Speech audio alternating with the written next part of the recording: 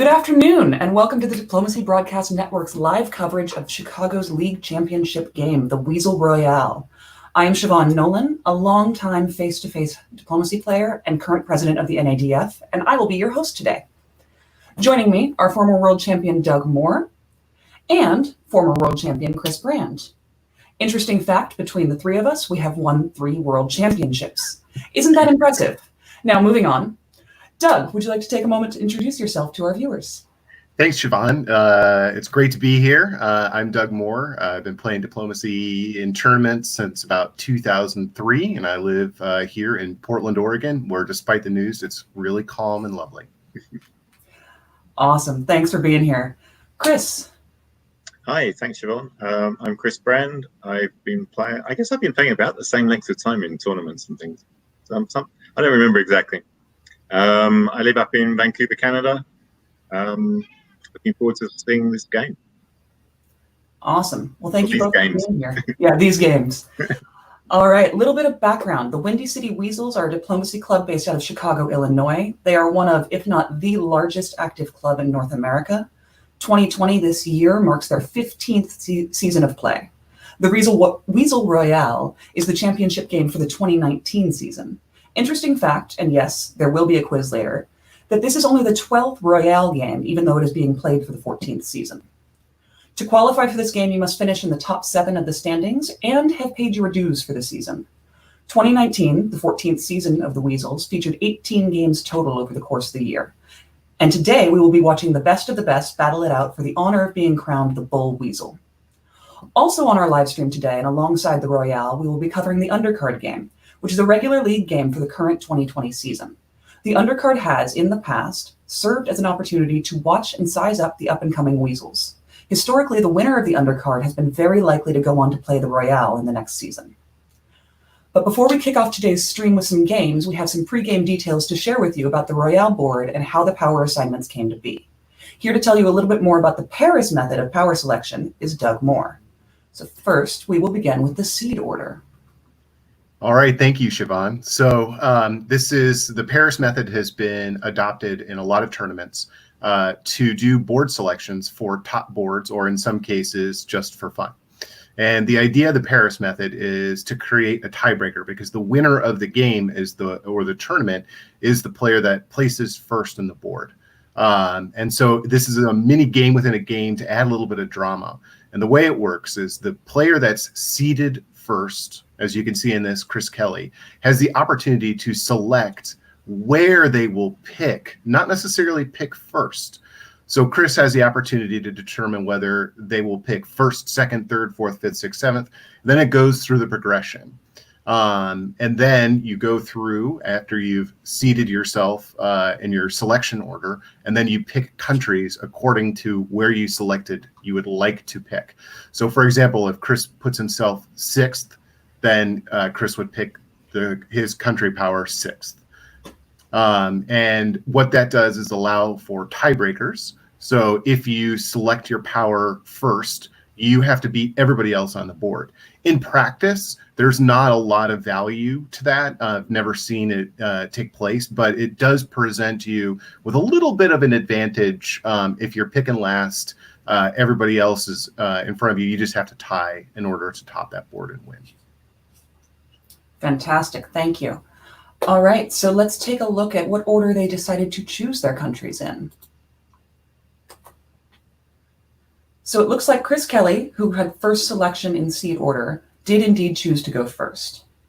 Interestingly, Brandon Fogel, who was choosing second, opted to go 4th. Chris Brand, would you maybe take a moment, add a few words about why that might be? So when you're sort of somewhere in the middle, one of the things you want to do is try and select. A lot of the interest is which other powers have been selected and who's where on the board. When you're playing a game where everyone is a solid player, knows what they're doing, knows how to play the game, a lot of it comes down to those interpersonal dynamics. So you want to make sure that the last thing you want to do is know that you're the odd one out in the Western 3, for example. You don't want to be England knowing that the person playing France and Germany are best friends and neither of them like you, for example. That would be an extreme situation, but picking in the middle, fourth, means that 3 countries have been selected. Brandon's going to have an idea of where, who's going to be where, maybe whether he wants to play more on the east or the west. And of course, he knows then who's going to be selecting after him and who's already got their powers. So those are the kind of considerations that you're thinking about. Awesome, thank you. And I do have a little bit of tidbit gossip on that one that I got yesterday from Brandon himself. He was hoping to pick somewhere in the middle of the pack because he was hoping that Christian Klein would pick before him and he would have the chance to get as far away from Christian Klein as was humanly possible on the board. Well, we see that this backfired. That didn't seem to work out for him. Exactly. All right. We do note, as typically happens in this method, I believe, that Brian Preble and Mike Whitty, who were 6 and 7 in the seed order, wound up in 6 and 7. People typically like to be at the top or in the middle. Yeah, I mean, this is why it adds a little bit of drama because it's a little bit of a game, but there's not a real big advantage to it. If you're first, you're probably just going to stay first and pick France because that's the easiest country to play. You have the most defensible position. So, and if you're 6 or 7, you're probably going to end up 6 or 7. So there's a little bit of jockeying there, but in practice, I don't think it really makes a huge difference in terms of, what happens over the course of the game, but it is interesting and can be fun for people to watch. Yep. All right. From that, let's go on and see what the results of this were.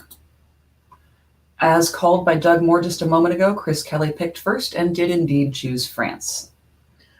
I think it's interesting that Brian ended up in England picking 6. That's different.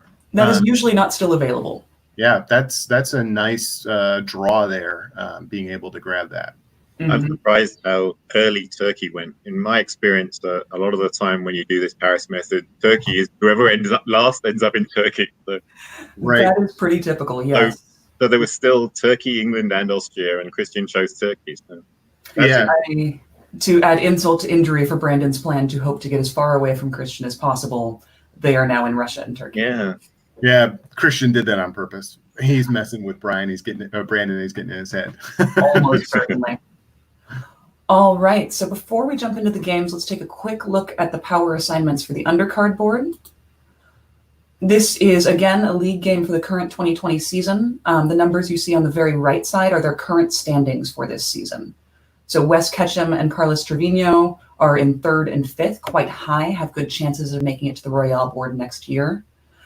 Brian McWilliams, who is a newer player, down in 39th, Chris Brown, in 13th. And the others are all new players. All right. New players in both Russia and Turkey might be interesting.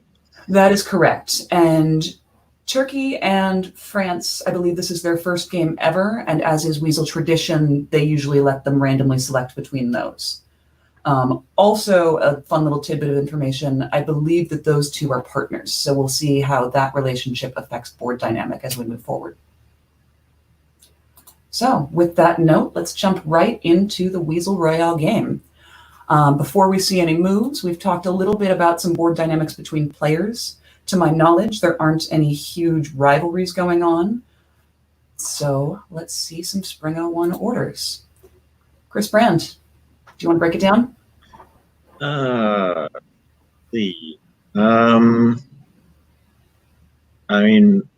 There's a couple of interesting things there that stand out to me anyway. So England, that's a very anti-French opening from England, opening to the Channel and to Wales. Just to the Channel with the army going somewhere else is maybe not so anti-French, but that says to me from what you can read from the board, oh yes, I'm gunning for France. I'm hoping to get presumably Germany on side. Yeah, notice the Italian move to Piedmont as well. Right. That's an interesting combination. Yeah, that was the other thing I was going to say. With the Italian going to Piedmont, it's almost surprising that the Germans didn't go to Munich, to Burgundy rather. Mm-hmm. Because you would imagine that England and Italy were both hoping to get Germany on side for let's quickly get rid of France. And perhaps that's because Chris Kelly came into the game as the number 1 seed, so take him out early and improve everyone else's chances. So whether Germany's on board with that or not, I guess we'll have to wait and see. Other than that, Turkey is interesting, if only because this is a Weasels game, and I know the Weasels tend to like Smyrna to Armenia, and in this case, you've got Smyrna to Constantinople. So anywhere else, this would not be particularly remarkable, but I think in Chicago, this is perhaps notable that Christian didn't open to Armenia, which Brandon's probably happy about. Yes. Brandon and Christian do have a little bit of a rivalry going, I suppose, or just some tension from past games. I'm going to bring it back to the West for a second, and you're saying that you presume that both England and Italy were pitching Germany on going to Burgundy. If you were Germany in this situation, do you go to Burgundy? Doug? No, absolutely not. There's no reason for you. So in an anti-French attack, Germany oftentimes ends up with like Belgium and Paris, which is not all that decisive. It doesn't give you an advantage in moving against anybody, just because your armies are just kind of hanging out to dry there and they're not super defensible. If they're guaranteed to go after France and you see that happening, you can maintain your neutrality and then you can move where is most advantageous for you. It's a great position to be in as Germany because nobody's messing with you and you haven't picked an enemy. So you can go gain some neutrals. Maybe you want to go after Scandinavia, go after Sweden, Norway, St. Petersburg. You have a maximum flexibility with no enemies. It's a great place to be, but I would not dive in and go after France right now. And you're probably going to get invited into Belgium, quite possibly by both England and France in that situation. So you're picking out one of the two dots that you would get from going all out against France anyway. So, yeah, I'm inclined to agree that it's not necessarily a good move to dive straight in there as Germany. Yeah.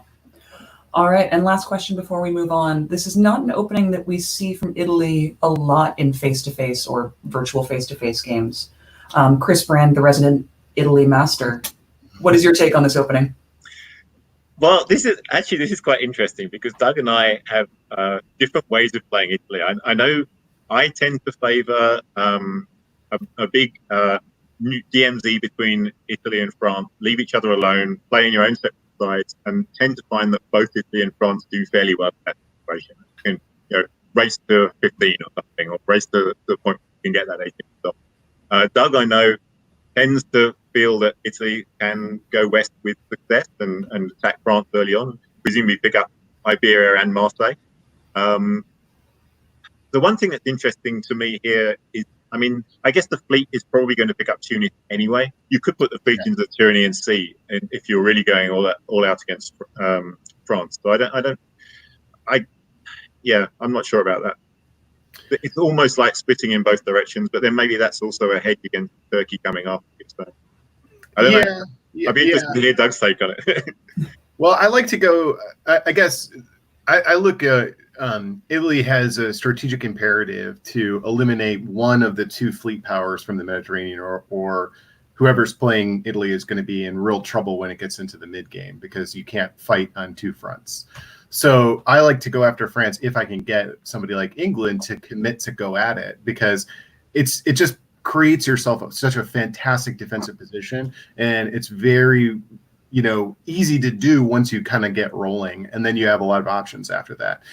So I do like to go west as Italy. I think that you have a lot of dot concentration and fewer people that you have to end up fighting with over those, and you can always swing back east, whereas it's a lot harder to go west late.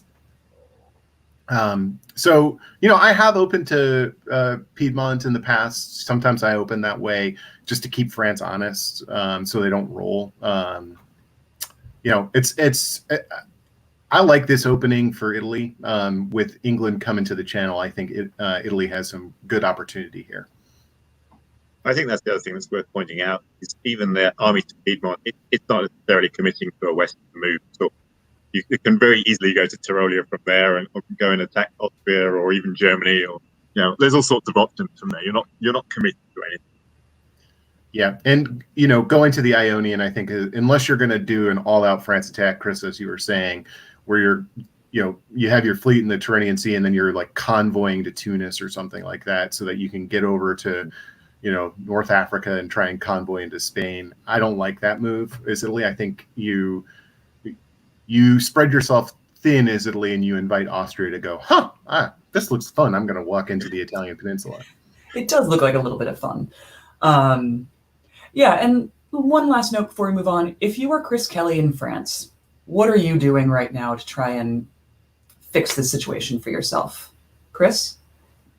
Well, I mean, the same thing you're always doing, talk to those neighbours. But, I mean, to a great extent, looking at the positions, England is very committed. So I would be focusing my attention on Germany and on Italy, because both of them have plenty of other options they have other than attacking it. And, you're getting a good feel for what they want to do, how they want to play it. If both Italy and England are committed to coming after you, you can hold out in France for a long time as long as you haven't got three of them coming after you. So, it's not the end of the world by any means. You might have to make some good guesses along the way somewhere, but France is a very defensive power. So, I'm not panicking at this point. Fantastic. All right. Any other notes that we want to add before we move on to Fall of 01? I feel like we spent all our time in the West because that's where the fun stuff was. But we did have some good bounces, pretty traditional in the Black Sea. Without knowing more of the negotiations, it's really hard to see anything that seems non-standard among Austria, Russia, and Turkey. But again, with the caveat that we don't know what people are talking about. All we can do is judge based on the moves. But in this position, if I'm Russia, I'm actually really happy. I don't love bouncing in Galicia, but the bounce in the Black Sea is great. I'm positioned to get Romania most likely, and Germany's probably not going to want to mess with me in Sweden. I can go over the top after England, maybe work with Germany that way. So this is, I think Russia has some opportunity here. Awesome. Well, let's move on. Oh, go ahead. No, Russia sending that army south is, that more of a commitment to a southern game rather than a northern game. Might be regretting that, given that England seems to be committing against France. That might have made some openings in Scandinavia that now aren't there because the army's not able to take advantage of them. Yeah, I'm sure Chris Kelly in France wishes that Brandon Fogel had moved north to St. Petersburg to present. Right. On the other hand, at least you're guaranteed a fleet in Norway rather than an army. That's a good thing from Russia's point of view. Yeah. That's true. All righty, let's see if we get some more fun in the East in the fall. All right, Doug, do you want to break this one down? Well, I think the first thing that's interesting is that Germany bounced Russia. And that, to me, really highlights a lot of what's going on. France left Marseille, so Italy got Marseille, went for the two builds instead. We got a convoy into Belgium, a lot of stuff going on here. Turkey ended up in the Black Sea. Boy, wow. Yeah. The longer I look at this, the more it appears. We have a supported attack into Holland from Germany, which I think was completely unnecessary. Wow. There's a lot. All right. Well, would you like to take one theater of the board and break that down a little more closely, and then we'll give the other half to Chris? Sure, Chris, why don't you pick which one you want to break down? Well, you're the German expert, Doug, so you take the West. All right. Tell us why Germany didn't even try for Belgium. He presumably there's an arrangement with France. Otherwise, you go for Belgium right there. There's just no reason not to. England getting two builds presents a very powerful position. You can expect a fleet in Liverpool, at least. I've put a fleet in Liverpool and an army in London. So I think Germany took a position that was potentially incredibly strong and has weakened rather substantially. And again, I want to add the caveat before I critique players. We don't know what they're talking about. So we're just reading the board moves. So, I always want to, before we're critical of people for making mistakes, there could be an arrangement with England. And that seems likely based on what I'm seeing. So, supporting yourself to Holland, I don't like it. If you're anti-France, you dive into Burgundy. There's no reason not to. It just seems like a squandered thing. And the thing for me that I think is most interesting in this board is the bounce in Sweden. What is Germany thinking about there? Why are you doing that there? My default on that is always, well, Sweden's yours. Let's work together. but my expectation, if I give that to Russia, is that that fleet then is going to be helpful to me. And if it's not, I will take Sweden by force after that. But the bounce just sets up a dynamic where you're fighting already. And I don't want that. I don't want enemies as Germany. I want to keep people away from me. So I want to make friends. And then I think the other thing that is really very interesting is the France going for 2 builds instead of just protecting the dots and taking the easy build in Spain or Portugal. I would have covered Marseille as well. So this, it's not disastrous. No need to panic. He's still got to build in Paris. But it does create a lot more of a difficult scenario to defend against Italy now. Yeah, and I'll jump in here real quick. We've talked a lot in previous streams about that guess of, you've got someone in Piedmont. Do you cover Marseille and risk not taking Spain this year? What kind of player do I think Corey is? Do I think she's going to go for it or just hold to get me out of Spain and just prevent a build? So that debate that had to be happening in Chris Kelly's head, never mind whatever kind of conversation he and Corey might be having at this point, I hate that moment. Yeah, alluding to what Chris said before about not panicking as France, you're still very defensible. I think that this presents a very challenging position now because you can't hold the mid-Atlantic going forward because you're going to get something into the Irish Sea. Knowing that England is on an all-out attack, the most important thing for me in this situation is to preserve my home centers and make sure that nobody's getting in there. So I would have gone to Marseille and just focused on getting, 1 unit, getting Spain or Portugal, rather than doing the guess. Well, and because here he nets 1 build out of all of this. So, I mean, if he had gone to Marseille and that guess was wrong, you're still in a situation where you've got 1 build, but you've got all your home centers. Right. Yep. Yeah. You just don't want to put yourself in a position where now you got to try and retake Marseille. Right. And Italy is going to be coming west from Tunis. You can expect a fleet build, probably 2 fleet builds as Italy. And you can also expect that army in Venice is going to be moving to Piedmont as well to then present. You're going to need 3-4 dots to get it back. As France at this point, cut your losses. You've lost Marseille. Can I make a deal with Italy so that I can focus on England? That's what I would probably try and do because England's coming. There's no doubt about it. Yeah. This is an interesting situation. This is kicking off really fun, especially in the West. And before we move over to the East with Chris, one little detail is that Ali in Germany is the defending Royale champion from last year. So I don't know what that plays into his thinking here. He might be trying to go for number 2. I would if I were him. I think everyone is. Chris Brand, let's take a look at the East. So I see that Turkey's in that situation where they've got that army in Bulgaria, and where do you send? Do you send it to Greece? Do you send it to Serbia? Do you send it to Romania? Wherever you send it, the chances are it's not me, right?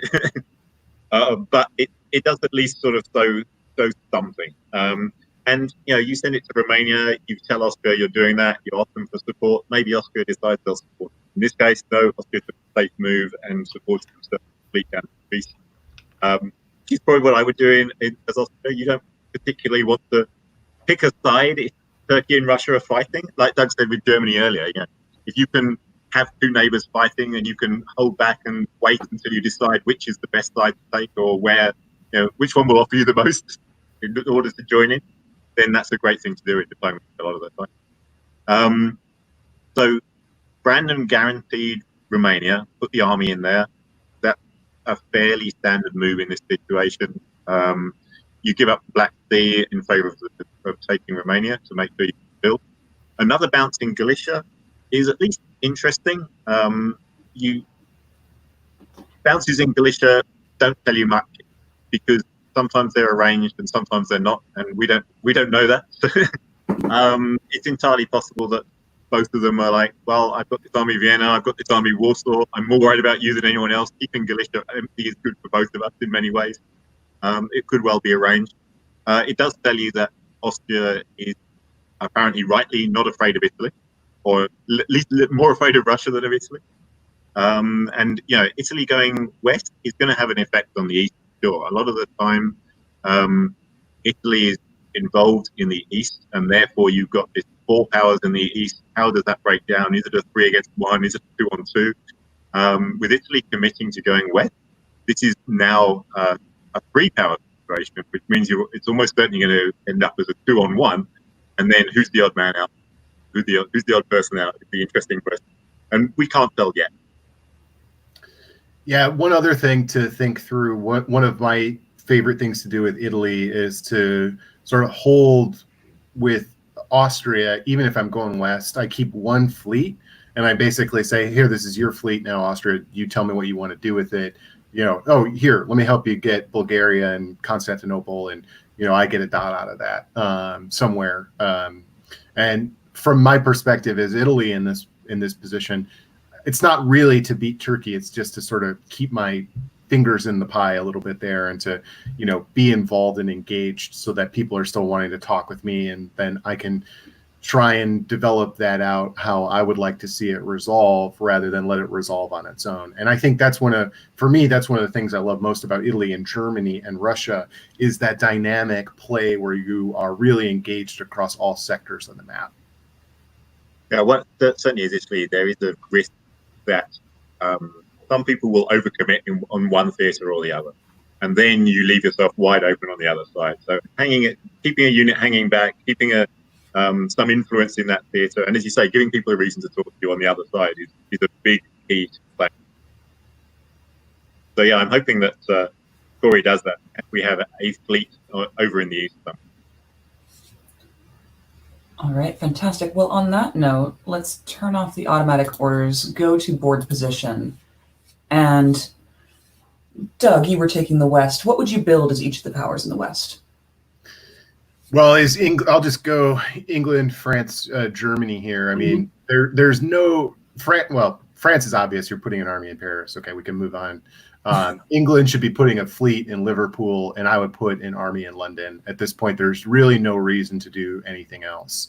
I guess you could make an argument for putting 2 fleets down. But look, you're sitting in Belgium. You know that's got to drive west if you're going to continue your attack on France. Germany, I think, is in a bit more of an interesting spot. You do have some flexibility, but you showed your hand by bouncing Russia from Sweden. So you need to put a fleet in Kiel, and then I would put an army in Munich. I always want to have that flexibility to be able to go to Silesia or Burgundy and flip back and forth depending on where I need to go. So that's what I would anticipate we see here. All right. Chris, what about the east? Just the English choice is the interesting one, I think. Whether you risk the North Sea or not is the key question there. Do you trust Germany enough to build an army, or do you decide, no, I have to have a big London, I can keep control of the North Sea? So it'll be interesting to see how that gets played.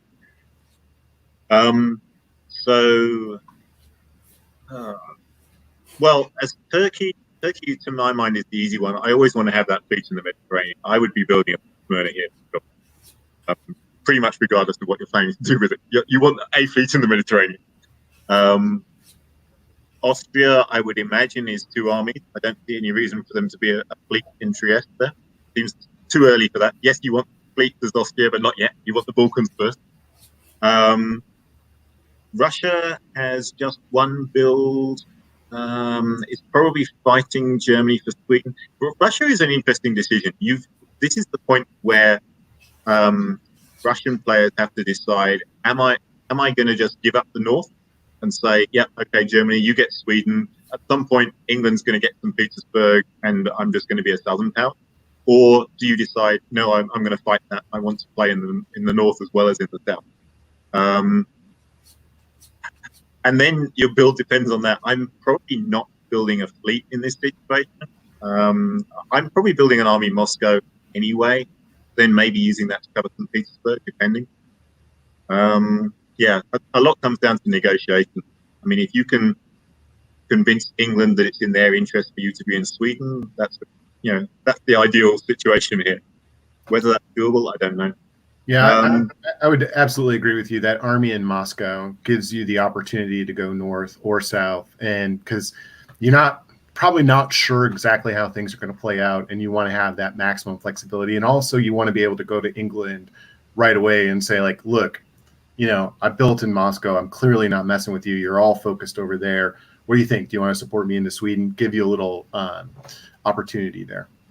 Yeah, I mean, you could argue that an army in St. Petersburg would give you the opportunity to maybe fight Sweden. You'd still need someone's help, though. It's a question of whether you can fight for it and take it with someone's help, or whether you can fight for it and bounce it without you. Yeah. Mm-hmm. But yeah, that's my feeling. That Moscow is more flexible. Flexibility is an important part of diplomacy. Yeah, for sure. And then Italy, yeah, Doug mentioned 2 fleets earlier. I think that's probably the way to go. You've got a good relationship with Austria by the looks of it. So that army going west wouldn't be a big deal. So yeah, I would like to see probably a fleet Rome, fleet Naples, one of them going to the Tyrrhenian, one of them going to the Ionian, with the other fleet pushing west into Western Med probably. Yep, that's what I would do. All right, fantastic. Let's see what they did. And there's the double fleet from Italy. Army Paris is expected. Double fleet from England. Russia put in St. Petersburg. So yeah, that's interesting. Right. But Germany took Doug's advice. Turkey, Austria, as expected. We got most of them right. Yeah. I think without knowing how the negotiations are going, this is where it would be easy to say, like, oh, I don't agree with what England built here. But, that's a logical build. A lot of people want to have that fleet so that they can cover the North Sea. So I don't see that as a mistake. It's just a slight difference in how you're approaching, and without knowing how that conversation went, I'm okay with that. That's a read on where the negotiations stand between England and Germany, that they're not as friendly as perhaps Doug and I might have hoped they would be. Yeah, exactly. Or just England being a little bit more cautious than perhaps Doug would play it. Yeah. I mean, interesting tidbit about the English player here, Brian Pravel. His parents met over a game of diplomacy, proceeded to have a board full of children who grew up playing together. So he's been playing this game pretty much his entire life. That's a great story. Yeah, it's one of my favorites. All right, so let's move on. Actually, before we do, Chris, who would you like to be in this moment? I like Italy's position. I think Italy's got off to a great start. They've got that 5th dot, which is a vital thing as Italy. They've made a good commitment, and it's working for them. They've made progress in that direction. Mm-hmm. Doug? I'm with Chris on this. I think Italy's in a great position. I would love this German position. I haven't made anybody mad right now, except for Russia, and I don't really have to care. So, you have the opportunity to really force your way up into Sweden right now. Mm-hmm. And most likely, France wants your help. You have a lot of opportunity here. I would probably, in this position as Germany, I would be taking Belgium and Sweden this year. And it would be probably arranged with England that I'm getting Belgium to help him, get into Brest or something. Yeah. So I would not be sad if I were Germany right now. Yeah, I agree. I think I like the Italian position better, but it's not a bad German position at all. I kind of really like the Austrian position. You got a good friend right now in Italy. They're not messing with you. You seem to have Turkey and Russia fighting. Certainly you're not in any danger. Now you really have to pick, though, and that could be hard as Austria. Like, your instinct is, I don't want to make anybody mad because you're paranoid heightened. So when nobody really messes with you, it can kind of really be a challenge to pick, okay, what am I going to do right now? The other challenge is Austria, I think. The next 2 dots by 1 are Bulgaria and Romania, and right now they're owned by 2 different people. So I'm kind of sort of thinking, I'm going to need to annoy both of them. It's what order do I do it in? And right. And can I get them fully annoying each other? Exactly. Yeah. Can I do that without them then deciding I'm the more annoying one than each other? Exactly. So it's a delicate situation as Austria, I think. But it's definitely not a bad position.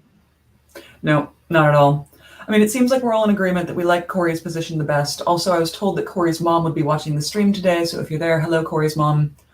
But yeah, there's a lot of good play to be had for a lot of people here. So there's a lot of dynamic play that can happen on this board. It's definitely an exciting board to look at. You know, lots of interesting stuff going on here. People being decisive early, which, you know, you don't often see. A lot of times people really want to play the wait and see game. And I really like that Brian in England forced the play and just said, I'm going for it, come hell or high water. I respect that. That's a good move.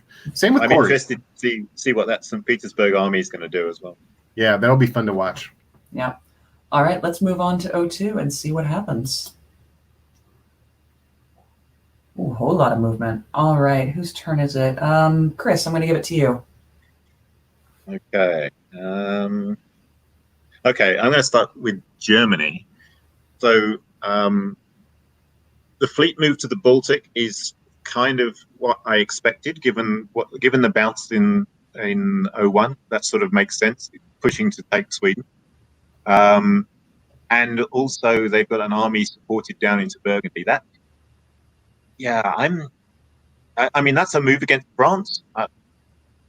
And it doesn't preclude them taking Belgium in the fall as well. So the support feels a bit overkill. I might have just moved mute. I guess you've got nothing else to do with that army anyway. Yeah, I am seeing you want to be in Burgundy. I would be very surprised if that support was needed. But then if you've got nothing else to do with Munich, why not? Yeah, I was seeing some comments earlier in the chat that Ali can err on the safe side and will often choose to support himself even if not necessarily needed. So that may be kind of on brand for him. But I mean, there's nothing else particularly to do with that army. If you could have sent it east, over to Silesia, might have been interesting as well. Get some play on Warsaw, but particularly that Austria is supporting into Galicia. Yeah, I'm interested because it looks like he moved Ruhr and used Munich as a support. Yeah, that seems an odd choice. I would have gone the other way just to give myself maximum flexibility with regard to Belgium. You know, maybe I want to get that. No. I would have liked to keep two armies next to Belgium for sure. Yeah, I mean, you still have, but Burgundy, you're kind of thinking is wanting to use against France, right? Right, and it's very unlikely that Burgundy doesn't get tapped or doesn't move in some capacity because it's such an important position. So you have to assume that after the bounce in Picardy, that there's going to be, Paris is going to tap Burgundy. There's nothing else for it to do. Yeah. What do you think about the hold in Venice? I hate it. Yeah, I was looking at that. Yeah, holding Venice and holding Trieste. You guys started off so well. You've got all this love between you, and then you waste those two armies sat there doing nothing. Right, it's such a waste. And it looks like it's cost Corey Marseille. Mm-hmm. I don't hate the Gascony move, but when it's not followed up by Venice, I think you needed that army to follow it up to Piedmont. Yeah, I mean, the Fleet Western Med doesn't make it disastrous because you've got 2 units next to Spain, but you can't. All of your units can get tapped. Thing. Exactly. I want that third army there. Yeah, that third unit there. Sorry. Right. France. Nice job by Chris. First of all, let's give some praise there. Mm-hmm. Oh yeah. He's in a position where he's not going to lose any of his dots and potentially just retook Marseille. There's nothing you can do about the channel going to the Mid-Atlantic, so don't fight it. Pick your defense, pick where your focus is, and do the best you can. Yeah, I mean, you could have bounced that for this turn. That might have been worthwhile. It's arguable. I agree, but yeah, in fall you're definitely getting an English fleet in there. So the question is it worth that one turn delay? Yeah, I probably would have done that. I think you've got Spain covered because you're going to Marseille, so there's not. It sets up more than likely a bounce situation instead of going in all directions and trying to defend yourself. Yeah, I'm with you. You've persuaded me. Well, congratulations. Wish I could do that when we're on the board together. There is a question in the chat as to why would Corey move Marseille to Gascony? Doug, do you have any? If you're thinking that you want to take France down really fast, you have Germany coming in. Clearly, they're communicating that, and that's the expectation.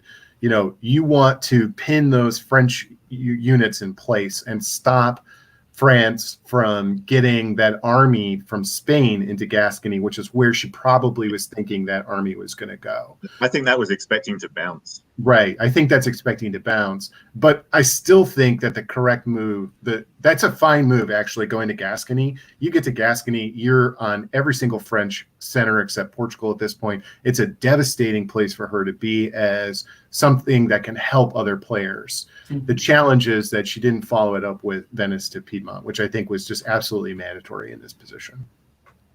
I mean, if you look at the position and you imagine, like, as we close to the end, you've got Germany and Burgundy, you've got Italy and Gascony. That's just absolutely devastating for France.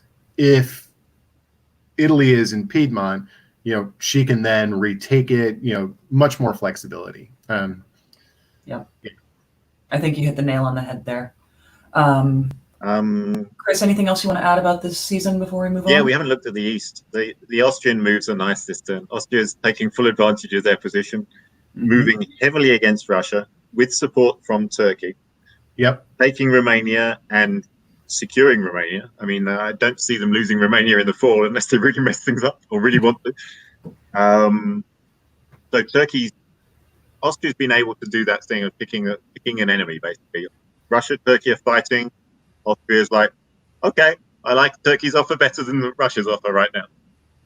Yeah, I like the Austrian move. I would have followed Trieste to Vienna to get another unit up there. And that way I could, offer my Italian friends the clearing out of the two next door neighbors. Mm-hmm. I think anybody who knows me knows I hate wasting units, particularly like one unit to guard one center. All you're not using your units in that case. All you're doing is sitting it there. It's functionally not even a piece in the board. So those two holds I think are not ideal. I don't hate the hold in Greece. I would have probably just supported Bulgaria as a token, like, hey, I'm going to demonstrate my friendship, but immaterial. And so Petersburg to Norway is interesting. I don't know what Brandon was expecting. I guess it's cutting a possible support for direct Denmark to Sweden, but I wouldn't have expected that to happen. I would have expected Denmark to be supporting Kiel to Baltic anyway. I guess it doesn't hurt, but he could have gone to Finland. That's exactly my point. He takes Sweden in the spring, and there's almost zero chance he keeps it in the fall. Yeah. Yeah, I think without knowing what the negotiations are like between Brandon and Brian in this instance, it's really hard to know why he would have gone there. It must be something that we don't really see or know at this point. Yeah. It's definitely an interesting move. Yeah, I mean, on the tactical face of it, it doesn't seem like it's a strong move. So that's why, maybe he's just mad at Brian. It's basically, I'm going to pin your unit here. It could be something along those lines. It really seems like Brandon is in the unenviable position as Russia in this game, as nobody really has wanted to work with him. He has nobody that's doing anything to him, to his benefit. Everyone is attacking him. And he might just be like, well, I'm just going to try and make something happen here. Yeah, and in some ways, his best bet for a friend at this point is England. And England hasn't sort of actively committed against him, and everyone else pretty much has. Right. If he can get England to, support him in Sweden, he's got a little bit of game. Trade Romania for Sweden, call a draw with Germany, but I don't think Germany's going to buy it. Yeah, I think Brandon's got his work cut out for him here. All right, let's find out what happened. All right, some things exactly as expected. Doug, would you like to kick this one off? Yeah, I'm going to start with Russia since we ended with Russia. So that's interesting. Take a look at that. Instead of all the craziness, we end up with something fun. So that's interesting. You notice he moved down to Moscow, so he did seemingly cut an accord with England, which is nice to see. Yeah, got that support from Norway that he needed. Yep. Right. And then we've got England pulling off of France to some degree here and going after Holland in a nice stab of Germany. So that's interesting to see. Unfortunately, the move with Italy going to Gascony without anybody sort of helping out has led to disaster and a piffed unit, which basically just completely sunders her opportunity in the West. Is entirely reliant now on England helping to get back into those dots. Still holding in Venice when, clearly need to get to Piedmont. Now, it is what it is, I would say. Yeah, I mean, the East kind of played out the way that you would expect it to play out. Nothing else out there. Good defense in Russia there. Best you can do. Trieste moved to Serbia, which we argued it should have done in the spring, but... Well, I would have moved it to Vienna in the spring. Rather right. That way you can use Galicia as a mover and then set up potentially a beleaguered garrison or something along those lines. Well, I mean, if Austria had this move in mind, because see, Romania tried for Bulgaria, then Vienna would be the wrong place to have that army, right? So Yeah. It depends on how far ahead they were thinking, or how opportunistic this is. But this is an exciting turn, I think. A lot of stuff is happening. A lot of what the board was reading, it did not come to fruition. Right. Although some of the stuff that we talked about, the opportunities that presented were there.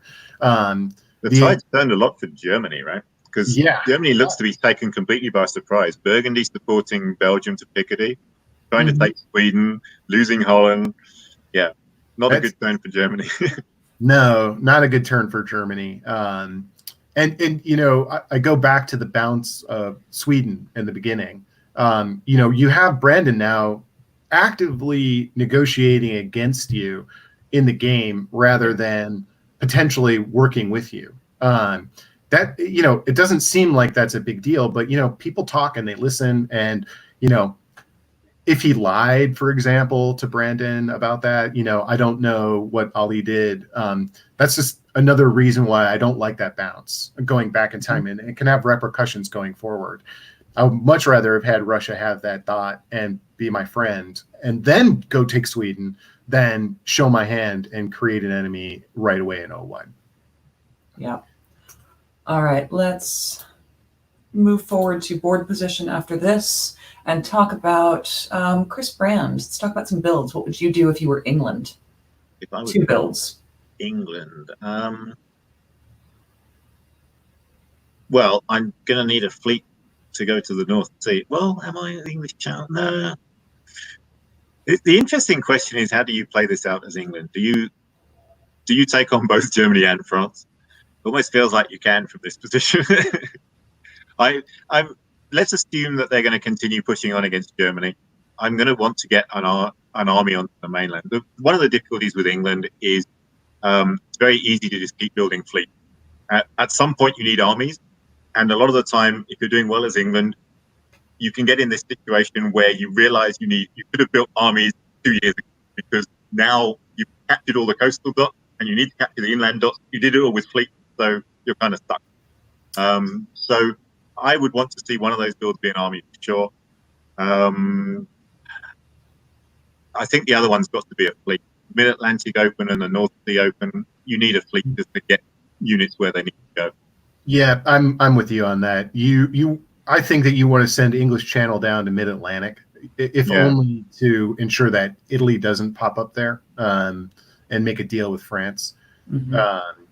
And you've got to get into the North Sea. Germany still has 2 fleets. Could be very dangerous. It's going to be pretty hot because you just took Holland. And very frankly, you're not really in a position where you can hold both Belgium and Holland if the channel goes to Mid-Atlantic. So you've got to get that army down. Yeah. Okay. Yeah, and you're going to be planning on a retreat from the lowland, probably. Mm-hmm. Or hopefully. You don't want a unit pop there, right? All right. Sounds like we agree on England. Doug, if you're Germany, what do you pick up? I pick up Baltic here. Mm-hmm. Just give up on Sweden.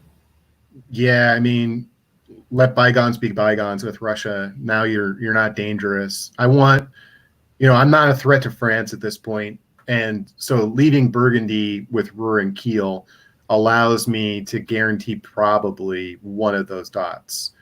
I can guarantee Holland right now. Ruhr to Holland supported by Kiel. And then Burgundy taps Belgium. And that's probably your strongest play. And then you just tell France, like, hey, I'm out. Yep. I'll give France Belgium, whatever. I'll support you in Marseille. I'm your friend now. So I would pull that fleet, knowing that I can get Holland back, so that I can then rebuild the fleet next year. That's what I would pull. All right, and I think the last change on the board for this winter is Austria with 1 build. Can we all just agree that it's going to be an army? Yeah. They've got that Italian fleet in the Ionian helping them out. So it's still too early for another fleet. Yeah, I did not think there was going to be any debate on that point. And wait, did Austria fail to build? Looks like it. Looks like it. So either a wave or a misorder. We don't know. But Doug, you were spot on with Baltic, and we see the fleet and the army from England. Anything else we want to break down before we move on to 03? So is there any reason to waive that build as Austria?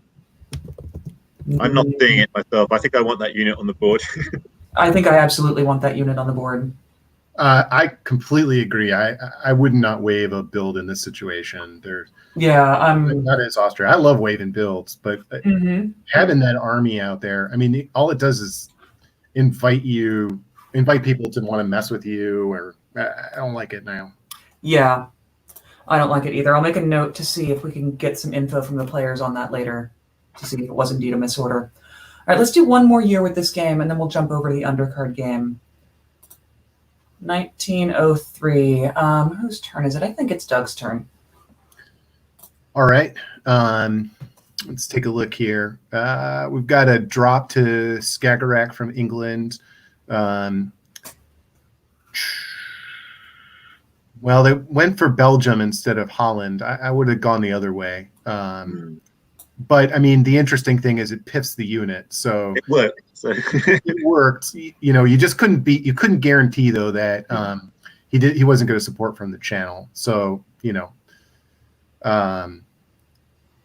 yeah. Interesting moves down here with Italy, France pulling out to the Mid-Atlantic. That's interesting. And note that France supported the Italian unit in Spain. Yeah, and England held and wasn't helping Italy into Spain.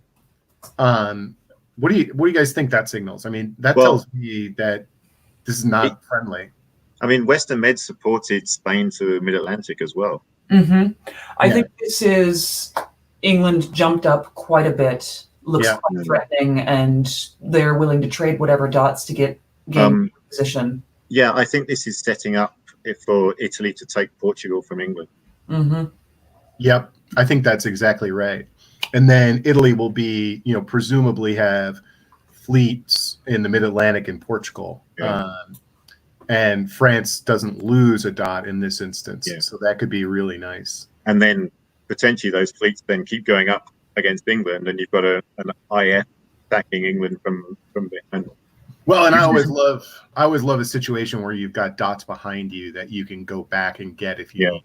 Although, Chris Kelly is a good player. Everybody here is a good player, but that I'm not sure that I would want to drift too far without taking some stuff with France able to build in Marseille potentially. I mean, presumably Chris's play here is to try and push those Italian fleets so far north that they're no longer a threat.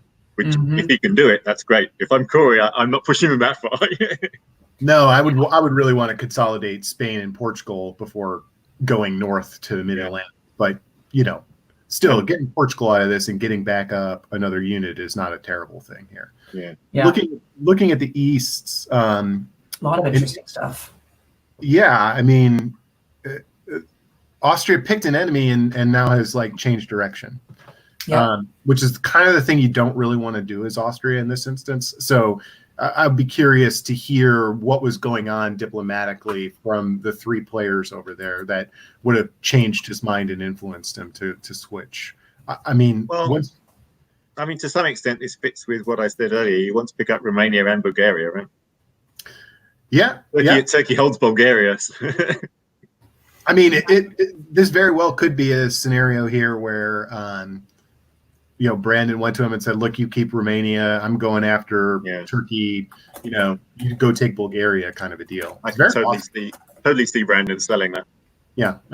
So it could be that scenario. I don't hate what Austria is doing right now. I would just be curious to hear what the thinking was and what was going on behind the scenes as we think about that. I might have struck that deal with Russia, but then not moved Galicia back to Budapest. I think I might have wanted to stay in Galicia. Mm-hmm. You can argue, yes, I'm going to support Romania this turn because I'm not sure that you're going to do what you say you're going to do. And I think that's reasonable. And being in Galicia is nice as a shield over the rest of your home centers. So I probably would have wanted to stay there too. I mean, this is a good balance of power play by the folks in the West on England, who was really jumping up really quickly. But everybody rallied to put him back into his place in this instance. Like, well, we don't really like what's happening here. Feels like it's been a very dynamic game. It's only spring 1903, and we've seen quite a few sort of switches of allegiance, and it's nice to see. That's what I consider to be an entertaining diplomacy game to watch and probably to play as well. Oh yeah. Let's talk about the one non-dynamic piece on this board, which is Corey and Venice. Well, there's not a lot of need to move from Venice at this point if you've made an accord with France. So going to Piedmont at this point doesn't do anything for you. It probably is worse than it probably has worse diplomatic considerations than the good tactical considerations. So I would not want to see Venice go to Piedmont at this turn. No. Right. Where I would actually have gone in this instance is I would have gone to Apulia to present as a convoy option. You're working with Austria down in the south at this point. Sitting in Venice doesn't do anything, and it's just going to heighten the nervousness that Austria is going to have. So you want to clear it out of the duality position there between Venice and Trieste. Yeah. So I would go to a lot of suggestion that you should have gone to Tyrolia, which I completely disagree with, chat. It's the fun but they're not actively fighting against Germany right now. No, I think I'm with Doug. I like Apulia. Apulia is the best if it's going to move. There's a convoy route to Smyrna or Constantinople at this point, which is it's unlikely to go, but why give up that opportunity, right? Right. I understand like the impulse to go to Tyrolia, but that's like you're just raiding at that point. I don't want to raid anybody. I don't want to go grab Venice or Trieste. If I'm taking Trieste, it's because it's an arrangement with Austria at this point. The Tyrolia move is the shake the dynamics of the board up a bit. Right now, the dynamics of the board are working for Italy. You don't want to shake, right? I mean, Italy. Let's give Corey some credit and praise here, right? I mean, had I would say a tactical mistake and is turning it into a strategic advantage here. No enemies on the board, getting push in France with France against England. That's a good place to be. And a lot of Italians wouldn't be open to working with France from this position. So a lot of credit to her for that flexibility. Yeah, that's well done. Yeah. Alrighty, let's pick this up a little bit and move on to finish off 03, and then we'll move on to the other game. So fall of 03. Whose turn is it this time? I don't even remember. It's Chris's turn this time. Chris, take it away. My eyes went straight to Romania. I wonder whether that's arranged, though. I'm guessing that's arranged because Warsaw didn't go to Galicia. So that's part of this whole Russia-Austria deal. I don't particularly like it from Austria's point of view. I really want all the Balkans as Austria. But maybe it's a reasonable deal. I don't know. It gets you Bulgaria, it's probably harder to capture Bulgaria later by yourself than it is to capture Romania. So maybe it's okay. I'm not sure.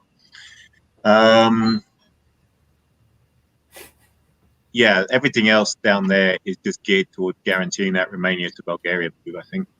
The fleet Ionian didn't go anywhere. I'm surprised that didn't at least bounce Eastern Med.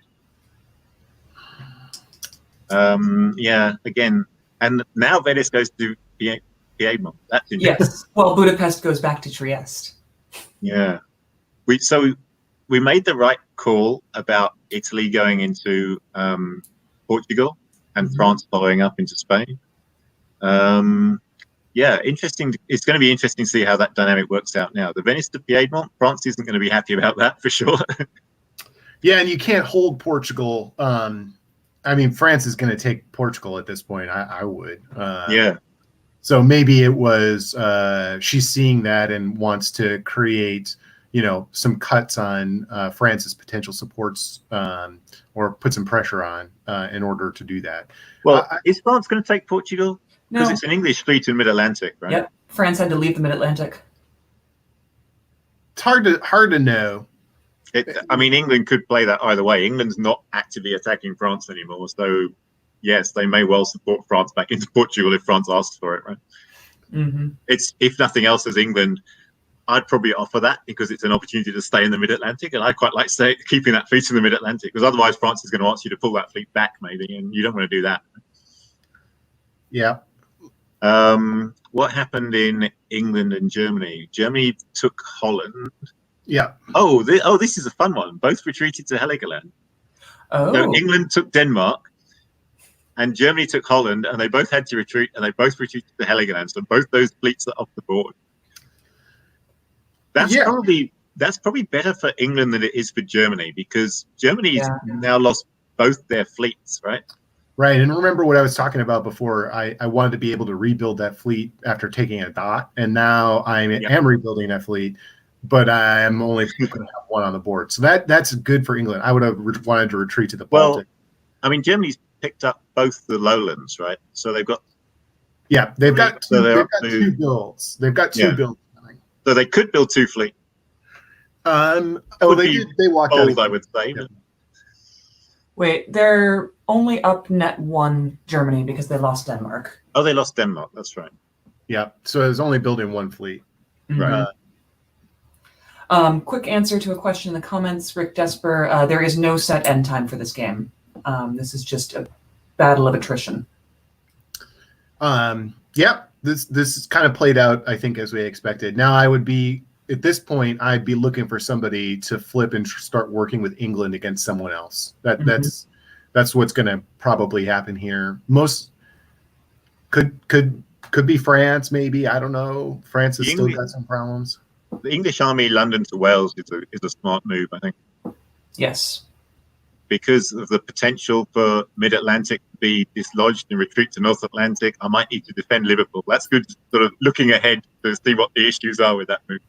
And also gave an opportunity for a convoy from the channel, depending on how things play out. So, good place to be. Yeah. All right, let's take a look at the builds. And England's got builds, right? So England's picked up. No, England's lost two game. No, lost.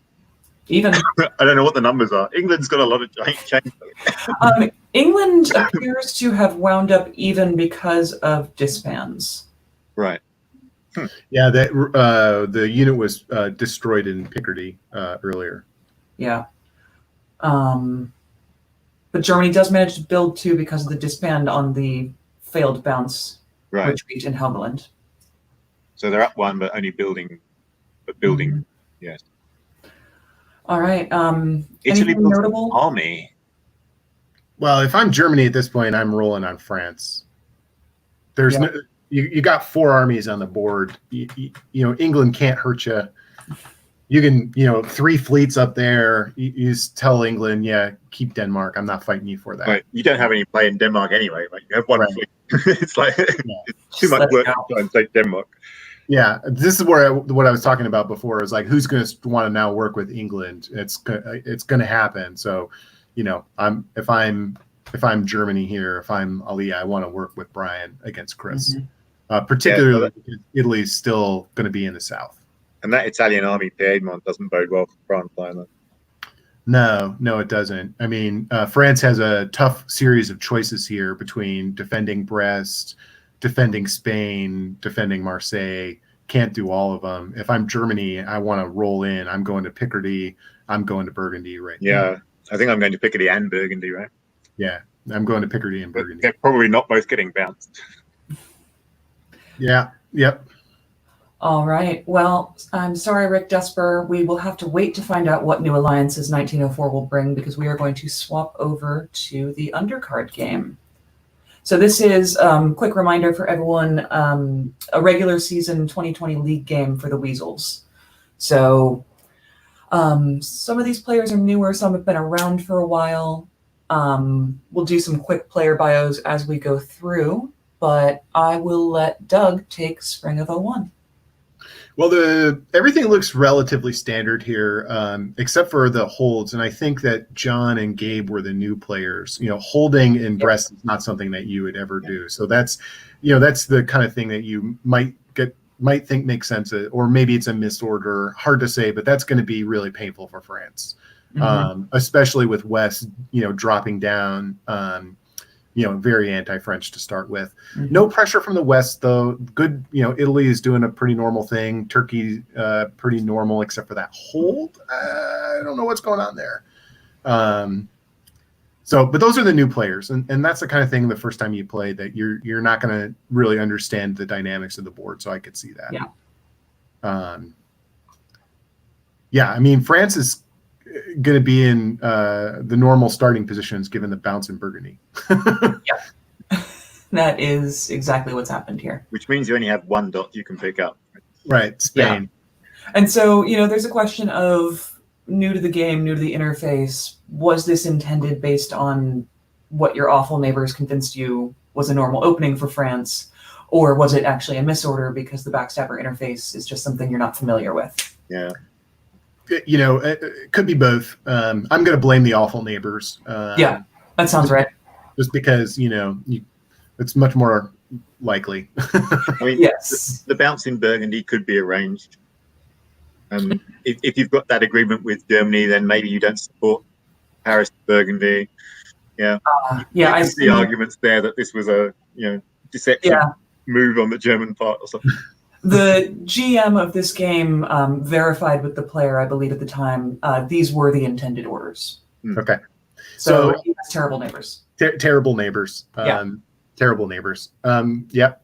It's going to take a bit of recovery from that position, though. France in particular.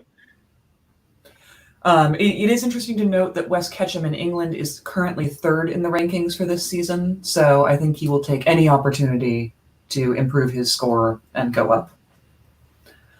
All right, let's see what happens in the fall. All right, Chris, I think this one's on you. Okay. So England uses the very anti-French opening to just take Belgium, which they was completely unopposed. No one else had a unit next to Belgium, so that's nice. It's true. But you don't often get that opportunity as England to guarantee that your combo to Belgium is going to work. So I would probably take that in that situation as well, because it's much easier to take a neutral than to try and take stuff that someone else has got a hold on, right? Sweden is interesting. Denmark went to Sweden, but the Russian army did not go to Sweden. The Russian army went down to Baltic as well. So this is, I don't know, Michael, but this is potentially a very clever play on the Russian part. You don't see this happen very often. Basically, you get wind that the German is going to bounce you in Sweden. So you're like, well, okay, then. There's no point in going to Sweden. It's going to get bounced anyway. But if I'm in Baltic, I'm next to 3 German centres and a neutral. So that's a much better place to be. Combined with Warsaw, bouncing in Galicia is less than I mean, it will be nice to see Warsaw go to Silesia as well, but if Austria is insistent on bouncing in Galicia, then you probably do want to do that, because you don't particularly want the Austrian in Galicia. I might do Warsaw to Silesia instead and let the Austrian into Galicia. Looks like that was arranged given the support into Romania. Right. There. I'm thinking that's probably arranged, but in that situation, as Russia, I would make a strong argument that no, I would rather move Warsaw to Silesia. If you're going to if you really are worried about Galicia, go there anyway, and I'll live with it. Yeah. Because I think, you've got to judge by your read of the Austrian player, right? But if they're offering you support into Romania and you think they're going to follow through on it, I'm like, yes, we can be friends. I don't need to bounce you in Galicia. I could use that army for something where it can actually take a dot rather than just sort of make you feel safe. So the Austrian, the moves in the Balkans are interesting. Austria being very friendly to both Italy and Russia, putting the Italian army into Greece and the Russian army into Romania. That's I don't know that I've seen that. The convoy, it gets that other, it gets an army there. I don't know. If I'm Italy, I just really prefer to have my fleet there. Anyway. Yeah, that's what I'm thinking. I mean, I want to move the army forward, but I want to move it forward into Turkey rather than into the Balkans. Because Greece is really a fleet place, unless you're going after Serbia. Maybe you're going after Serbia, in which case, I'd love to have the army there. Yeah, the question here, now, I wouldn't have done this a long time ago, but now if I'm Austria, I actually want my fleet in Greece. I want Ionian to go to the Aegean, which can't be stopped, and then I pay Italy off. You come in and take Trieste instead of sending west. Then you've bought Italy's support. Italy gets another fleet build. You have advanced fleet position on Turkey. That would be a superior place to be, in terms of your pace. Yeah, I mean, if you're using the Italian and Austrian units together, working together against Turkey, is what it looked like they're doing here. I think there's stronger tactical moves you can make, pushing the fleets forward. Ultimately you want to get fleets into Aegean and or Eastern Med, and you don't do that by leaving them in Albania and Ionia and putting an army into. No, you block yourself rather substantially. Now you've almost got to force that army from Greece into Bulgaria, which isn't easy, in order to then get the fleet into Greece so that you can get it where you want it to be. But you could have just fleet in there straight away. Right.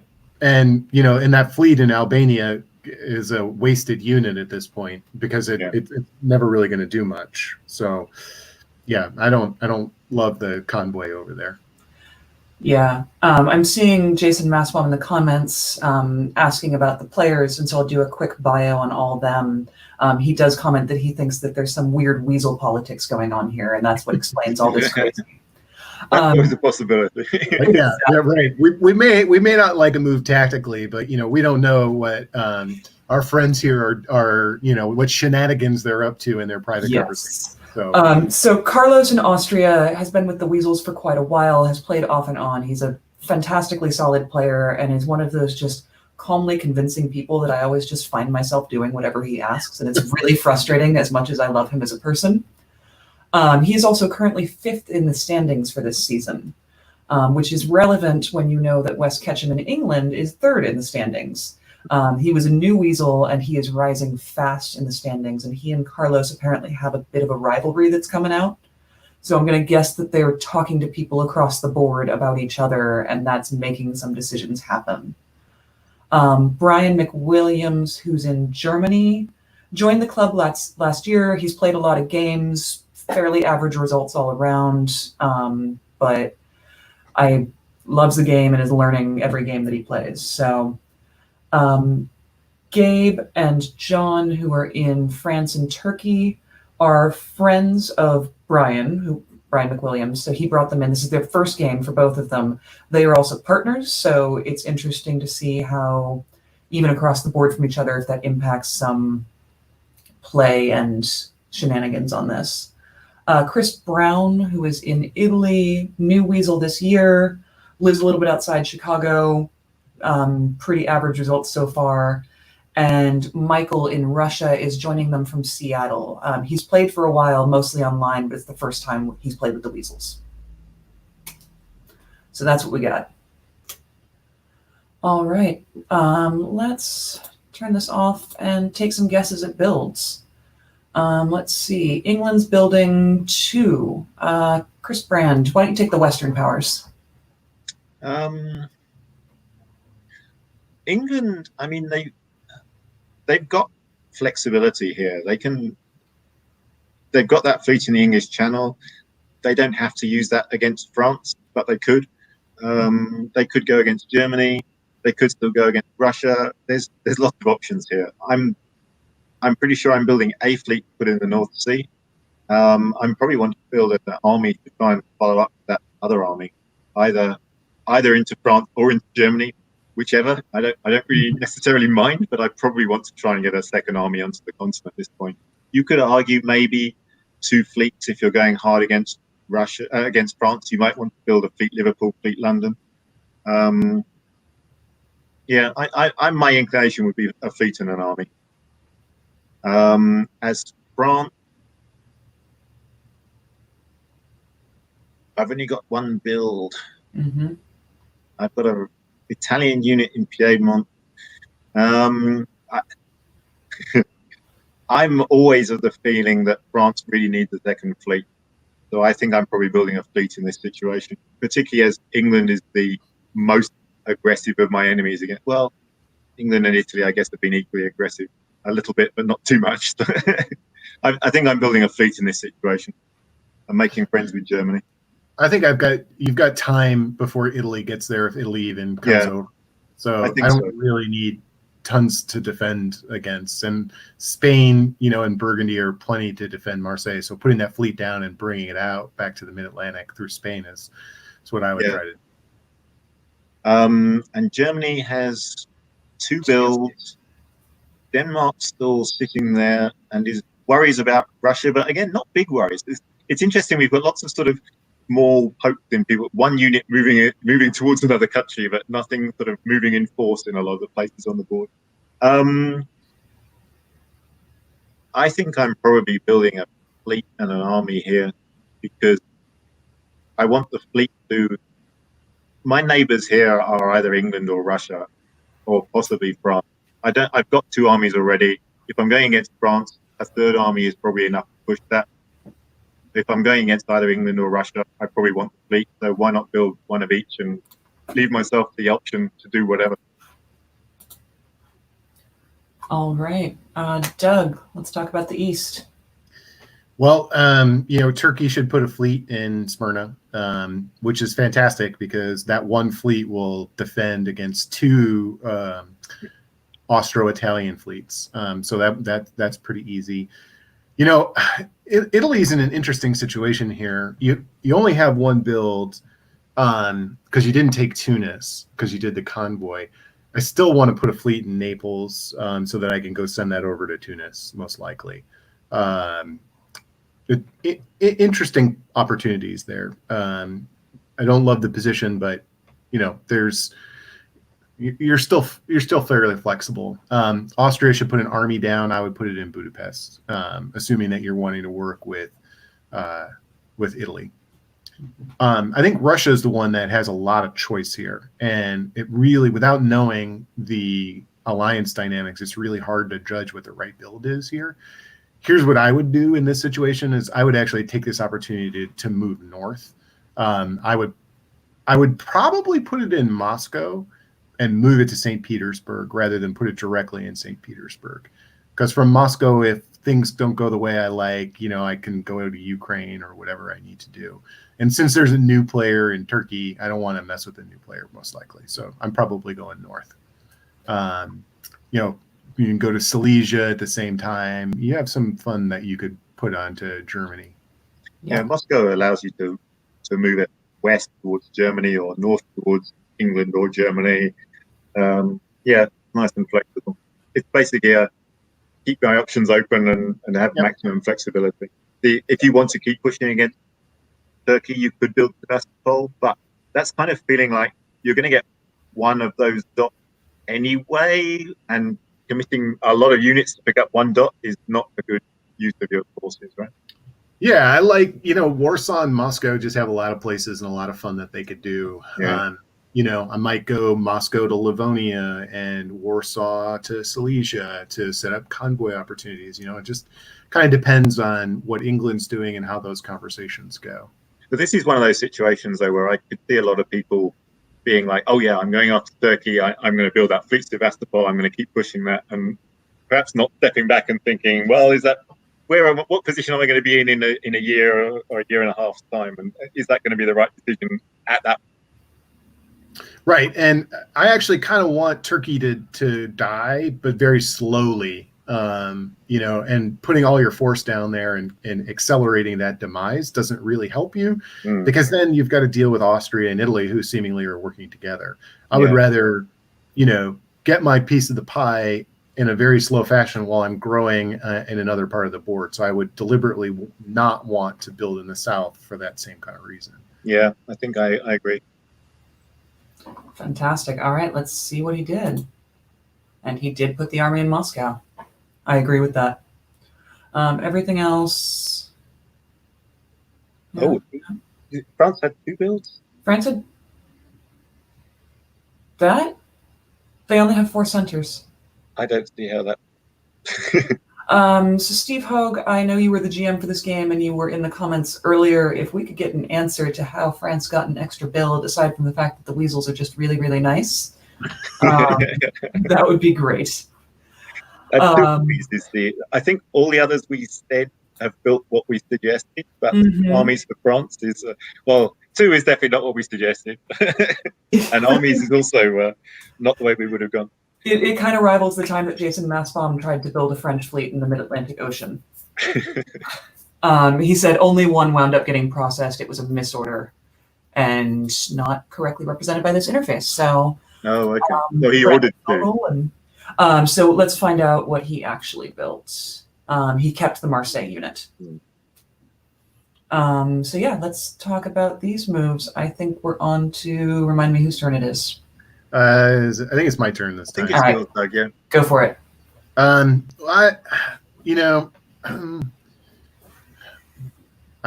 just starting with Russia. I don't love what's happening here. I mean, if you're still fighting with Germany and now you've walked away, from Warsaw, I don't see what going Warsaw to Moscow presents. You don't really need to go to Sev. This feels like I burned a turn as Russia on this one. Italy, nice work. Getting to the Aegean, you got to do that. Turkey held again in Smyrna, which is probably new player mistake right there, which gives up a lot of position to Italy. So that's not ideal. The thing here that really I want to focus in on for just a second is that Serbia taking Bulgaria keeps that fleet still pinned in Albania. There has to be a reason that Carlos is doing that. He must be sort of thinking ahead to, I'm going to get to the Ionian Sea at some point and I'm going to execute a stab, because there's really no reason why you would want that to happen. I would have instead moved Greece to Bulgaria, supported by Serbia, and backfill Albania to Greece. I don't see why they're not doing that. So something's happening there that we just don't know from the negotiations. Yeah. Looks like the West is pretty calm. Got a little bit of a German attack there. Okay, that's fine. Looks like you got a EF forming here with West and the newer player Gabe. So that's not bad.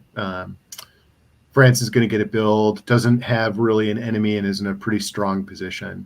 I still would not want to hold in Brest, but hey, you're doing your thing. Nervous about the channel, and you're a newer player, I think. Yeah. That's understandable. I like the drop down to Skagerrak from Norway. Clearly, like telling Russia, like, hey, I'm not messing with you. And that gives some play there on Denmark, which I would like. Looks like he's potentially setting up to convoy Yorkshire to Denmark. Yeah. Or Yorkshire to Norway. Who knows? Yeah. I mean, could be. A lot of good flexibility there with that West has, and he's made nice with France, so he doesn't really have anybody that's messing with him on the board. Yeah, England, he has lots of options there. He could move against Russia, he could move against Germany, he could move against France. Yeah, really, really nice position. Yeah, you know what? Honestly, I would convoy to Norway and not necessarily pick a fight yet. And not knowing the diplomatic situation here. Yeah. What would you have done as Turkey? I mean, there's not much you can do in this situation. You've got 3 people attacking you. You're doing the best that you can. I think that he absolutely needs to move Smyrna to Aegean. And I like the Ankh to Armenia, but I would have actually pulled the army back I would have moved, tried to get the army to come back if I could. So I was thinking I might have tried to keep that Bulgarian army, knowing I can't keep Bulgaria, move Bulgaria to Con and try and make the space to actually keep that unit alive for another turn. Right. It wouldn't have worked unless you used Smyrna to support it. But, yeah, that's where it's tricky. Right. Yeah, I think it's more important to have blocked Aegean and he held instead. But trying to preserve the army, because you want 2 armies in a fleet there instead of 2 fleets. Right. Yeah. Yeah, the armies are much better for defending Turkey than the fleet. Yeah. All right, let's move on to the fall of 02. And Chris Brand, I think it's yours to take away. I'm trying to figure out what happened in Turkey. How did Romania go to Constantinople? I guess convoy over the Black Sea. Oh, that's okay. The different dashed lines. Yes, okay. Yeah, that the one. So they guaranteed that would make into Constantinople. Mm-hmm.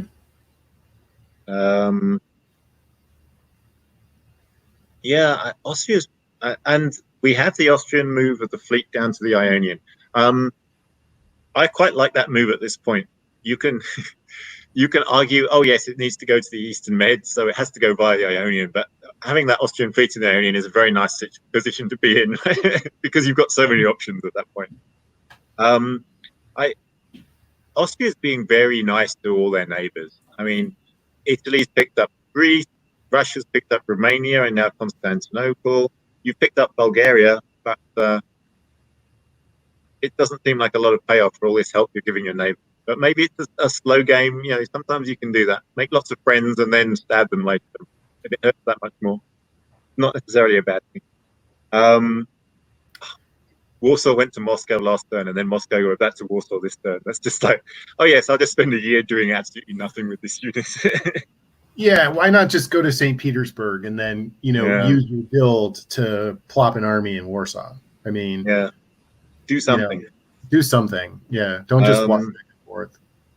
Oh, so the Scandinavia moves are interesting. We do get a convoy to Denmark. Mm-hmm. Sweden takes Norway. Baltic takes Sweden. So the neutral goes. Ultimately, it effectively goes to Russia, which is good for Russia.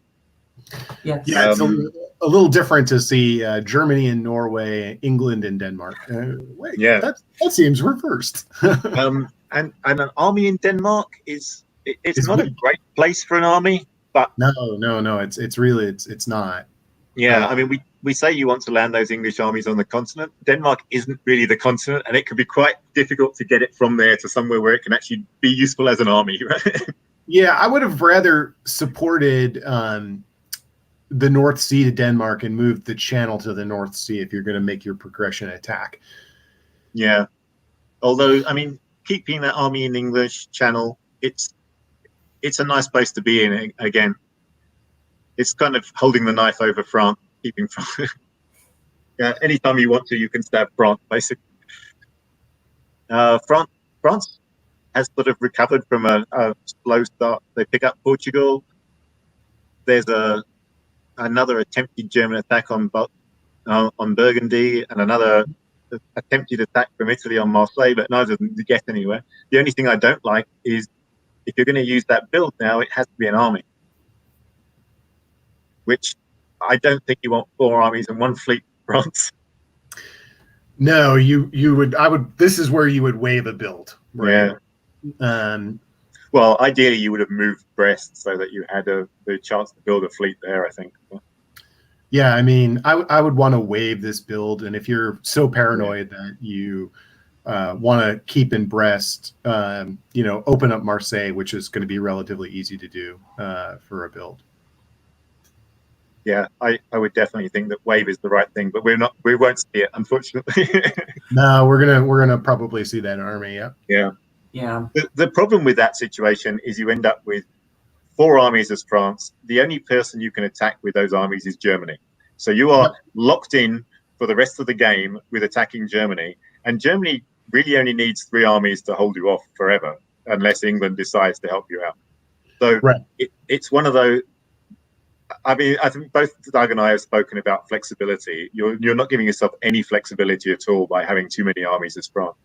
You need that second fleet so that you can then go up against England or down against Italy. Yeah, it's unfortunate, but yeah, newer player, not particularly surprising either. All right. Well, let's take a look at what everyone did build. As expected, we do see that army in Paris. Italy puts down another fleet. Army Vienna, and picks up Armenia and Turkey. I don't know about you guys, but I'm not seeing anything terribly surprising here. Nope. All right. Oh, and the army in Moscow. I forgot that one. You'd be curious to know what Russia's thinking at this point. Well, I quite like Russia's position here. I don't mind it at all, but I mean, they've got Ankh guaranteed here, but I think this is where if you are Italy and Austria, you've got to run in on Russia, or Russia's going to grow to the degree that you're not going to be able to do anything about it. Mm-hmm. So I like that position, but you've got a lot of work to do to maintain where you are, I think. I'm thinking you've got Ankh, but you're probably losing Khan at this point, or pretty soon this year, I would think. Khan, Romania. Yeah. So I would probably be thinking that this is the time when I need to send lots of those armies down towards. I need to go to Ukraine, Galicia. I need to drop those armies right now. Yeah. Yep. Yeah. All right. Well, let's see what he does. Doug, I think this one's yours. Yeah, this kind of plays out the way I would have generally expected in the South, although, I thought Austria might make a run at Romania here. They trade Khan, so they've just carved up Turkey. Isn't Romania a fall move rather than a spring move? That's a fair point. Yeah, maybe. I mean, this is probably arranged. This move to Khan is arranged, right? Oh, absolutely. And then in the fall, you can pick up Romania, and you don't annoy Russia meanwhile, right? Right. And Italy moved west with both of her fleets. Carlos. The other game is her. Eastern Med. It's. I mean, the only interesting thing I see down in Turkey right now is that it looks like John has learned the lesson that we all learned at one point, that Fleet Smyrna cannot indeed support Ankh to hold. Yeah, that's just, John didn't really get much of an opportunity here in the game. No. Player and it's always unfortunate. I hope that he's having fun, because it's always hard the first time you play, particularly with really experienced players. You get targeted a lot. And you're going to make mistakes. So in a game that matters, that can be really tough. So I'm hopeful that John's having a good time here. Yeah. Because I can see, I see some good tactical stuff there. I just see the mistakes that everybody makes the first couple times they play. That's just happening. Yeah. It looks like Russia's making a deal with England. I don't know what St. Petersburg is doing. If you're fighting Germany at this point, fight Germany. Yeah. Well, I mean, he had to go to St. Petersburg because of the possible retreat from Norway, right? Oh. Yeah. I guess you didn't have to. You could have let it retreat and then rely on England to support you up there in the fall and retake it. But yeah, I don't like to be paranoid about retreats. I mean, you don't have to stop every single thing. If you try and do that, you slow yourself. But what's that army doing in St. Petersburg at this point? Is it attacking Norway? It gives some flexibility, but now you've got 2 units in the north defending 1 dot and with no offensive opportunities. I feel like you're sort of squandering your flexibility. I would, like I said, if you're attacking Germany, you need to go to Silesia. And then, so you need to be talking with Austria, like, I don't want to bounce you in Galicia. And, you're probably going to lose Romania anyway. So, Yeah, Russia's position looks somewhat sensitive because it would be easy for England to take Sweden in the fall as well. Mm-hmm. I like the French move, Burgundy to Ruhr. I can, Wes is definitely talking with Gabe here and giving him some advice. I like that move. That was nice. But the unfortunate thing from France's point of view is that Belgium retreated to Picardy. Oh, so it did. Well, it's not the end of the world. I don't know why. Well, he was trying to he was trying to crawl up to Holland. That didn't work because the support was cut. Mm-hmm. Going to Picardy is not the end of the world. England's got 2 units that can retake it, and you're in Ruhr. You can put, potentially supported attacks on Holland and Belgium. So, Yeah. I don't see any reason as England why I would flip all of a sudden and attack France. Like you were talking about, Chris, he's got 4 armies. He can do nothing to me. Yeah, I don't think that's going to happen. But I think having what we've seen from France's play so far, I think France might freak out about that army being in Picardy, and that could cause problems for France because he's then going to make some paranoid moves that he doesn't necessarily need to. Yeah. He should be more worried about Italy. Yeah. Germany is in trouble. I would be, at this point, I want to, as Germany, I've got to make a friend somewhere. I've got to do something to change this dynamic. I've got myself into a fight I'm losing against England with Russia and France hurting me. I got to do something to change this dynamic at this point. Yeah, and I will note that Brian, Germany in this game, is friends with the French player off the board. So I wonder if that'll play into how they sort this out. It could, but France doesn't have anything to do other than defend and attack Germany. I mean, yeah. With the retreat to Norwegian, there's a potential move to Edinburgh, which then ties up North Sea. So there's some. It could be an interesting fall around the North Sea and Scandinavia. We shall see. All right, let's move on to the next season. All right, Chris, I think this is yours. Just talking about that Norwegian, I really like Norwegian Sea to Clyde. Yes, Clyde is underrated and not. That's a really nice move. The reason being, if the North Sea covers Edinburgh, he ends up with that fleet in Edinburgh, which is really not where he wants it. He also doesn't have an army on mainland England, so it opens up Liverpool as a possibility. It's just a fun place to cause havoc with England, basically. What happened in Germany? Okay, so Holland this looks bad for Germany. It looks like he forced Belgium into Ruhr, and England then got back into Belgium. That's not good for Germany. Well, and you called it as well, Chris. He covered Paris. He pulled back, and he did the misorder that we just saw Turkey make, which is trying to support the land unit instead of going to the Mid-Atlantic. Whereas Brest really needed to go to the Mid-Atlantic that turn for sure.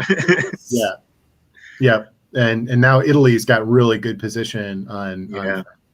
Yeah, he's going to lose basically Spain, Portugal, and Marseille in fairly quick succession now. Yeah, unfortunately.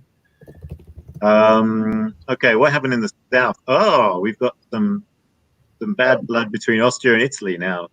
So this is interesting that Carlos didn't use the fleet in the Ionian when he had it there. He moved it out to the Eastern Med, and now it goes back to the Ionian. And actually, I don't mind that because at the time he moved it out, there were Italian fleet, I think, in Tunis and Naples. So it was a fairly, yet he could have gone after and caused Italy some problems. But my feeling is that at this point, if you know that both those Italian fleets are moving west, then it's like, okay, if I move to Ionian now, I can choose between Tunis and Naples, and he's going to be unable to defend either of them probably, and that's a really nice situation to be in, right? So he takes Greece, allowing the retreat to Albania, which isn't terrible. He's in Ionian and can stay there as long as he likes. He's got to cover. Well, he hasn't got to cover Trieste. He probably should use that Vienna army to cover Trieste in the fall, rather than going to Venice. Yeah. Because Piedmont can cover Venice, and so taking a shot at Venice is not worth it. This looks like a pretty solid stab from Austria to me. And we see the end of Turkey, which was they really went over the top with that one. Oh, this is interesting. You can see some of the negotiations here. You can see that Italy and Austria had probably agreed that the Italian army would be convoyed into Smyrna with support from Constantinople. But in actual fact, Constantinople decided, no, I'm going to support the Russian army down instead. Yep. And unfortunately, doesn't quite manage to eliminate that Italian army because of that. This is the other interesting thing. Having put the army into Greece, that's going to be a little bit of a thorn in Austria's side potentially for a while, because the army can tap things like Serbia, whereas a fleet wouldn't have that issue.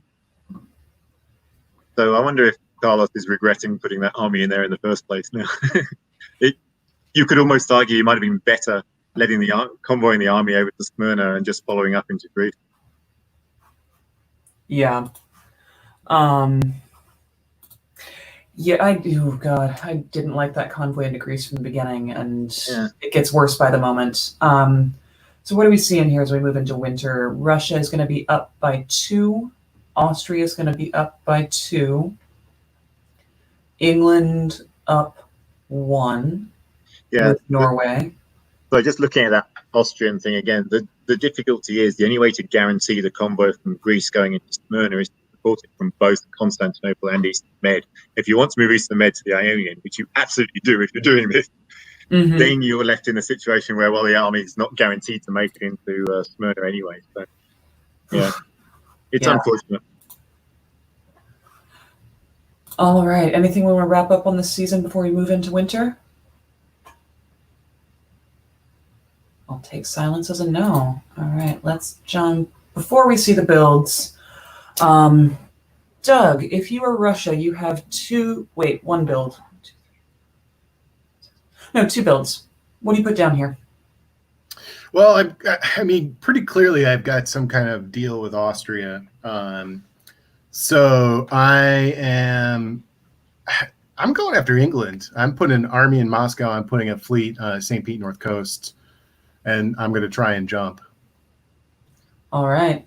I think with the move to Finland, that makes perfect sense. Yeah, because Norway's open. There's a German and an Italian fleet causing problem for England at the moment. Let me think. I just want to think a little bit more about that. I might go South Coast actually to keep some friends for Sweden, because otherwise I can only go to Barents. But I'm definitely building an army in Moscow. I think I go South Coast so that I can drop in and have influence in Germany, because I can get my fleet out from the Norwegian Sea with Finland. So South Coast, then Moscow, and I take Norway. Okay. I don't know. The other thing you could do in this position is you could just wail on Austria, and that might be the smart play here. Put an army in Sev, put an army in Moscow, and just like ignore the North and be nice with England. And just you're in position right now to just absolutely clobber Austria. I don't think you have, because Austria's putting a lot of new units on the board. So I think it's the wrong time to turning. I think this is the time you leave Austria alone, let them commit more against Italy, and maybe in a year's time you're looking at moving on Austria. I think you were right. Your initial call was right, that I think this is the time that Russia should be establishing a solid foothold in the north of the board. They've got a good foothold in the south. Yep. And you do jump in on Austria, but now's not the time. I think it's later. You think a year or 2 from now? Yeah, I think you let them take some Italian dots.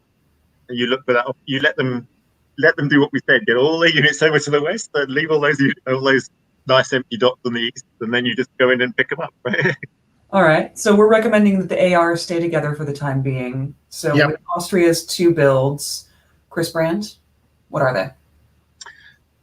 I'm wondering whether this is the time you build that fleet.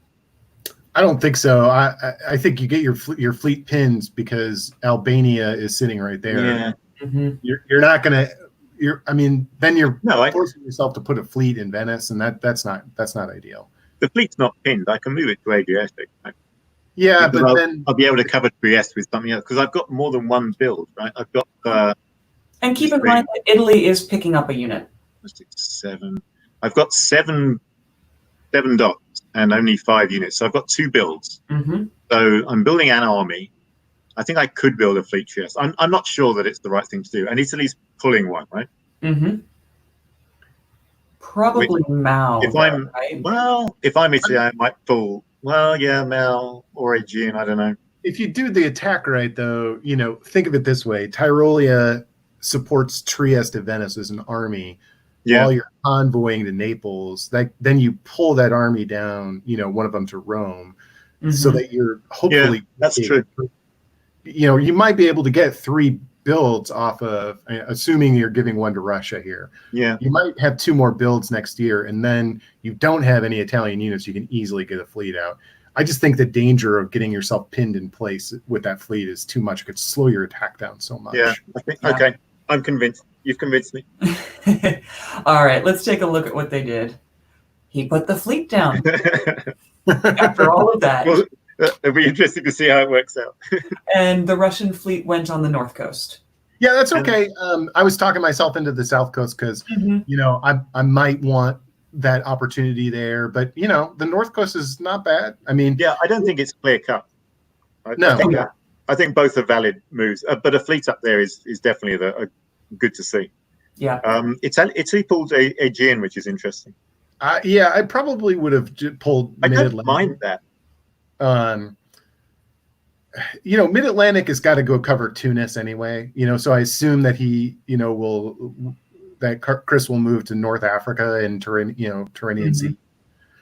So I don't hate that pull, but I mean, Albania is just going to get topped. Yeah, I was going to say, I think I probably would have pulled Albania because it's not going to live anyway.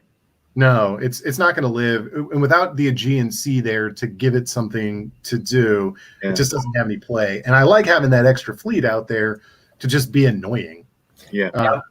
I mean, if nothing else, you follow up to Ionian and, you've still got some play back home, right? All right. Let's push forward and see what they do with all these fancy new units. I think let's go with Chris. Yep. Bye-bye, Albania. It was nice while it lasted. Yeah, whereas, as we say, the Aegean fleet to Ionian at this point would have been really nice, right? Yeah. So, the Austrian did more or less what we expect. Pop that army, roll the army down into Venice, which went because Italy decided they'd rather try for Marseille. I think so. This is one of those things where when an ally attacks you, you've got the choice of what to do. Do you pull everything back and do your best to defend yourself? Or do you say, well, all my units are over here already, committed over here. Do I try and pick up dots fast enough there that I can then build back home and defend it that way? Yeah. Everything aside from Albania was uncontested. Venice, Naples, Adriatic. And it's really easy for us to sort of say, oh, this is a terrible move with, just looking at the tactics. Sure. We don't know how those negotiations have gone. So it's always really important to keep that centered. And, it looks like Chris just made the decision here of like, I'm not going to defend against Carlos. I don't care. Because he could have actually done a pretty competent defense here. Carlos was potentially very overextended. And you could have made some entreaties to Russia and try and do it. But again, we just don't know what's going on. I would be interested to hear from Chris and see what he was thinking at that moment in time. Yeah, we have absolutely no idea. And like I said, when we first swapped over to this game, Carlos is one of the most calmly convincing people that I have ever played with in this game. And I just, he lulls me into this meditative state, and I just find myself doing whatever he tells me to do because it sounds like such a good idea. And a few seasons later, I wake up and I go, oh, wait. Yeah, I mean, you could well find that Italy fully believed that the Ionian Sea fleet was then moving to the Tyrrhenian and then the Western Med, and everything was fine between them again. Yes, we had a bit of bad blood, but we've worked it out that it's all going to be fine this turn. He's going against Russia. The unfortunate thing is the move against France. Yes, he's in Portugal, but I don't think he's going to keep any dots over there. I think he's just going to lose it again in the fall. Yeah, especially with the English Channel moving up to north, France doesn't have to worry about Brest. Well, I think it's not guaranteed because he still has Leon. He could do. Leon can tap Spain, so that means that he's got to cover. He's got some opportunity there. He probably loses it though. But best case, he picks up one from over there, and he's losing probably all of his homelands, right? Yeah, probably. I mean, it seems likely. It's not necessarily guaranteed, depending on how it plays out. But I mean, there's nothing that can stop all three of those from falling. I mean, it's just if Carlos wants to try and move into a more advanced position and leave dots behind, which at this point I don't see too much value in, because you're not gaining that much extra pace and position. Mm-hmm. So yeah, I think I'd be happy with the 3 builds at this point. Yeah. All right. Let's see what Carlos did. Yep. Yeah. Just takes the Italian boot and nice Romania. And smooth, guarantee them all. And Romania. No, but they swapped. Oh, no, that's an agreed. That looks like an agreement. And a very sensible one. It sets up a much nicer border between Austria and Russia. Yeah, it definitely must have been an agreement. And that is, I think, a sensible play for both of them. Absolutely. I didn't love the tactics in the north that Russia played last time. Yeah. I think, jump back to that for a second. He's doing the common thing here, thinking through, like, I got to get that fleet in St. Petersburg out right now, instead of thinking about, like, I've got to win this battle right now. Mm-hmm. And so I think it works out for him ultimately, but the dot in hand is generally better. He could have done Sweden to Norway, supported by St. Petersburg, and Finland covers Sweden. And then I would have liked that a little bit better, but it works out for him. And the reason is, I'm just not sure what Germany is going to do here, since he's going to the Baltic. Is Germany going for Denmark? What's happening? Yeah, you would hope that Germany's going to build for Denmark if you're Russia. But there's obviously no guarantee. Germany did nothing, it turns out. Oh, Baltic just stood. Yeah. That's unfortunate. All right, so Russia winds up not keeping Norway, supporting themselves back into Sweden, supporting Sweden down. I noticed that Italy got into Marseille, which that was a technical. That's a new player kind of mistake right there. I think that, and kept Portugal as well. Right. So that went way better than it should have gone. So when you say that's a new player mistake, you mean on the part of France defending that? Yeah, this is just where experience matters a lot, and if Gabe sticks with it, I've seen enough here that. From Gabe to see, this is just an experience issue here, moving the pieces pretty effectively, but there's really no reason why Burgundy wouldn't just support Marseille in this position. Yes, there's no reason to not do that. And then you can just drop Paris to Gascony instead of like doing a chain of moves that are likely to bounce. Yeah, well, Marseille only went to Gascony as a retreat. Its hope was to go to Spain. But it was, there's almost no way that you're going to get into Spain in that situation. So, and it also looks like there was a bit of a misorder around Portugal, because Mao supported Spain to hold while Spain moved. Yeah, this is new player, new interface here. Just experience matters. Mm-hmm. All right. I think the intent was probably that. Spain moves to Portugal with support, which is the uncuttable support, so that's guaranteed to go. And then you need to backfill Spain, which only has to happen from Marseille, and so you end up with this sort of chain of reasoning where you're like, oh well, in that case, I can't support Marseille to hold. So, which all of the reasoning is technically correct, but with experience comes some understanding of how this goes. This is actually an interesting opportunity for France to deliberately lose a dot so that they pull an army. And retake it next year to be able to build a fleet. That's a very good point, actually. Yeah. So I would have just wanted Italy to take Portugal, because I can take it back at any point. Italy's going to have 2 dots left. They're not going to be able to coordinate against me. Yeah. So I would have wanted to lose that dot here. Yeah, that's a very good point. Just hold and keep Marseille and wait for the Italian units to disappear anyway, because he's probably going to pull Portugal because he knows he can't hold it. Right. Right. Alrighty, well, let's see what we did in winter. He had to pull 2 armies. Yeah, Italy ends up keeping all 3 because...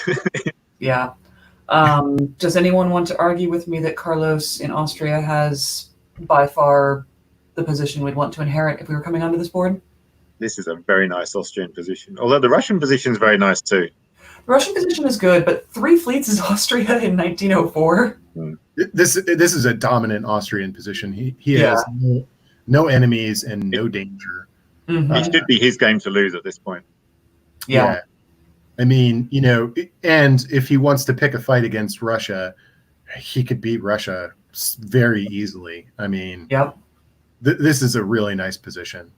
You know, I think the question for Carlos is, like, I think you have to go north into Germany right now. Obviously, you can push to Piedmont. You can push your fleets west. You just need to make sure that you and Russia are clearing enough units out so that you're both putting the force where you want it, instead of squandering like that stuff. I mean, Russia actually has, with, you know, he needs to keep that fleet there, but that Ukraine guy needs to just go away. Yeah. If they're doing this, there's no reason they're doing this. Yeah. Well, the Black Sea Fleet should move to Sevastopol and just sit there, right? Yeah. And then they can have each other bounce, and as long as you don't see anything. Look, if I'm Austria at this point, I'm not attacking Russia. There's no value in it when I can just blitz to the west, as fast as I can. I don't want to be with Russia. The danger is Austria is that if you have a turn where you stall in the west and you're not building back home, then does Russia jump in on you at that point? That's really what you're worried about as Austria at this point. Otherwise, you just start gobbling up those dots. I don't think I'm worried about stalling in the west in this game, though. I don't think so either. But I mean, just look from this position. That's what I would be. Yeah. Oh yeah. Yeah, and Italy has shown no desire to defend against Austria here, and so, Italy has no home centers to build. France is down to 3; they're all over the place. You've got a guarantee in Tunis. I'm just getting down there right now and just get moving. And I'm counting dots, right? I mean, there's Austria here. I'm counting. If I get Munich, all of France, Iberia, Tunis, then I'm at what? Then I need 2 more for a solo? Is that 16 or something like that? He's sitting on 10 now. He's got 11. He's sitting on 11. If he gets Munich, he should.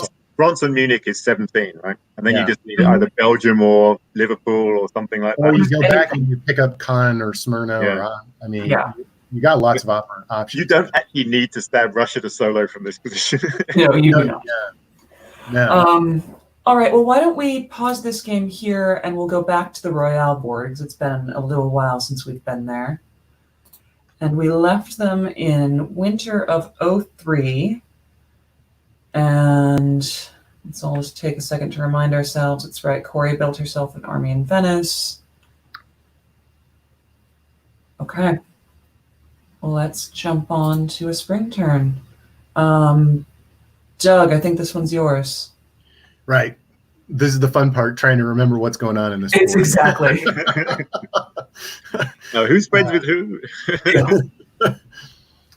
Right. So, okay.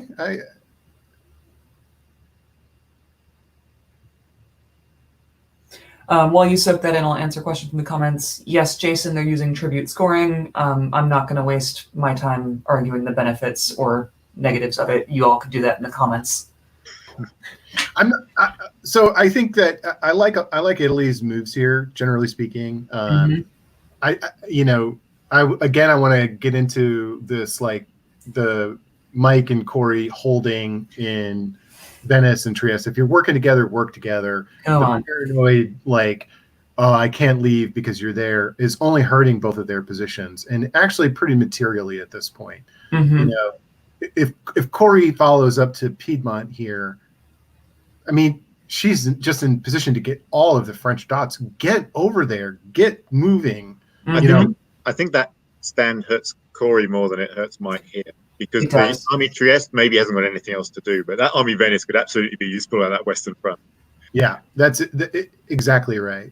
And, if you're holding in the Ionian Sea, I'm kind of curious, what's your piece of getting Turkey? What are you doing down there? I'm surprised that didn't go to the Eastern Med. Yeah, I am too. I would want to try and get my piece of the pie out of this is Italy, because I don't have Greece. I'm doing well in the West. It looks like Russia and Austria are carving up Turkey. Well, that's not necessarily good for me. Or, I mean, the other thing I would be looking at as Tory is have an agreement with Austria whereby, okay, I won't play in Turkey, but I'll take Greece from you when you pick up Constantinople. That could work. That could be a decent thing. I also, this is, with Germany not doing anything in this situation, I don't like this. You've got 4 armies, but they're all just they basically didn't move. And you move Kiel to Denmark. It's like, right. You can't take it with 1 unit unless he moves out. Kiel should have gone to either Heligoland or Baltic, surely. I mean, France is falling. Marseille is done. Spain is next. You got to get your piece of the pie here. Or England and Italy are going to basically replace France against you, and Italy will have the benefit of being able to go up to Tyrolia and threaten you from the south as well. You've got to be moving those armies in there. Because right now you can see Germany not even getting Paris. Right. I mean, Germany's thing, and this is what I think a lot of people make a mistake with Germany, is you just need to be decisive in what you're going to do and just go do it. The sort of holding still and not making a move and not jumping ahead is a huge mistake. Germany, because of the nature of the position in the center of the board, you want to keep all the armies away from you. And, pausing and not moving and spreading out invites the armies to start coming your way. It like brings people into a vacuum. And so keeping 5 units tied up in 5 bordering spaces, this is a really slowing Ollie down for the rest of the game. And I think gives up a tremendous amount of pace. This is worrisome. I think that this is going to be decisive and hurting Germany going forward. If Germany's sitting here right now in Picardy and Burgundy, they're going to get Paris. They're going to grow.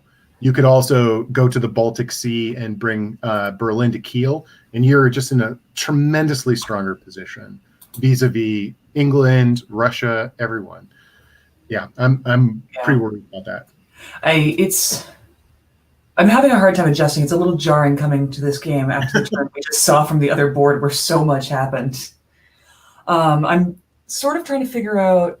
Looks like Portugal tried to go to Spain North Coast. Am I correct on that?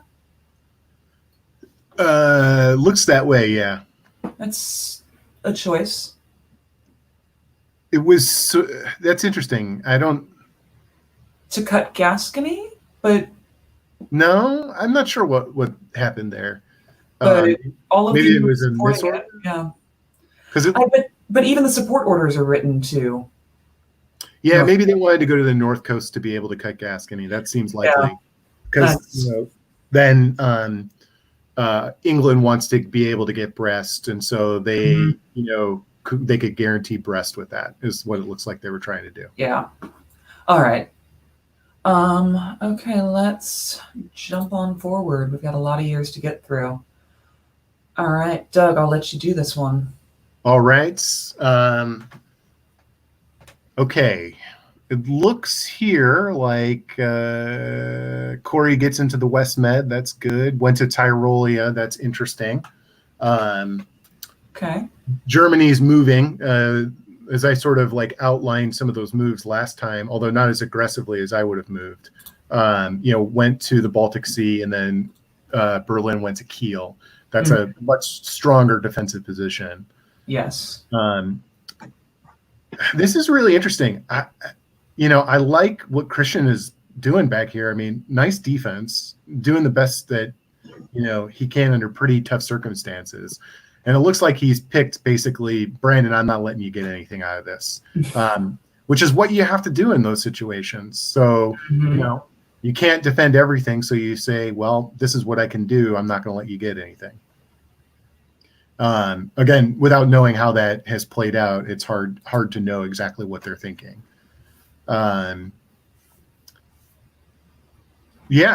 It looks also like they're, maybe Corey and Chris Kelly, cut a deal over there because there's some supports going on of Spain. And that's interesting. Mm-hmm. It looks like, and I think I'm reading this right, that Portugal supported West to MAO and Gascony supported Spain to hold. Yeah, so I don't think there's anything between France and Italy except sort of leaving each other alone there, right? Mm-hmm.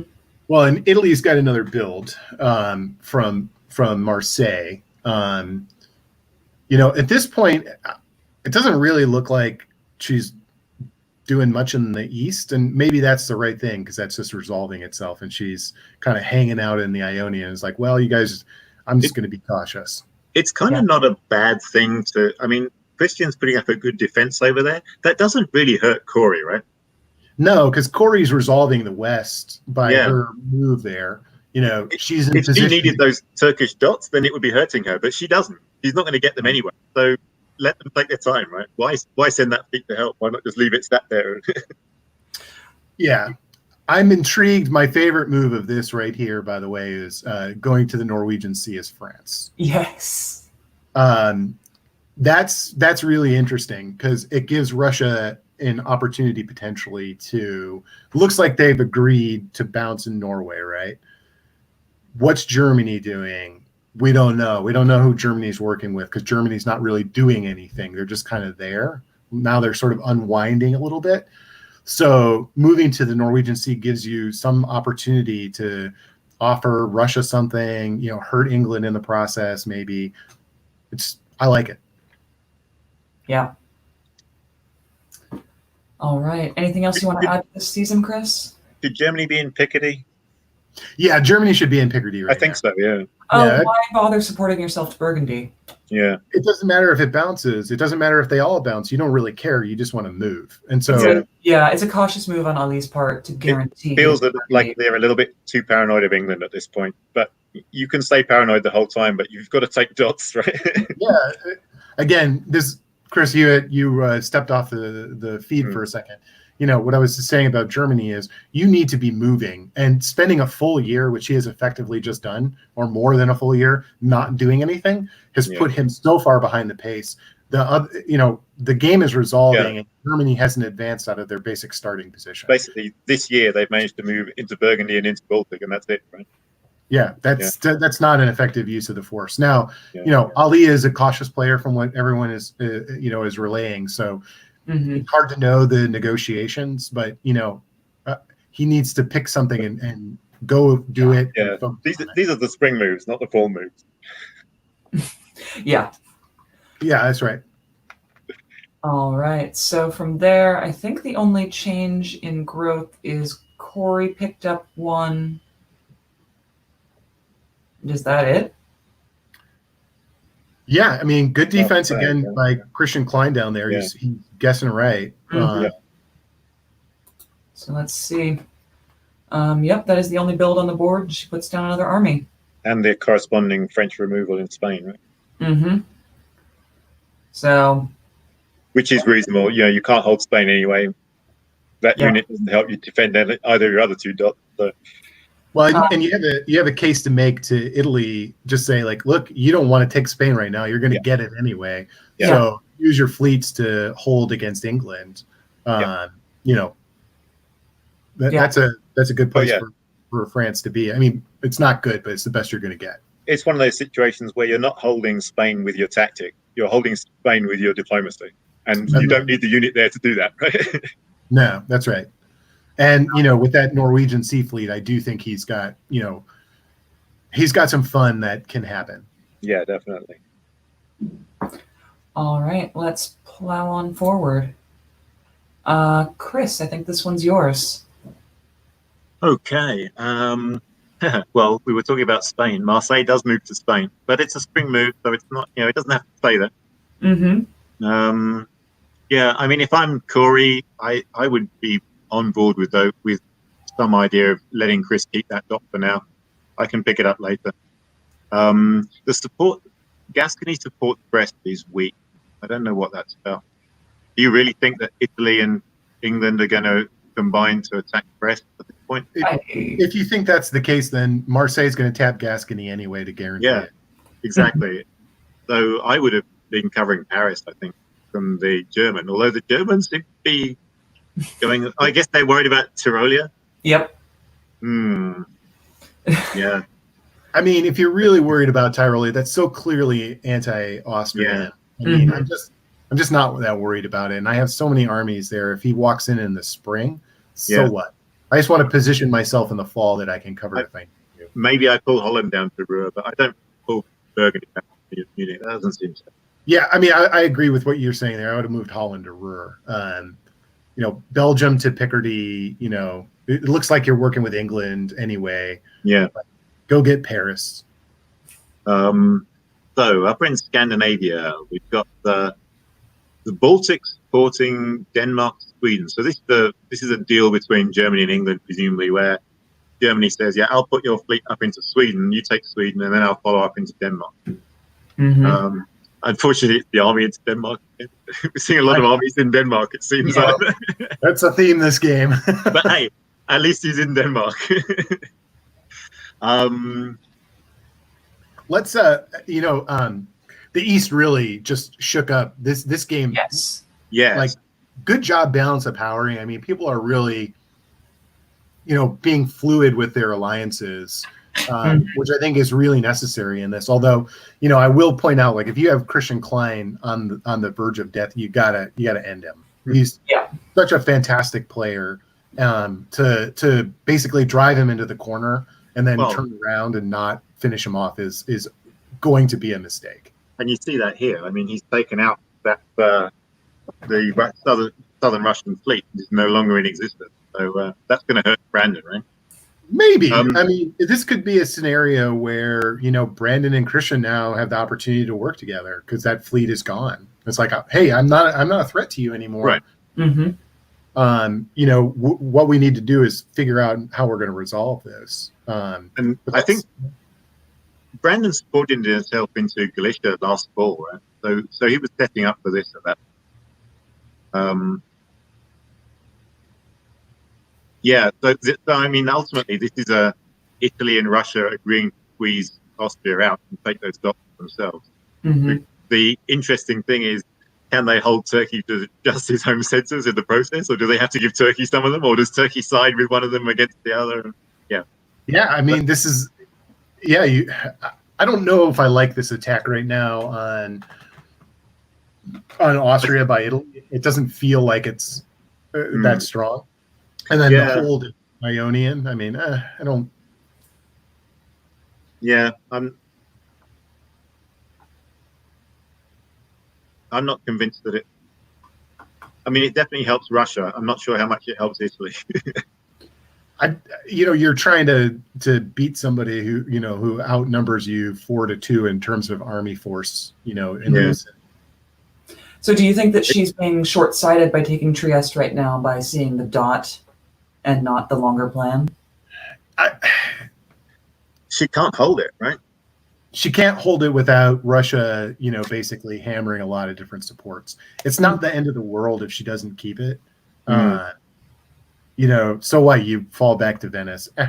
Yeah, I mean, you might be able to. You can recover from it, certainly. You let Austria take it, and then you say, "Yep, okay, that was obviously a mistake. Not going to happen again. Feel free to go and fend off Russia." And Austria probably goes for that. But, you haven't gained anything by it. You've just tied up some units that you could have used in France. Right. I mean, I would rather have one more army in France right now. I would rather be, instead of being in Tyrolean Venice, I would rather be in, Tyrolean Piedmont, probably. Yeah. It's not like you're preemptively fending off an Austrian attack here either. That didn't seem likely to happen. Right. I mean, the thing is that, Marseille is yours. But, now you got a guessing game between Spain and Marseille, So I just don't know that the attack on Austria, given what else is happening on the board, is the strongest use of those units. And I have one more thing I noticed here. Oh, sorry. Carry on. No, you go ahead. You go ahead. The French fleet is now in the Barents Sea with St. Petersburg open. Oh, the Petersburg not quite open because the retreat to Bosnia. Sweden. So Brandon can cover it with that fleet. Oh, but, God. I would love to see a French fleet taking St. Petersburg. I really want to be in the room where Brandon has to come to Chris Kelly and say, okay, really? Are you really going to hose me this way? I mean, I have so many other problems, and now I have to worry about that. Usually, you think when France and Russia have got serious things to talk about, that's towards the end game when they're both doing really well. It's right? a good thing. This is not one of those cases. They've definitely got serious stuff to talk about, but it's a bit of a different situation. Oh, that's fantastic. I missed that entirely. All right, let's jump forward and see what Chris Kelly does with Fleet Barents. Oh, we have the bounce. The bounce. Yep. Yeah, it looks like Turkey is going to go after Russia. Okay. Turkey made a swipe up for Russia. I'm seeing... Oh, Sevastopol was making one of those ludicrous support orders that people who play Gunboat like to do from time to time, and it appears to have supported Barents to either Ankara or Armenia. All right, so Doug, I think it's you. Yeah. Yeah, I mean, this is now you can see the downside of what Italy was doing is she just lost Marseille to, and she's getting attacked by England at the same time. I mean, so she's in a two-front war at this point, and she's not going to be strong enough in either place to decisively beat people. So, hold the East diplomatically and finish the West off till you're in like a strong enough position where you're like, Gascony, Marseille, Mid-Atlantic, Portugal. Like that's where you want to be so that you have those dots and you're then fighting to go forward. Instead, she's in a death match to hold what she has. And she's still outnumbered by Austria. She holds Trieste. That's nice. The tactics worked out that way. She does grow this turn, but having your 6 units, three in a battle over here and 3 in a battle over here is not the ideal way to use those. Yeah, no, and Brandon went to help Corey at the cost of losing another dot of his. Right, and so Corey's now, I mean, this is messy. I would look for this is going to change. I think these alliances that are sitting here are not going to last.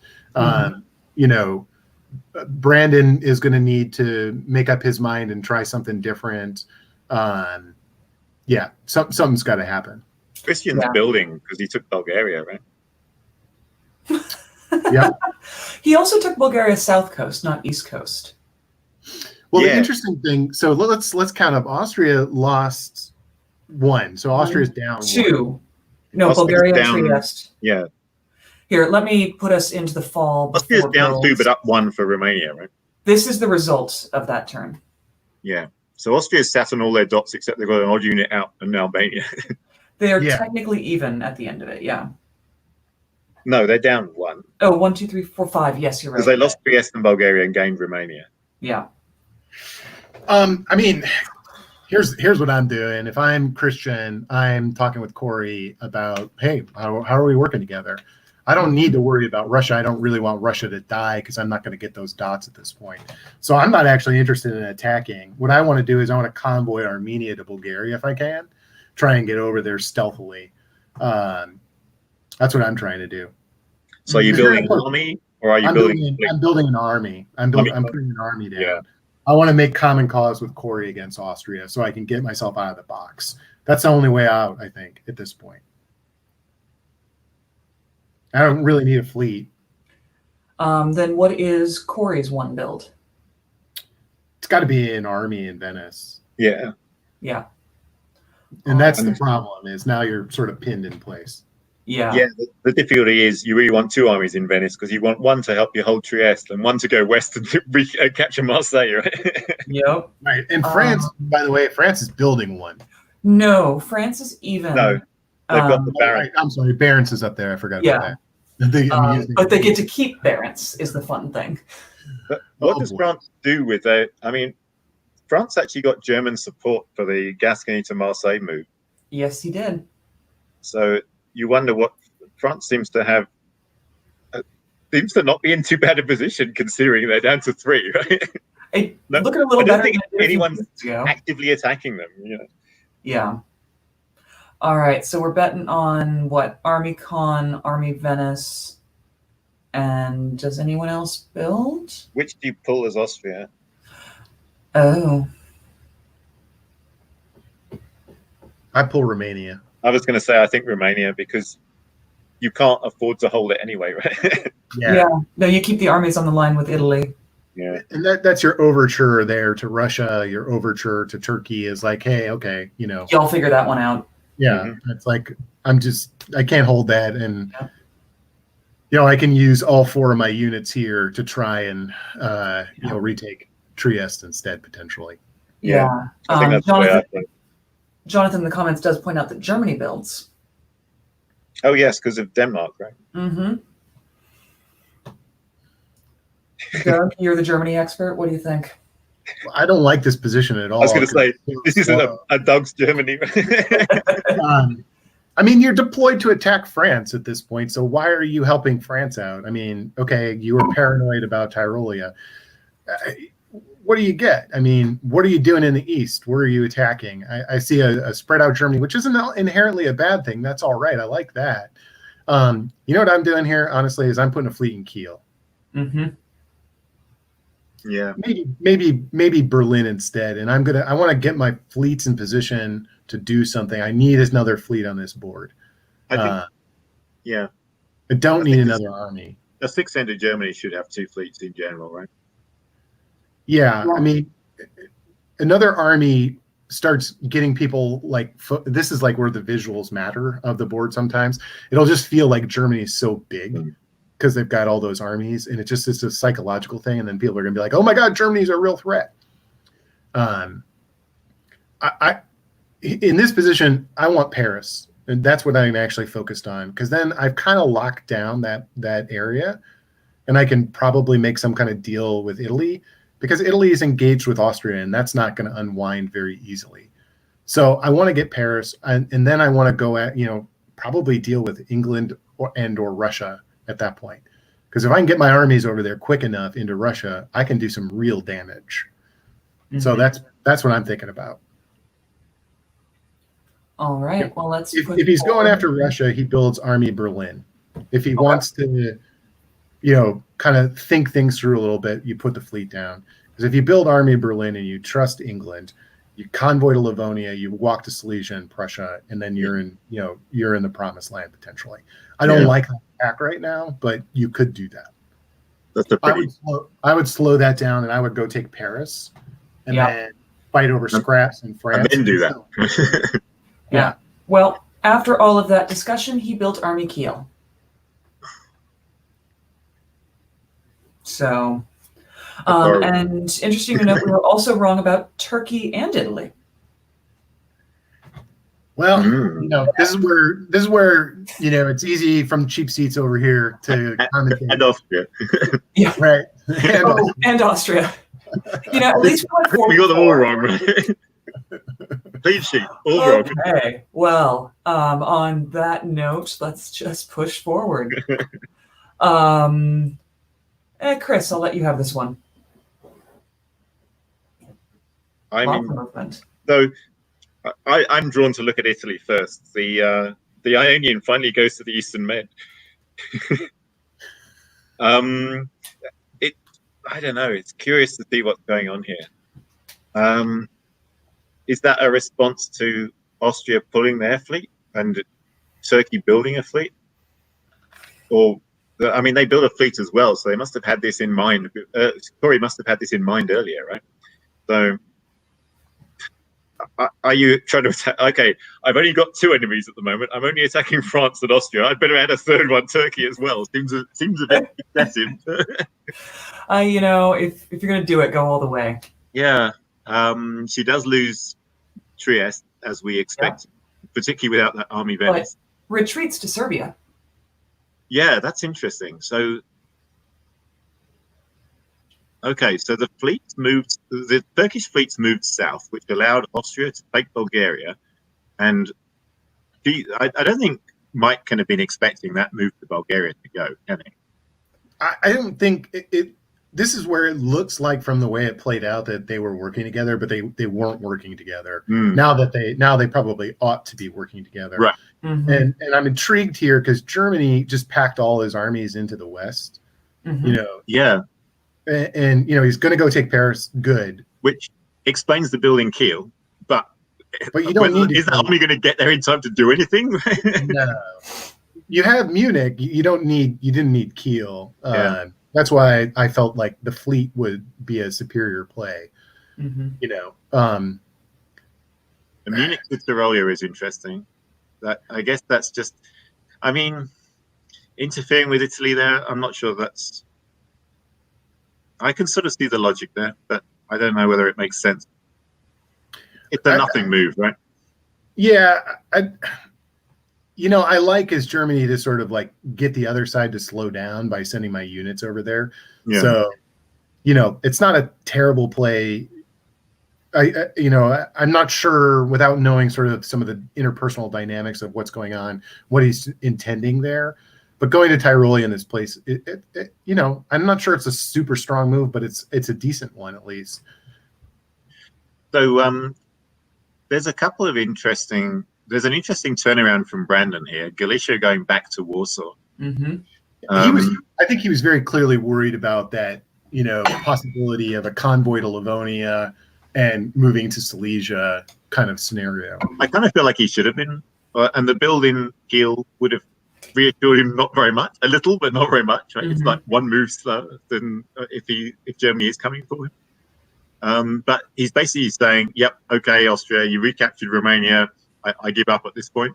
You've got the Balkans. That's fine. Right. I'm going to concentrate on fending off Turkey and my game in the north, I guess. I don't know what's Brandon's next dot is where I have difficulty. Brandon's had trouble this entire game. It hasn't really seemed like he's had a friend from the get-go. Yeah. He's just kind of been begging people to work with him and not without a lot of success. Yeah. And the French fleet in Barents is not helping for sure. No, it's really not. Oh, Chris, that's both beautiful and terrible of you. So did Irish go to Brest, or was Irish ordered to Brest? It looks like it was ordered to Brest. Both Irish and English were ordered to Brest, right? Yeah, I'm not sure if it went to. It doesn't have like the misorder thing on there. It didn't work, whatever it was. Yeah, it's. But I mean, it is a turnaround from trying to support into the Mid-Atlantic. So. Yeah, I mean, it's colored red like a misordered, bogus support order, like the one that Sebastopol wrote. Yeah, but it could also be I think it probably was Irish to Brest and colored red as invalid, right? Yeah. Which at this point is he has nothing better to do with it and doesn't want to keep tapping Mal. Yeah. So it looks like France is going to lose Paris to Germany. Yep. Yes. I don't see a lot more change coming up this turn. No. There's going to be some switching around between Italy and Austria, but I suspect that's going to work out more or less even in the end. Yeah, I think so. I mean, they're so intermixed right now. Like, if they can't figure out a way to work together, it's just going to be messy for both of them. And I think that Turkey, you know, will continue to benefit from that potential chaos. Yeah. You know, Turkey lost Bulgaria, can't really take it back, but maybe, you know, you just don't know what's going on over there. Yeah. The rivalry for Austria is that the Italian army, Serbia, combined with the Turkish fleet in Aegean and Aegean and Black could be bad news, right? So you want to make sure that Italian is friendly. Yeah. I'm not sure there's a whole lot of friendly happening over there. I don't know. But I mean, it's not hard to do. You just say to Italy, okay, push that army down into Greece, have Greece for your own and yours forever, and we're friends again. Yeah, that's exactly right. And, you know, I got Bulgaria, you take Greece. Yeah. Let's make nicey nice and finally kill Christian like we should have at the beginning. Right, exactly. I go back to killing Christian. Well, and not only that, but they have enough armies where they can go up to the center of the board and they can basically just shut Germany down, and they can make an agreement between the two of them that one of the two of us is going to win this game. and let's make sure no one else can win. This is the problem with their fight is, nobody is attacking Ali. He hasn't been moving quickly, but nobody's messed with him. Yeah. And he's slowly unwinding, and he's going to get Paris. So he's going up to 7. He's going to be tied with Corey now. But it would have been nice to see Corey trying to take Paris at this point. Yes. Yeah. I mean, there's no reason she shouldn't have. Yeah. Yep. Yeah. Okay. Well, let's see what happens. All right. Doug, I think it's yours. Yeah. Okay. Well, pretty clearly here, look at the Paris attack. We expected that to happen. Mm-hmm. Brandon is doing, I think, the right thing here, which is poor Brandon. Well, he's moving to the center of the board. There's nothing that he can do to defend St. Petersburg. Mm-hmm. He knows that. This is an interesting turn in the South because nobody messed with him finally. Yes. It's like they all need him to sort of hold the line. Honestly, Austria should probably be focused on giving him Romania to build something in Moscow. Because, they just put France into St. Petersburg and they're going to abandon France there, and France is never leaving. So that's annoying if you're Brandon. So, here's kind of what I like. I like the move Vienna to Bohemia. I think that was a really strong play. I would have liked to have seen Corey figure out how to basically just stay in Tyrolia or go to Piedmont. Don't go to Venice. He's not. Venice is the wrong move. I get why you want to defend your home center there. I feel that, but you've got to be able to make an agreement at this point. And the other two powers just moved to the center of the board. And that I don't want to harp on this too much. This is what I was worried about with how slow Ali was. Is he took a position and now he's just going to be pinned in. He's got to build to defend instead of building to grow out. And this is what happens is Germany. If you're too slow out of the gate and you're not decisive, the vacuum just sucks people into the center. And I would expect that, to me, I see that, Corey is now over in all these different places. She's not going to be fighting with Austria anymore. No. I don't see that happening. There's no real percentage in it. So, let's take a look at who's going to win this game and how you're going to win, because it's 06. People are going to be trying to figure out okay, how do I get myself? I got to top this board. What's my path to topping this board? And if I'm Corey right now, I am topping this board. And these two powers over here, Russia and Austria, just stopped the person that's most likely my enemy. They just stifled that. So, I don't want to fight either of those two people. I actually want to fight England, because England is the other power that's potentially likely to break out. So right now, if I'm Corey, everything is, you guys in the East, we're cool. I'm going to go hang out in Greece. I'm going to do everything you want. Mm-hmm. I got to get another unit to the West. So that's why, Piedmont again. All right. Well, let's finish up winter for this year. Oh, go ahead. Worth noting that Bulgaria supported Serbia to Greece. So this does seem to be the agreement that we were talking about. It was absolutely agreed upon, and they worked to piff the Aegean fleet as they needed to. And then in the center, we've got Denmark convoy to Livonia and Warsaw to Silesia, both of which are a single army going against the other side, and probably both of which regret it because. No, I don't think so. I think if you look at the Bohemia move from Vienna, that's clearly orchestrated between Russia and Austria. Yeah, that's true. Yeah, good point. So, I think that's okay. And Brandon actually has the freedom now. He's going to pull the fleet because he doesn't need it anymore. But, Ukraine can go to Moscow. He doesn't really have to worry about Austria attacking him at this point. No, but does he have to worry? Oh, and the Turk's no longer in position to attack. The Turk's not in position anymore. So, yeah, he can go to Moscow from Ukraine, Yeah, and if I'm Brandon, I'm they really actually want to give him one of those dots down south if they're hardening into this kind of situation. Yeah, and I'll just come back to, we mentioned it already, but Craig's just noticing it in the chat. Yeah, Tyrolia to Venice, bad choice. It had to either stay in Tyrolia or go to Piedmont. But We shall see. All right, let's finish up with winter of this year, and then we'll jump back to the other game and see if Carlos has managed to solo. Nothing terribly shocking here. Brandon takes the fleet off, and Austria puts down an army.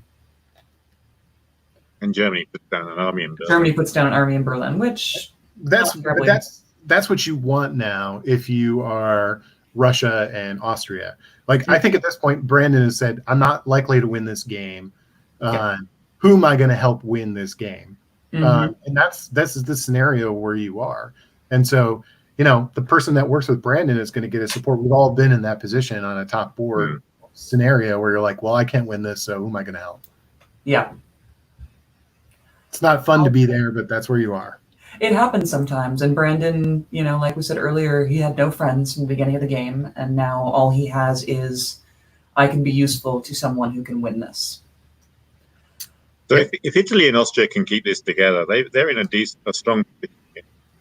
One of the two of them could win this game. They actually don't need Russia's help to kill Turkey at this point. They can crack that line eventually. Greece can convoy to Syria, for example. They've got possibilities. Well, they could guarantee Smyrna this turn if they want. Not sure that it's wise, but they can. Yeah, I probably would, because you got to get one at least this year. Yeah. But yeah, I'm not sure I do it in the spring. I might do it in the fall. You can beleaguer Bulgaria, so Bulgaria can freely move to Khan. Russia's not going to take Romania at this point, unless it's an agreed upon deal. Right. I guess.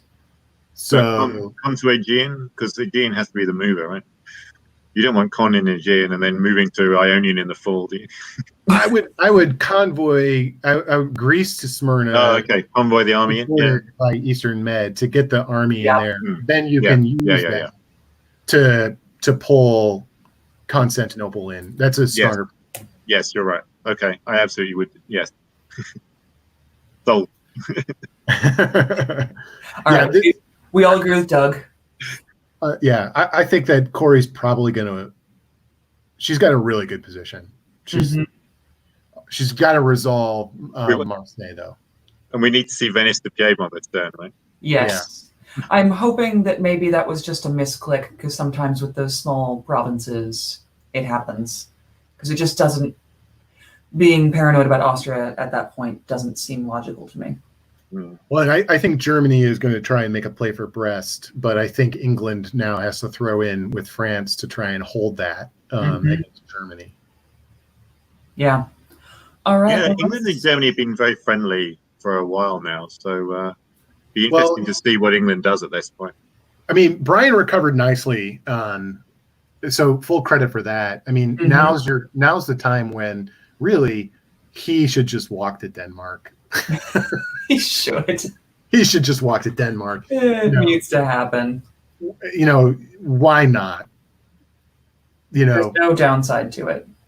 So do you put the fleet into Belgium from the English Channel then as well? No, I can't convoy Wales to Belgium. Convoy Wales. Yeah. Convoy Wales. Yeah. I mean, I would do that. I mean, look, Germany's in a world of hurt as long as Austria and Russia work together, just with those two armies sitting there. So, you can get the lion's share of those dots real fast as England. Right. Sweden to Denmark, Norway to Sweden. Yeah. Yeah. France, I got your back. I'm going to help you. And you're looking at picking up basically all those German dots within a year or two, right? Yep. Yeah. Alrighty, well, we are getting close to where they currently are, so let's jump back over to this season's league game. All right. And we left Carlos on 10 as Austria with 3 fleets, and we're singing his praises. I still really love this position. It's so good. And I think that the line was, this is Carlos's game to lose. He can solo without touching a single Russian dot. Potentially, if he's fast, yeah. So let's jump forward. And Chris Brandt. Okay. They're supporting in. So looking at Carlos to start with, the support into Galicia and then the bounce in Stev is. Yeah. And also Constantinople to Bulgaria is not that big a deal. You would probably expect that to happen anyway, but that's fine. But the others are not showing lots of love. But why are you bouncing him in Sevastopol? Don't you want that fleet in Sevastopol? Support the fleet into Sev instead of... I would probably be supporting Black Sea to Sev rather than worrying about the bounce. But yeah, I'm not sure about the support into Galicia. If Russia's okay with it, then it's fine. But if I'm Russia, I'm probably not okay with it. This is not looking terribly arranged. Yeah, that's what I'm thinking. This doesn't. I mean, he went to Khan. He supported himself to Rum. Why are you going to Sev at all? Honestly, why aren't you just going Rum to Galicia? Mm-hmm. Go, Venice to Piedmont, Vienna to Tyrolia, and just like push west. I feel like I would be trying to push up I would be moving Vienna to Tyrolia and Venice to Piedmont. Yeah, pushing more west than east because, as we said, you don't need to stab Russia, right? I want Munich at this point. That's what I want. If I can get Munich, I can win this game. So I want to get Munich, and Russia's fighting Germany over there. So, I mean, I like the fleet moves. I like Rome to Tuscany. Those are all good. Yeah, those are good. I like all that. I'm just not sure. I mean, I don't hate Tyrolia because you're going to Tuscany to Piedmont. But then if you're going to Tyrolia, why aren't you going to Bohemia? Yeah. I want 2 on Munich because Munich is 18 for me. Yeah. There's some shuffling around of units between France and Italy, basically. Spain takes Marseille, Portugal takes Spain. That Marseille retreating to Burgundy is fun. Yeah, that's good. That's interesting for sure. Yeah, put you in a position to, hit Munich or go to Paris. Belgium. You can just sort of raid at that point. Yeah. Do we see supporting the Austrian into Munich? Honestly, it wouldn't surprise me that much. Oh, that would be fantastic. And the English players dropping back into the channel. Yeah, so England that looks fairly consolidate my position. Working with Russia against Germany, supporting that Russian army into Berlin. Taking Kiel. Yeah. Losing Holland, but it's not really that big a deal because I think they've got the units in place to deal with it in the fall. Interesting that they prioritised pushing the fleet down into the English Channel over convoying the army onto the mainland. I think that's a reasonable choice. Yeah, it does. I think 6 on one hand, half dozen on the other. Yeah, that's what I'm thinking. Yeah, he pushed. The most important thing is he actually pushed to Kiel, which is really very important. Because England can retake the lowlands at any point, realistically. Germany, once you start getting into the heartland there, you're in real trouble. And from Kiel, Berlin just got popped. They can take Munich. This is Germany's last turn. They're going to take all of his dots. I mean, maybe last one more year with one center. Russia's presumably got Munich now in the fall, right? I would assume so. Unless it's bounced by the Italians supporting Tyrolia. Right. I mean, there could be a situation where, Carlos supports Munich to hold or something like that. You could see something like that potentially. Yeah, for sure. So, the Austria-Russia fight, though, I'm not sure what they're thinking there. I'd be curious maybe we'll see it I mean, from Russia's perspective, if Russia's got a fairly solid ally in England, which they seem to have, given the moves in the north, who else are they going to attack? Maybe they were going to attack Austria, and this is just preemptive on Austria's part. Could be. Okay.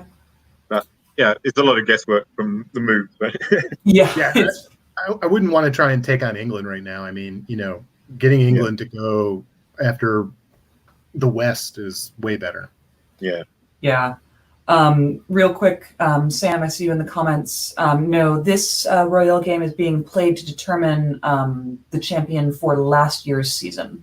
So the Gray Royale game will determine who the Bull Weasel for 2019 was. All right, let's push forward. Doug, I think you're starting this one off, or did you do the last one? Yeah, I'll start off. Well, interesting. Italy went to Munich, and it looks like Russia and Austria all supported Munich to hold. Wait, no. Russia supported Italy into Munich. Okay, it's hard to Austria supported Munich to hold. Nice. Okay. I mean, not a lot happening here. We got some bouncing in the north. England and Russia are working together. France took Portugal. Got a swap here for Spain. So that's not great for Italy. Italy stays on 3. So, but it's okay because Italy can't grow, so it doesn't even matter. Italy's down to 2. It looks like. Because they got into Munich. No, right? Munich, Spain, Marseille, right? Yeah. So I don't, the being spread out is not ideal, though. I think that, Italy's just janissarying for Austria. That's clearly the case at this point. So, that makes sense as to why Austria is attacking Russia. Austria supported Tyrolia, though, so maybe they didn't know that Italy was going in there. hard to know, what shenanigans are afoot. A good play, I think, by Wes here tactically, dropping Denmark to Kiel, and then Kiel back to Holland with the bounce in Belgium. That's well done, and it gets that army out of Denmark where it's not as helpful, and Russia's going to feel like that was threatening. So that's a good set of orders. I think it's established a very good English foothold in Germany there. And so he's got Kiel. Now the question is for England, what am I going to do next? You're going to probably just go snaffle Brest when the time comes, and try and push inland. And Germany's out now, right? That German army in Ruhr is going to disappear, so it's not going to be a problem. Right. So I got to say, I like England's position a little bit more than I like Austria's right now. Austria's got good position for sure, but if Austria starts growing too fast or actually wins the battle with Russia, England stands to make rapid gains very quickly. Russia can pull in the north, Sweden and Bothnia, and just say like, well, I'm going to defend against you. Yep. So it doesn't look as powerful, but it is a good position. Yeah, I mean, the idea that this was Austria's game to lose was predicated on maintaining peace with Russia, and that hasn't happened. So everything's on the table now. Right? Right, and it looks like Austria lost her name. I love the Russian move, convoying from Con to Rum. That's a ballsy move. Love it. That is a ballsy move. Yep, and it worked. So it's always nice when that sort of thing works. It's good. It worked. The question is he too vulnerable in the south? Right.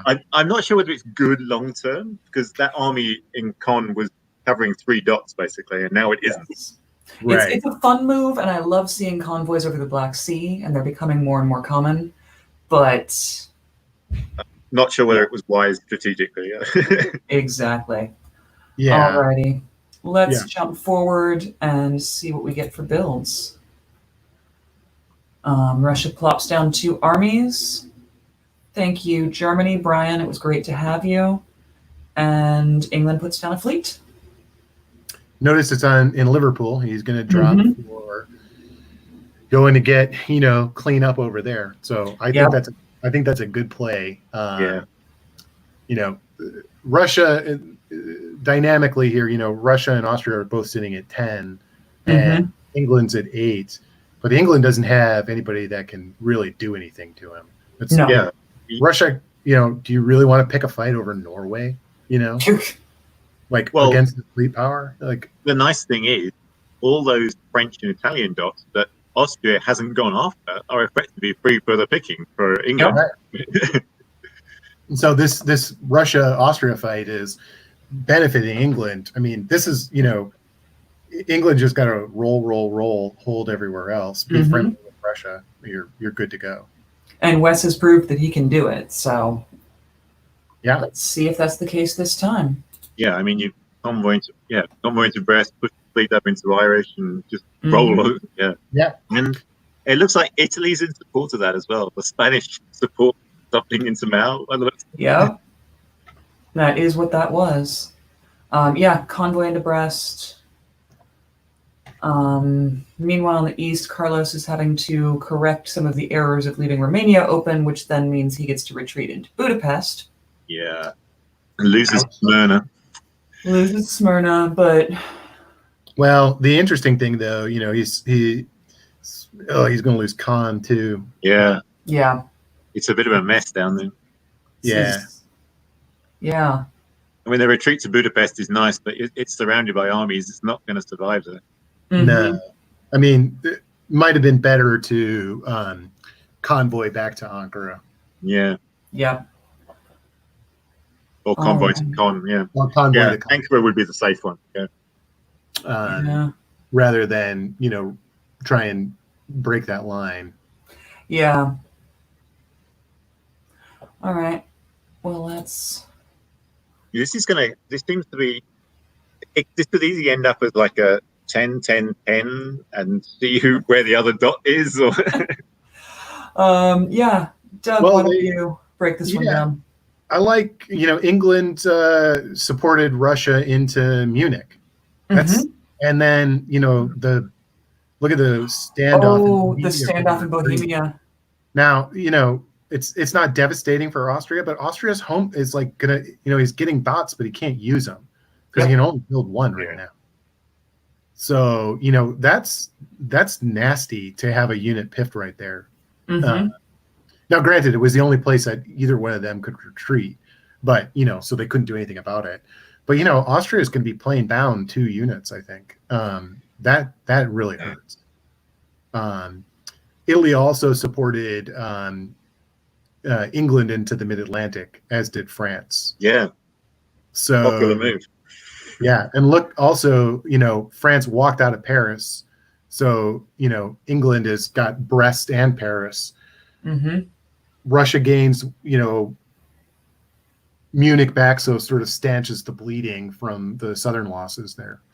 Yeah, presumably that's the rationale for England supporting Russia into Munich. But yes, you're losing Turkey basically, and I don't want you collapsing because those dots are going to Austria, and Austria's board toppings. Right, and I don't want that. So, all right, this is just playing out now. It's kind of pushing the pieces. It feels a little bit like exactly. Austria puts their 1 unit down. France intentionally picked up all of their units. Can you do that? Which we will see when this resolves. The orange one is Portugal is an orange cross, whereas the other 2 are red crosses. So I think the fleet Portugal is still there. Yeah. Okay. Yeah, we'll find out. I think that's a failed disband in Portugal. Yeah, Gabe maybe was trying to just say, you know what, I'm done with this. Y'all have fun. But we will see how Backstabber adjudicates that. And an army and a fleet from England is not surprising to me. No, not at all. And the Italian army already disappeared. Right. Yeah. So, all right, let's push those pieces. Chris, I think this one's yours. So the English onslaught into France and down into Iberia continued. And that looks like France is still helping there. That's Portugal supported Mao to Spain, right? Yep. So Spain. Yes. Did Italy not get their orders in or something? Because Italy moved to Portugal. Spain went to Portugal, so the support was void. Although it still shows as the support for some reason. Yeah, and that would be a red dot. Why it didn't move from most? I guess it doesn't matter. You got 2 units. You're having fun. So Spain to Portugal seems like a a silly move to make at that point. Why not just hold in Spain and support yourself with Marseille? Mm-hmm. Anyway.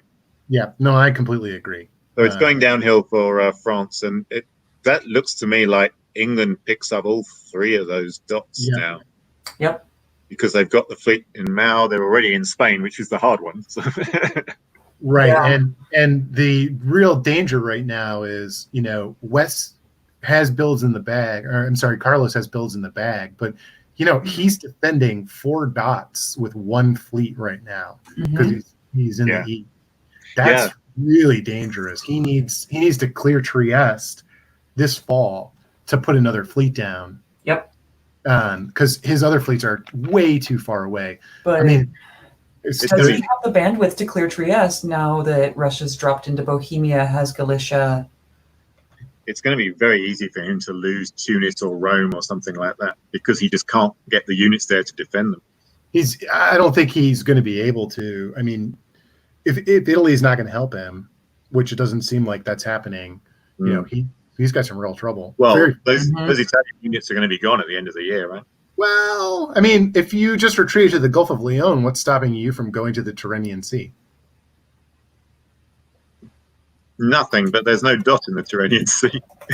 You make the case to England like, hey, I'll be your forward fleet. Bypass this dot. If Italy comes to you with that argument, do you believe him, or do you just take the dot and say, I'll be there soon enough anyway? Because Austria's not going to block me. Well, I would probably, I might very well leave Spain because I might leave it for a turn, but I suspect I'm probably going to say, well, my fleets are far enough advanced anyway that it doesn't matter. Yeah.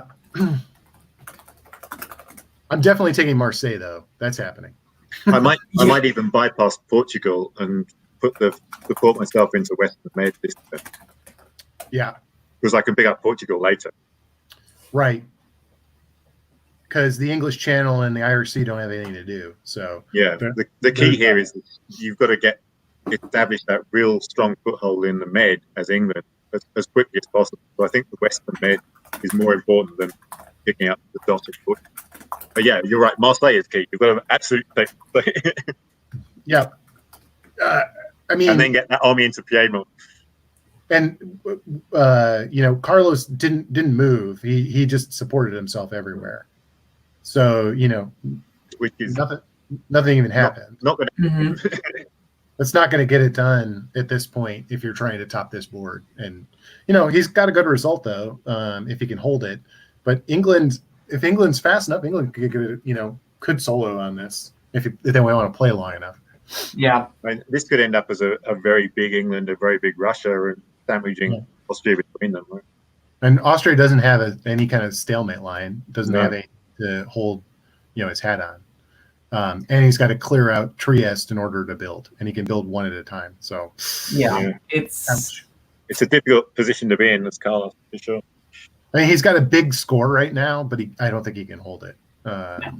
And there's no way he's convincing this board to draw. No, I don't think so. As England, there's no way you take this draw until you're at 16 as or England something. or Russia, there's not a chance in this world. No. And if I'm Russia, I'm not taking this draw either. No. Russia, I'm probably not either. I'm at least thinking about it as Russia. As England, it's just like, no, absolutely not. No. So would you consider it new? All right, let's push on. Doug, I think it's back to you. Oh. Okay. It's hard to figure out what all those orders were over there. What is? Where? In Iberia? Yeah, there's 5 orders over there. Leon and Wes supported Marseille to Spain. Spain and Marseille tried to swap. Gascony and Burgundy supported Spain and Marseille, so they just. Yeah, it's a standoff there. It looks. And then Mao tried to go to Spain with Portugal's help, but because of all that, it didn't work. That's very unfortunate for England. Yeah, I'm mad at Wes right now because I really wanted him to use Burgundy and Gascony as armies to get that army into Marseille. Yeah, and sort of break it down into two different factors. That cuts, basically wins you Marseille, and it's superior than having your fleet there. And you could drop your fleet to whatever. Well, if Mao was going to Wes as well, then you cut that off. So, right. Yeah, I feel that was a weak move by England there. Yeah, if France is doing what you want and will support Spain to hold, you're cutting Western Med. You can put three supports on Marseille. Guarantee it. Almost. Spain's going to get cut, but so what? Yeah. Mm-hmm. Yeah, he had a guarantee, and I think he whiffed. That's unfortunate. All right, well, let's just... I mean, I guess the rationale for putting Spain into Marseille is that Spain is the one that could be cut, but it was too much of a gamble. Just go back one. I noticed that England took Sweden as well. Yes, he did. Yep. That's interesting. And he took a shot at Berlin. Tried for Berlin, yeah. It was worth a shot. Well, yeah, go for it and move to Ruhr. So, well, I mean, as England, you don't want Russia gobbling up all those Austrian dots before you get there, right? Yeah, I mean, it's okay for England to pick this fight with Russia. Yeah, it's to their advantage. So this is a tactics game now, not a diplomatic game. There's no allies anymore, right? Apart from the little guys in Iberia. There's very little actual conversation happening at this point, I would reckon. Well, and Austria is just holding as well. They're just like, okay, I'm not doing anything. Yeah. All right. So Winter shows us England gets his 2 builds. Italy and Russia pick up. Anything particularly noteworthy? I don't think you needed 2 fleets here. I think I don't think you need any fleets. I would put 2 armies down. Then I would convoy to Norway, and then I'm convoying that army into North Africa or something.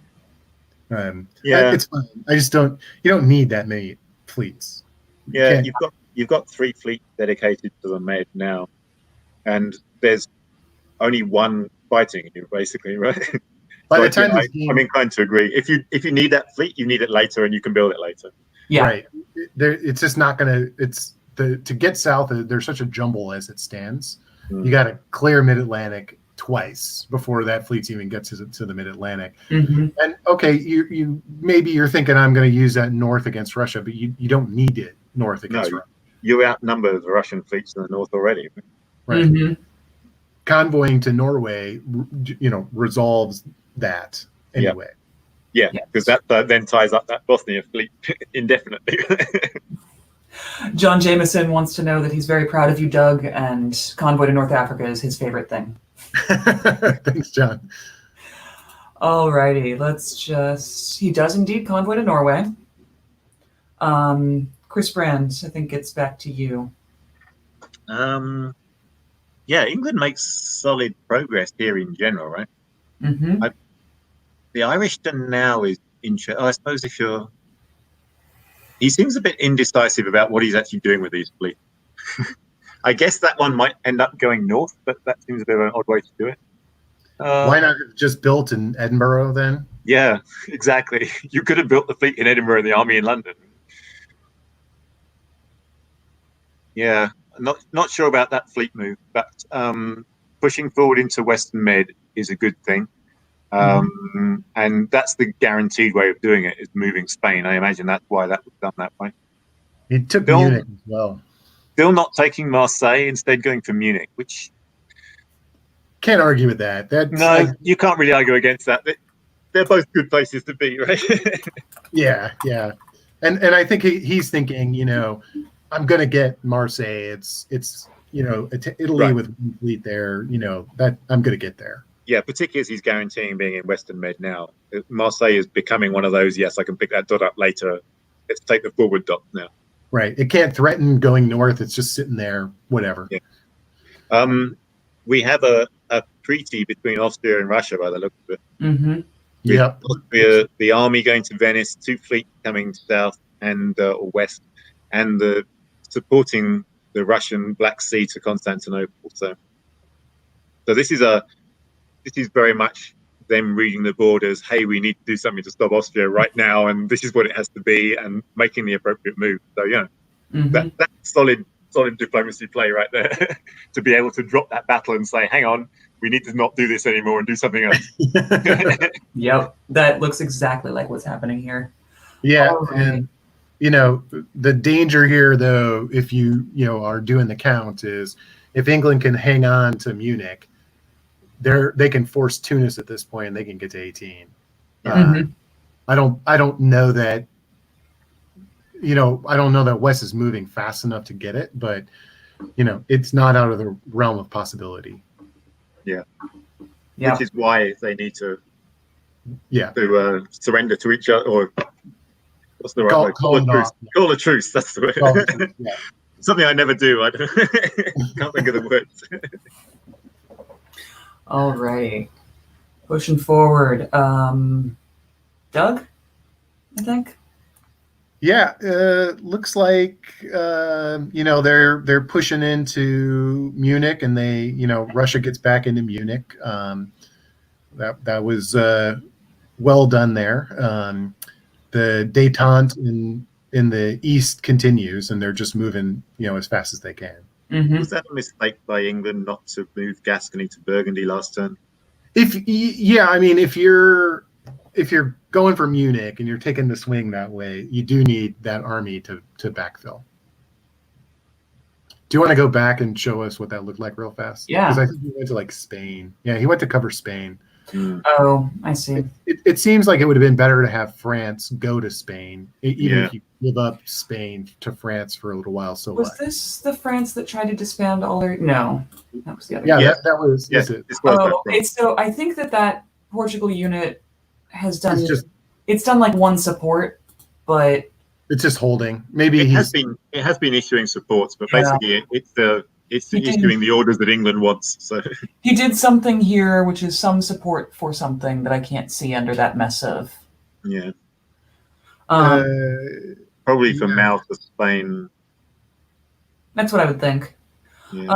The only other thing of note that I think we haven't covered yet is that the détente between Austria and Russia continues, including some swapping of dots with the fleet Con, the Russian fleet in Con.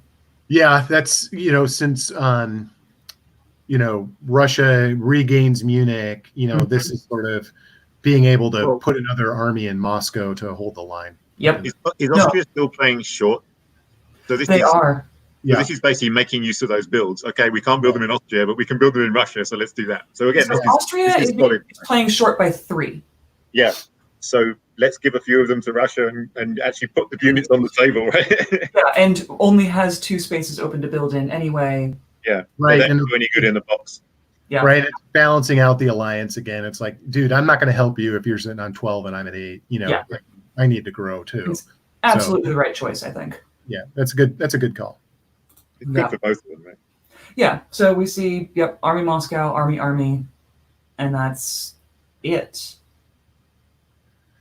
So, eventually, like at this point, this game, is, I don't think you're going to see Russia and Austria go after each other again. England has a pretty much an unassailable position at this point, and eventually has enough units to take St. Petersburg. It's just would take a long time. Yep. West waited way too long to take Marseille, which we identified before, which means that he may not get Marseille for a while as well. Yeah. So, at this point, England probably does not get Tunis. Eventually gets Portugal, Marseille, and St. Petersburg. So you're looking at a maximum of 15 as England. Okay. That's what I see. Chris, what do you see? Yeah. I'm not sure that St. Petersburg takes that long, because you can full scale for Bosnia now. So, yeah. But yeah, I agree. I don't think they're getting units. They're not getting Munich back or Berlin. So yeah, they pick up Portugal, Marseille, and St. Petersburg. Yeah. And that's basically the game done at that point, I think. Yeah. I'd be surprised to see anything else happen. You never know. No, I think that's right. Okay. Chris, back to you. Wow, St. Petersburg goes now. Russia just said, well, it's going to go anyway. Yeah, I think I would have been fighting to hold it for a while, but I wouldn't have walked out. I mean, if No. I'm walking to Livonia, just cover it with Moscow. Yeah, my feeling is, you can take it from me, but you're going to have to work for it at least. Yeah, exactly. I mean, it could just be one of those things where you guessed that Livonia was the more important place to cover, and you didn't expect that anything would end up in St. Petersburg, expecting everything would bounce. Those happen, right? England brings another fleet down into Spain's south coast. The Austrian fleets advance into Western Med and Tunis. Aegean doesn't follow them. That feels like a mistake. You need all those fleets west of the Carlos. In fact, you might even need the Russian fleet west as well. You're not careful. I think the Aegean probably should have gone to Ionian. Yeah, I'm with you. Putting that fleet in the Ionian, gives you 2 offensive fleets, because that's a defensive fleet that can then cover Tunis. And also, you need that to stand the line anyway. You need 3 fleets eventually. Might as well get the 3 fleets now. Yeah. You're going to have to move. So, you're not going to be able to build one, right? Right. So, assume for the sake of argument that, Venice is going to go down to Tuscany, and then you're trying to lock the line. You need another fleet. Otherwise, you're going to lose Tunis, and you can't afford to lose Tunis. If you lose Tunis, you're going to lose your whole position here. Yeah. So, I mean, Wes is playing this exactly right, pushing those fleets as fast as possible down into the Mediterranean, basically trying to get there before those 3 Austrian fleets lock down the Ionian, Tyrrhenian, and Tunis. Yeah. Which means you absolutely need to do that. Yeah, which means you needed that other fleet out there. But I don't think it's going to matter. He's got time, but he needs to be thinking about that for sure. It's worrying to see that not already gone. The rest of the board, I mean, in the center is pretty much locked, I think. Warsaw went up to Prussia, which it needed to. Budapest to Galicia, I don't think is notable, really. I don't think that means anything.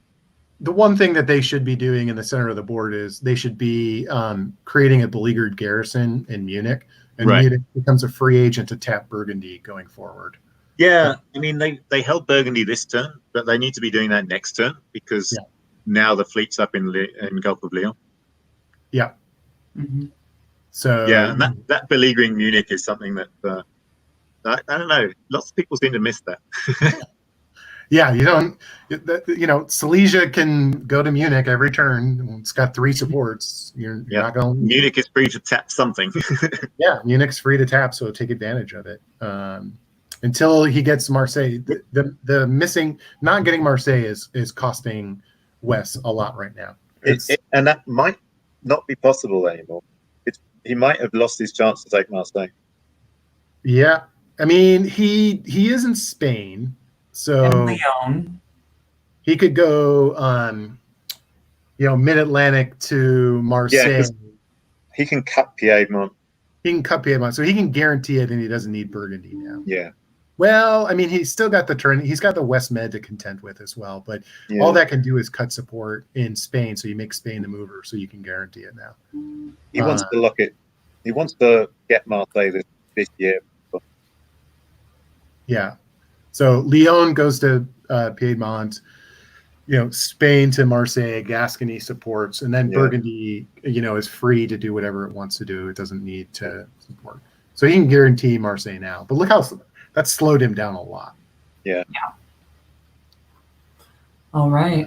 And I think that, he moved to Ionian, so he saw that. Oh, he didn't take it. Oh, he did not. You went to Portugal rather than Marseille. That's and lost St. Pete. Well, he wasn't in position to hold St. Pete. Yeah. And interesting note. This game was called in spring of 1910. But in the north, he's fine. He's killed both the Russian fleets now. So, Petersburg, it's just push the units around and eventually you take it. Well, and take a look. I mean, Austria just poked Russia for 1. I mean, in Romania. Oh, wow. Carlos. Well, I mean, he's trying to. if you're confident the game is going to be cool, then maybe you do that.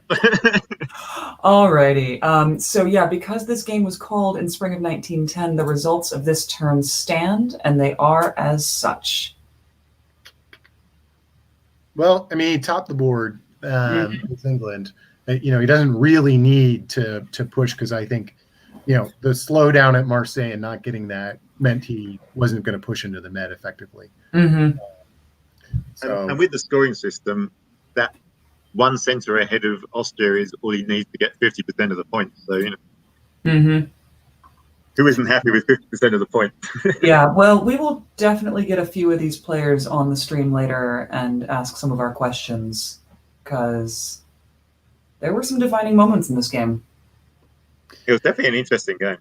Yeah, I want to, you know, give a shout out, and like, I think that Carlos and Michael in Austria and Russia did a really good job of patching things up.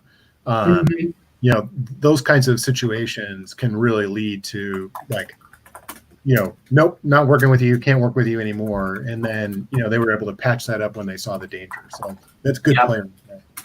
I mean, I like the way that Gabe, even when he was down to one centre, as a new player, when you're down to one unit sat on a dot, it's very easy to just completely give up. But that unit was issuing support orders for something every turn and was actually participating in the game. So that's always nice to see. Yep, that was nice. I like that. That was good. Awesome. Okay, well, before we get any of the players on stream, let's jump back to the Royale game and attempt to remind ourselves what is even happening here. All right, so Corey has been spread out. Brandon has lost the north. Brandon, yes, because of the support into St. Pete. I have a little behind the scenes on that. Apparently, Brian Pravel told Brandon right after the English support of Chris Kelly into St. Pete that he wanted to put Chris Kelly there to help throw Christian Klein a bone. Yeah, Doug's face is about what I imagine Brandon's face looked like. Why would you throw somebody on the other side of the... okay, all right. That's just what I was told. They're weasels. Because they're weasels. That's actually all the explanation we need. I mean, you know, I don't hate the move in general. I don't, the rationale makes no sense to me, but doesn't mean it wasn't a good move. Yeah. Oh, I think it's a good move, because it's like it's an English dot in waiting, right? You can pick it up pretty much anytime you like. Right, and that French fleet's not going anywhere. No, it's not causing you any problems. Right. So, you know, I don't hate that move. Sure, maybe, but that seems like a bogus excuse. In actual fact, if you're England and you've got this French fleet that comes round all the way around you, the best scenario for you is it ends up in St. Petersburg. It doesn't bother any of your centres along the way, right? Okay, let's get back to it.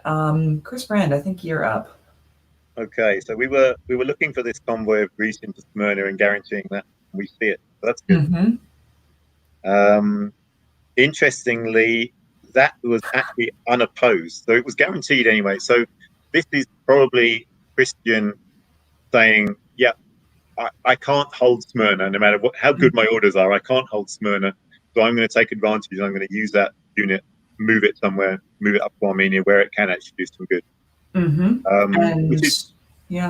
Which is something you see. Not every player would see that. Some people, like, they keep fighting to defend undefendable centers and undefendable units, or unholdable. Yeah, you know what I mean. At the same time, he manages to take Bulgaria again, which is very cool. And Bulgaria then retreats into Greece. That's yeah, I'm not sure what I guess Serbia just supported Romania, and Romania supported Romania. Romania supported Sev. That seems a bit. I mean, Sev didn't need the support. I would have beleaguered. Why would Romania support Serbia? Yeah. I would have had Serbia go to Bulgaria and Romania supported, I think. Because I don't think I'm worried about Romania being attacked by an Austria-Russia combo, or even by... Oh, I guess maybe the two Russian armies would attack Romania, but that doesn't feel likely. Yeah. That just seems like... Brandon's moves here are what we said they should be, right? Ukraine goes up to Moscow. And the bounce of Warsaw. let's fend off those northern powers then. Mm-hmm.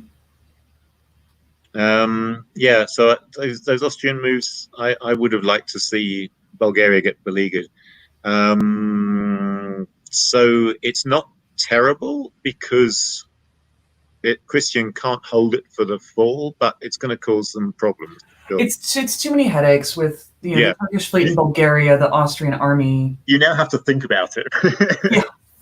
And you're guaranteed not getting Constantinople, which surely would be the goal for fall here. Right? That was, I'm guessing, the goal, but it appears to have fallen through. We do have Trieste up to Tyrolia, Venice to Piedmont, which is very good to see. About time. Yep. Thank you, Corey. And Spain to Gascony is that's okay. I don't object to that. I mean, as Italy, I'm looking to pick up Marseille in the fall. I can still do that, and I can still cover Spain. Spain is fine. I might have just held in Spain and then supported into Marseille in the fall. Yeah, it appears as though she was afraid that maybe Brest or Paris was going to drop down into Gascony. Yeah. I mean, yeah, that seems a bit odd. Although, to be fair, looks like Paris was thinking Brest was going to Gascony as well. So. Whereas Brest just held. Yeah, with support from Mid-Atlantic. So there's there's an odd, interesting relationship between Italy and France. Wait, so I wonder if I wonder if they've got some sort of agreement to work together against, or Corey might not take Marseille in the fall. There might be some deal going on where Gascony now supports Marseille up to Burgundy or something like that. That's what I'm thinking. But then why do you send the army up to Piedmont? I don't know. It'll be interesting to see what the fall moves are. Let's put it that way. Yes, I'm happy to finally see the army in Piedmont, but yeah. What are you going to do with it? Exactly. Other than that, England's sort of the convoy to Brest failed. Mm-hmm. Bounces with Germany. So that was either a disagreement about who should be taking Brest or a miscommunication or something. I don't know. Mm-hmm. England hasn't tried to attack Mid-Atlantic for a while. They've been concentrating on Brest and they haven't succeeded. Almost feels like they should have tried something different, but I'm not sure what the something different would have been. It feels like there was a pretty substantial miscommunication over there, over what was happening. With Germany going for Brest, England going for Brest. And it feels to me like this is the point where England and Germany should just be figuring out how they can work together, because Italy, Austria, Russia seem to have got their act together and are coming your way. So if you don't get your act together, then you're going to be in trouble. Well, and you're Germany, and it's really bad if you get pinned in the middle, which you kind of are now. So yeah, I mean, if I'm Germany in that position, I'm probably happy to support England into Brest on the basis that then they be able to beat Liverpool and push down into Mid-Atlantic, and we start to push back a bit. Yeah, I mean, if I'm Corey here, I'm going to self-stand in Spain, and I'm gonna make a play to get Marseille. I've got to get it. Right. We're wondering whether that's actually what will happen, or whether there's some deal between France and Italy whereby Gascony supports Marseille up to Burgundy or something like that, and she doesn't try and take Marseille. But I feel like she should be taking Marseille. Yeah, I think she should. For sure. And then the question is, who do you want to have Brest? You don't really care, probably. But I do think I thought your comments on Germany and England getting their act together is really important. Yeah, they can't afford to fight each other at this point, or even disagree about who should be taking the French dots. They need to work it out.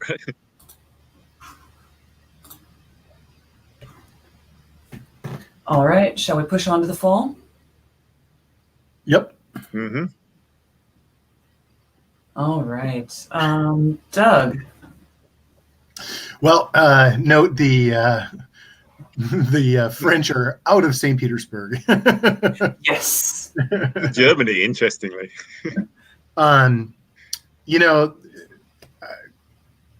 We were, looking at Marseille. That didn't happen. She went back to Spain. See, she shouldn't have moved Spain to Gascony in the first place. If she's that worried about mid-Atlantic, which is not unreasonable, if she'd stayed in Spain, she could have just supported herself into Marseille this turn and not worried about it. Right. And, down in the east, Christian is doing his level best to, keep in this. He doesn't have a lot that he can really do, but he's doing his best. So he's making them work for it, which is all you can do at this point, right? It's 1907. He's never really had anybody working with him, and he's still sitting on 3. Yeah, there was a brief RT, I think, for about a season. Sometimes it just doesn't go your way. That happened here, but Christian really is making him work for it. Think about it. You're sitting on 3, never got out of the box, and you're still like bouncing him all over the place. So he's doing a good job. I mean, you can't fault his play here, right? He's done as good a job he can as with the cards he was dealt with. Right. I think it's interesting to see. It looks to me like Mike is helping Corey top this board right now. So Austria walked out of Greece, to retake Bulgaria, and Italy is gaining Constantinople. So Italy is up 1 here. Yeah, that's an interesting choice because there's no need for Greece to be the mover there. Serbia could have been the mover just as easily. So that's obviously an agreement that, yes, I'm going to give you the dot rather than I'm going to have the dot. Right. And now, Russia's dropping down to Armenia. Is that to help or is that to hurt? Dun, dun, dun. We will find out. Well, it didn't get there. So that's a tap, right? Probably a tap. It makes sense as a tap. I also noticed, Brandon's dropping back to Warsaw and Moscow, and Mike is moving his forces up, so he's got 3 still on Munich, which keeps Ali pinned in. But I'd be very surprised if Brandon isn't actively part of this Austria-Italy alliance, and that those moves are very much coordinated. I mean, he's a good player. Christian, everybody here is a good player, but when you're in this situation, you don't give up. You're still trying to figure out how can I get back in this game. And so, sometimes consolidating and finding a way to try and like snaffle a dot somewhere back can get you back in this game. So it's just play for time, make friends with people. Sometimes they'll throw you a bone, and then all of a sudden you roll back out. Like Christian got out for a second, and if things had turned out just a little bit different, if Austria and Italy hadn't been able to patch things up, Christian's rolls over both of them, I think. Presumably we'll see Romania support their basketball with next turn so that Christian doesn't sneak into Sev. Yeah. Yep.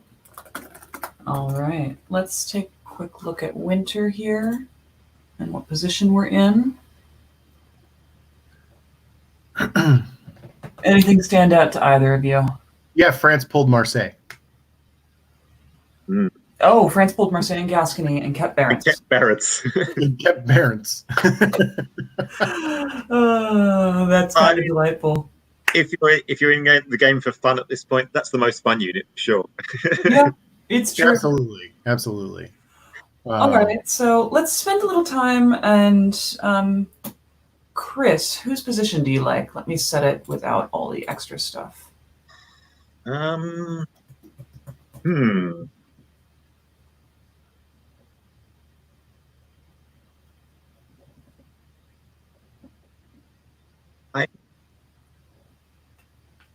I'm looking at the center counts and everything. I like Gloria's position at this point, I think, Italy.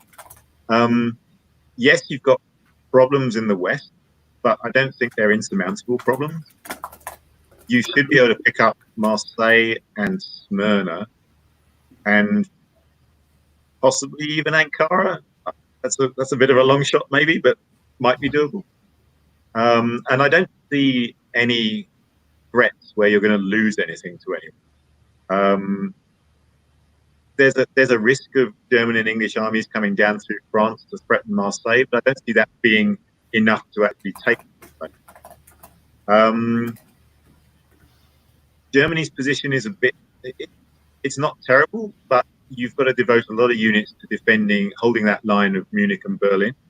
And what are you going to pick up from there?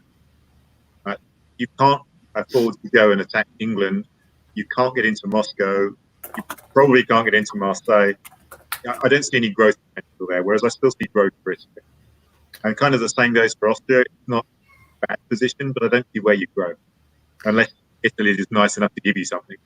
Why would you? I don't know. Yeah, I mean, at this point, I think it's math that, mathematically Christian is going to get eliminated. You can't hold Smyrna this year. So, if they do this correctly, there's nothing that can really stop that from happening. They can eliminate him this year, potentially. What depends on what Seb does, right? So, I think Corey's challenge here is, how do I placate my Austrian friends and keep them from, taking my vulnerable thoughts? This is where I don't know that I want to build a fleet. I kind of wanted an army in Venice. I think you need the fleet in the West. You were going to get an English fleet in Liverpool. Yeah. So I need to get a fleet into Western Med sooner than I can get it from the Eastern Med to there. Yeah, it's not the end of the world if you lose the Mid-Atlantic, though, because you're still in Portugal and Spain. It's not ideal, but it's not the end of the world. Ideally, like, here's the danger that I see for her right now is what she should do is pull Piedmont to Marseille so that she's in Spain and Marseille. Yeah. You can try to go to Gascony, but it's not going to work. That gives yourself a soft retreat to Spain if you need it, but it's fine. But you don't have anything after to sort of hold Marseille, and you need another unit to lock Marseille down because Spain's going to be busy elsewhere. So, I think at this you kind of just have to sacrifice the Mid-Atlantic. You're right. You do need another unit there because once you've lost the Mid-Atlantic, then Spain can be cut, and then you need that unit behind Marseille. Right. Yeah. So, But then, you. Right. The interesting thing here is, like, I think Brian is got a really good position, and he has a lot of incentive as England to keep this going for as long as possible. There's one German fleet. He's resolved his problems with Italy. He, create chaos where you can, because, the French fleet is going away. Mm-hmm. So I like Brian's position too. Looking at the Italian position, why would you not move Piedmont to Marseille and then get the Austrian to send Tyrolia to Piedmont and backfill one of the other Austrian armies up to Tyrolia? I think you've got plenty of time to do that. I mean, if Austria is willing to do that, then yeah, then that would work. I want that extra army in Venice so that, I can back it up, but also that I'm not drifting too far from my home centers. Because, look at it right now. I mean, if she goes to Marseille from Piedmont and Tyrolia goes to Venice, like, she's toast. She could fall really fast. Alrighty. Well, let's put a pin in this for the moment. We've actually got someone waiting backstage to chat with us from the other game. So we had a lot to say at the end of the regular league game, and a lot of great words, I believe, for our newest guest. So let us welcome Mr. Wes Ketchum. Hey, Wes. Hi, everyone. Hi, Doug. Hi, Chris. Hi, Siobhan. Welcome. Thank you. Yeah, thank you so much for joining us. Congratulations. Tell us a little bit about how this game went for you. How did you feel coming into it? I mean, you were third in the standings. I hear you've got a bit of a rivalry with Carlos brewing. Well, Carlos is such a nice guy. It's hard to have a real rivalry with him. But, yeah. So coming into the game, I've been doing okay in the league. This is my first year playing with the Windy City Weasels, so it's been a lot of fun. I had my very first face-to-face game was the very last barroom game that we had before the pandemic and shutdown. That was the last time I played England. So this was the first time coming back to playing England in a face-to-face game, or a virtual face-to-face game. So that was a bit daunting and exciting at the same time. And but yeah, I can't.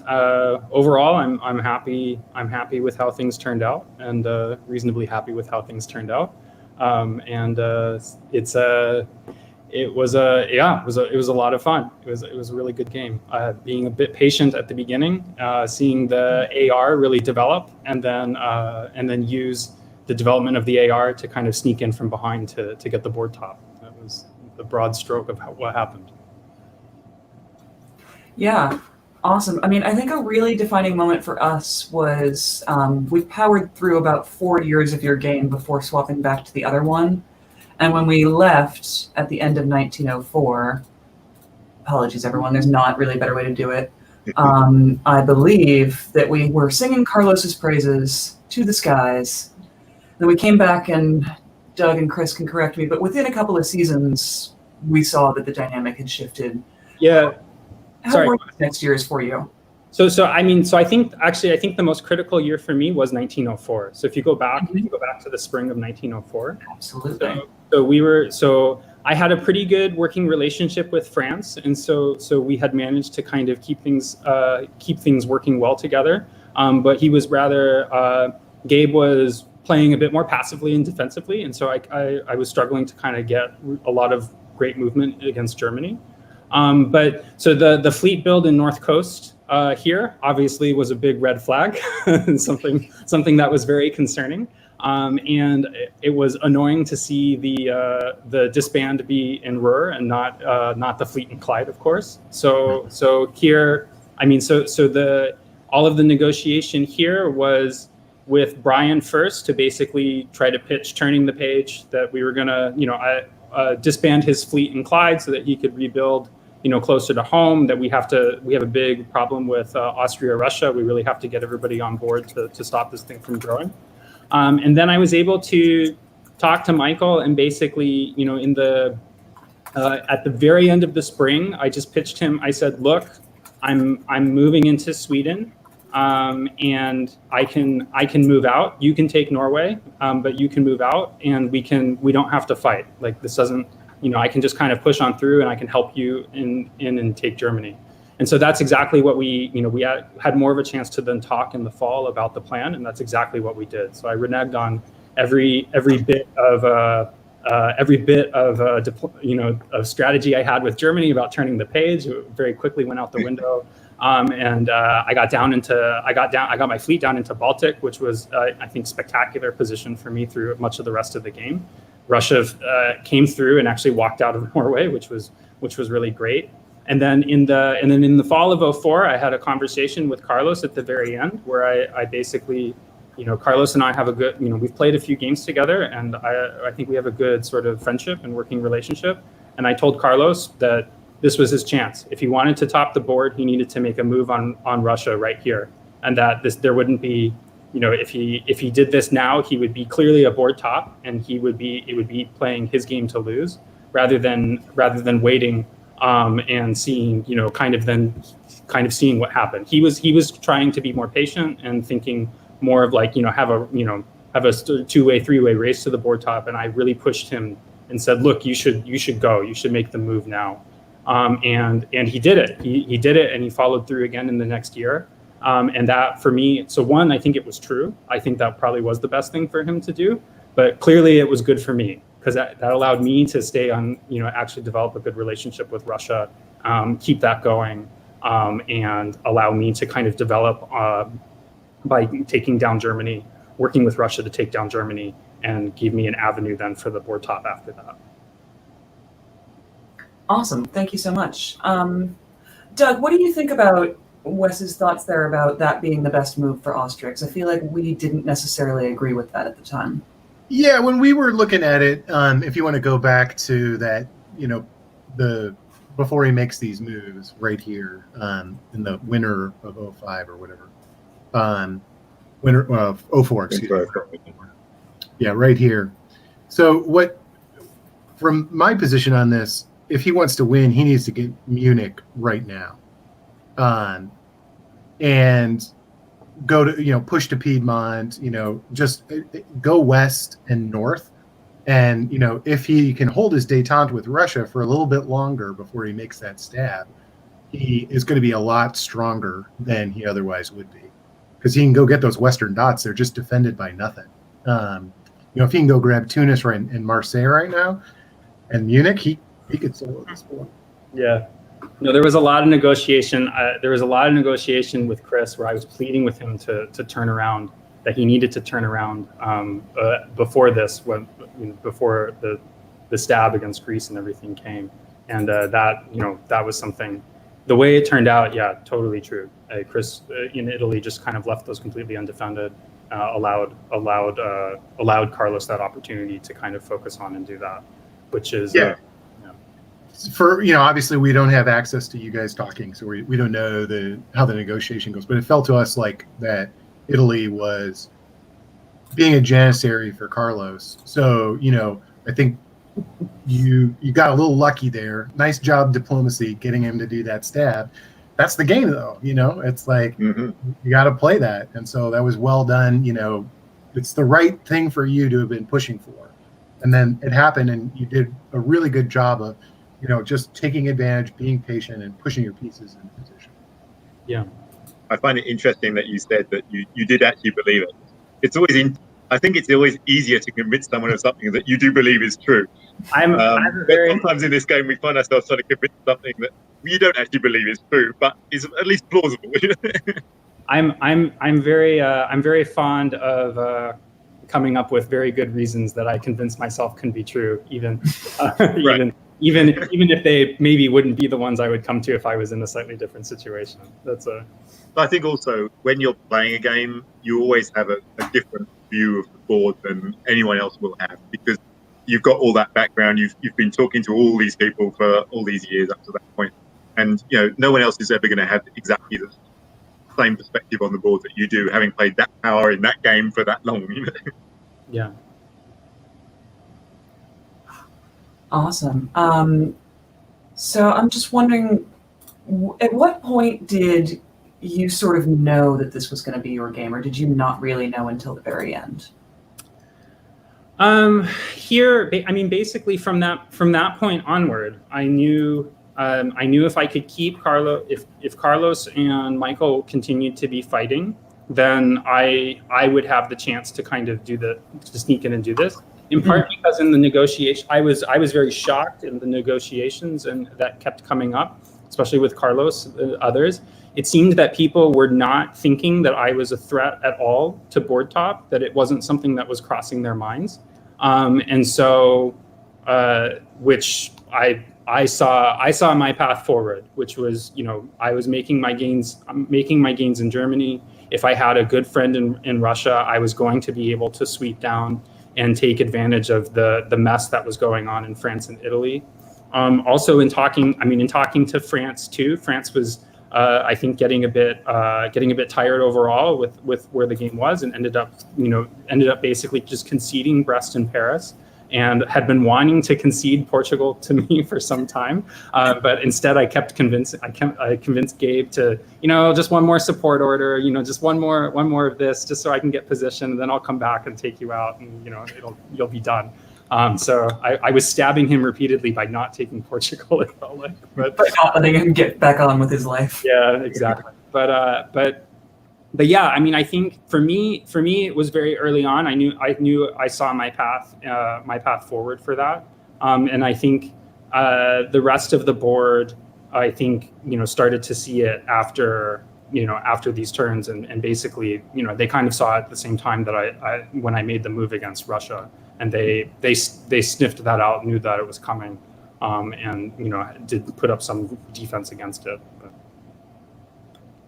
Fantastic, Chris or Doug, anything else that you wanted to ask us? Yeah, one thing we're curious about. So from about this point, you pushed down very quickly through France. You got into Spain.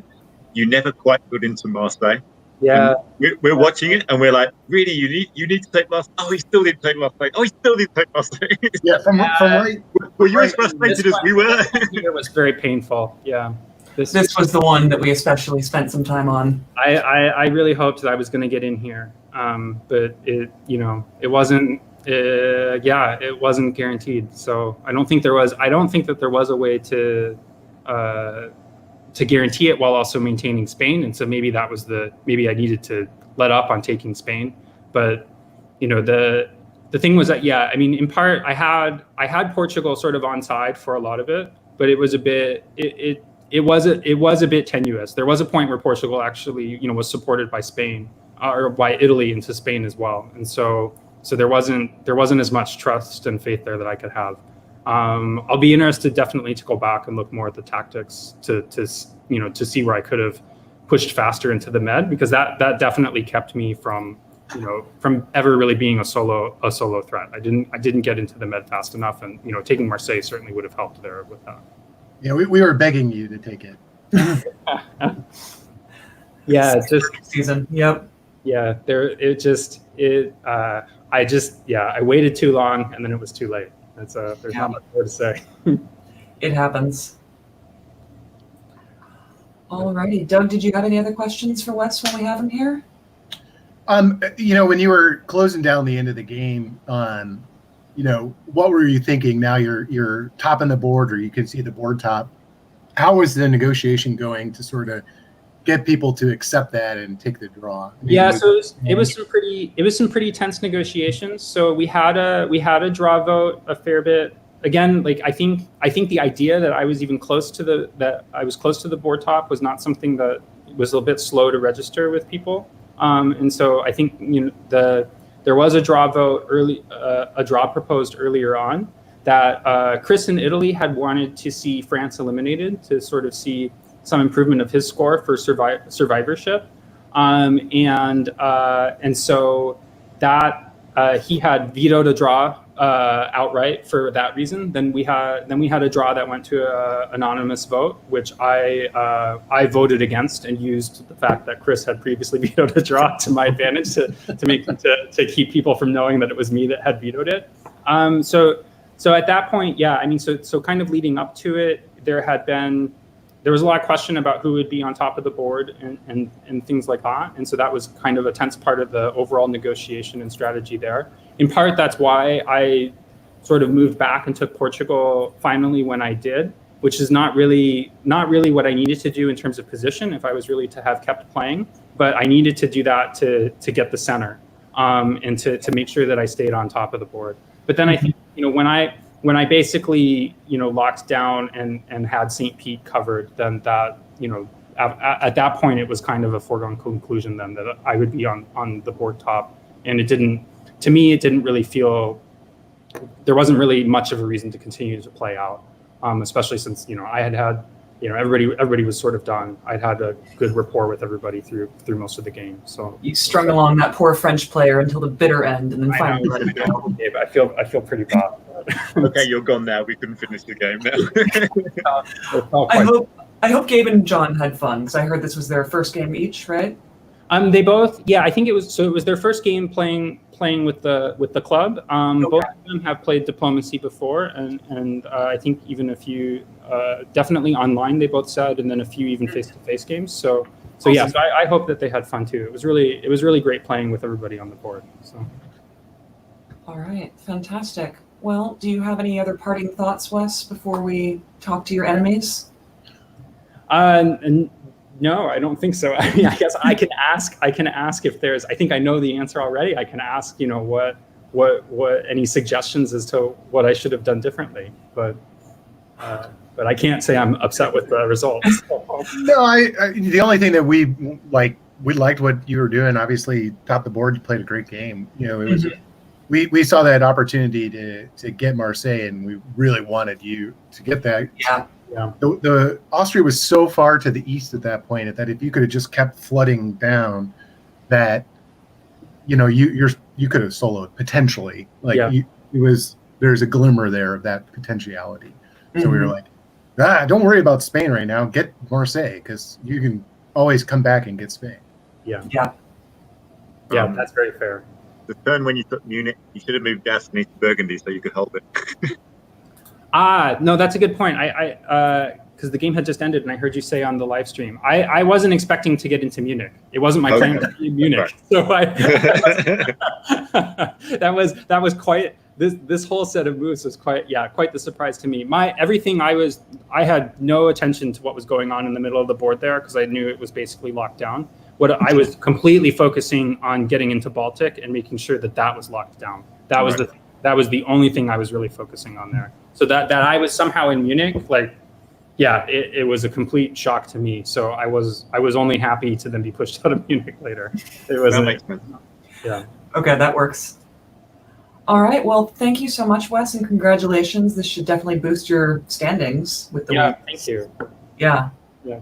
Yes. Thanks so much. Thanks to all of you for doing this live stream. It's always such a great pleasure. So it's always fun to do, and it's always fun to have you. Congrats on the result. Nicely done. Yep. Thank you very much. So. All right. Thank you, Wes. All right. All righty. And next up, we are going to bring in from the same board our Austria, Carlos Trevino, and our Russia. I apologize, Michael. I'm not even going to try with your last name.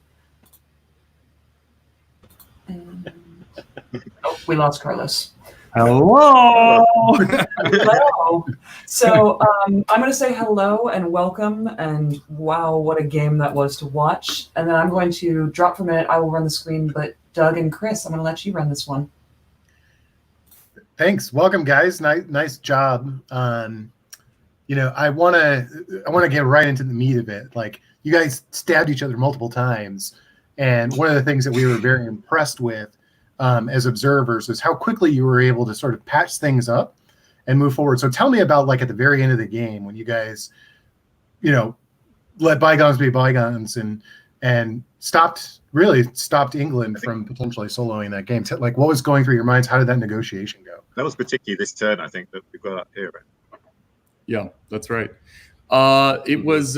I wish it had been a little faster. Actually, I wish we'd been a little faster on the uptick to see just how there had been already a number of negotiations to draw or not to draw. We didn't foresee France falling quite the French souffle falling quite so quickly, and thought he may put up more of a fight, and he did not. Because of that, I also was worried that we weren't actually getting along. So if I really had seen and really believed, this is me personally, that we could turn this around, I think I would have been a lot quicker to get out east. As it turned out, I was a little bit slow on the uptick. But I'm very happy for the work with Michael all through this game, actually. I regret greatly, as you probably can imagine, the stab that West had talked me into. And I'll blame him till my dying day. And so that's my part. Michael, what do you think? I mean, really, I don't know. I don't know that we were ever on bad terms, right? Because even when we were actively attacking each other, we would negotiate every turn and have some kind of discussion. I don't know. It was interesting. I've never quite had, I don't know, the repeated every turn we have to talk and agree, are we still fighting, or would we going to patch things up? It seemed worth it. It seemed to really work that angle, because I wasn't so sure that attacking you was actually the right thing to do, and as it turned out, it probably was the wrong thing to do. But I was also convinced that you could have easily started working against me here as we were pushing into the middle, or thinking about it. Yeah. I think my thought was that the big play for me was in the north, in Scandinavia. If I could partner with whoever was doing worse between England and Germany and push in the north, I could eventually hit parity with you. After I did not expect the stab of Italy to go quite as well as it did. I'll be honest. I don't think I certainly did. Because I thought it would either. be the beginning of a nice, long, protracted war between you two. And then the next year I was thinking, you're going to build 3. And you want Romania. Yeah, we didn't expect that Italy was going to continue going west because he had some defensive options there. He certainly did. And in fact, he was lucky to do as well in the West as he did, right? I agree. And he point, stayed in the game till the very end. Yeah. I mean, at this point, he risked being basically out completely with this turn, or maybe down to 1 at this turn. So he was. Yeah. Siobhan, can you take us to like after the stab when we were when we took our break here? So at this point, like right here, if you go back one, thanks. Yeah. Chris and I were just in love with this position right here. Yeah. We both wanted to be you, Carlos, at this point. Yeah. Aw, gee, nobody ever wants to be me. So what are you thinking because we saw where you ultimately moved. We wanted you to go west and north and like really try and make a play to get into Munich right now. So I'm interested from both of your perspectives, like what were you thinking at this point? Because you got a real opportunity here potentially to solo Carlos, and obviously that could frighten you, Michael, because crap, we can't have that. So I'm curious what you guys were thinking, like as this point hits. Where's your mind going? Go ahead, Michael. So at this point, this is the point where the Romania, we had agreed I would hand over Romania at some point, but it was not supposed to be this turn. And we had a discussion where that's exactly what I wanted to do, and that's what we agreed to do, which was that basically I'd keep working with Wes in the north, pick up Berlin, maybe pick up Munich, and then just throw Austrian fleets into the Mediterranean and out to eventually meet Wes in the Atlantic. And that Wes is very persuasive, I gather. And that this is the. Yeah, I don't know. I guess Wes talked you into pushing for the board top just with Russian centers, and I think it confused me because at the time I thought you had accurately diagnosed that my defensive position wasn't terrible, other than in Turkey, and that we could get back on the same page with me as more of a junior partner in the north. I don't know what your perspective was on how did Wes sell that to you? Wes has a kind of offensive charm that is weirdly persuasive. You know what? I don't honestly know. I can give you some background. I usually do pretty well to the mid game, and then I feel like often I get a little bit lost. I see now very clearly what I should have done, and I really enjoyed the alliance play that we had going on. And now I completely, obviously, regret doing what I did. But I thought there's a couple of things. One is I was able to keep Italy occupied, or he was happy to be occupied, going against France. France's play the whole game had angered him to such an extent that he was willing to continue in that vein. And for that reason, I felt, and he saw me sneaking and taking all of his spots, and he didn't come back at me. So I felt like, well, there's a kind of weird alliance going on here. I could just use that to my advantage and really try to push. Obviously, those centers in Turkey were kind of delicious if I could just hold off for a while. And it also didn't allow me to see really what strengths England had at the same time.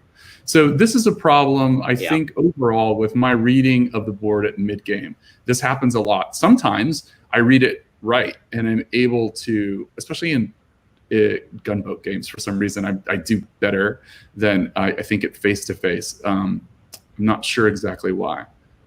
Probably some problem with my personality. But yeah, that's the best I got. Wes and I have been sort of doing well this last year, and for some reason, I just gave him the benefit of the doubt that he would be pushing against Russia and to the same extent that I was, and instead he really pushed into France and down. So I wasn't expecting that to happen, but yeah. I think the difference with Gunboat is you've only got the board. You just have the board to look at. You haven't got all these people whispering in your ear, telling you how to interpret it.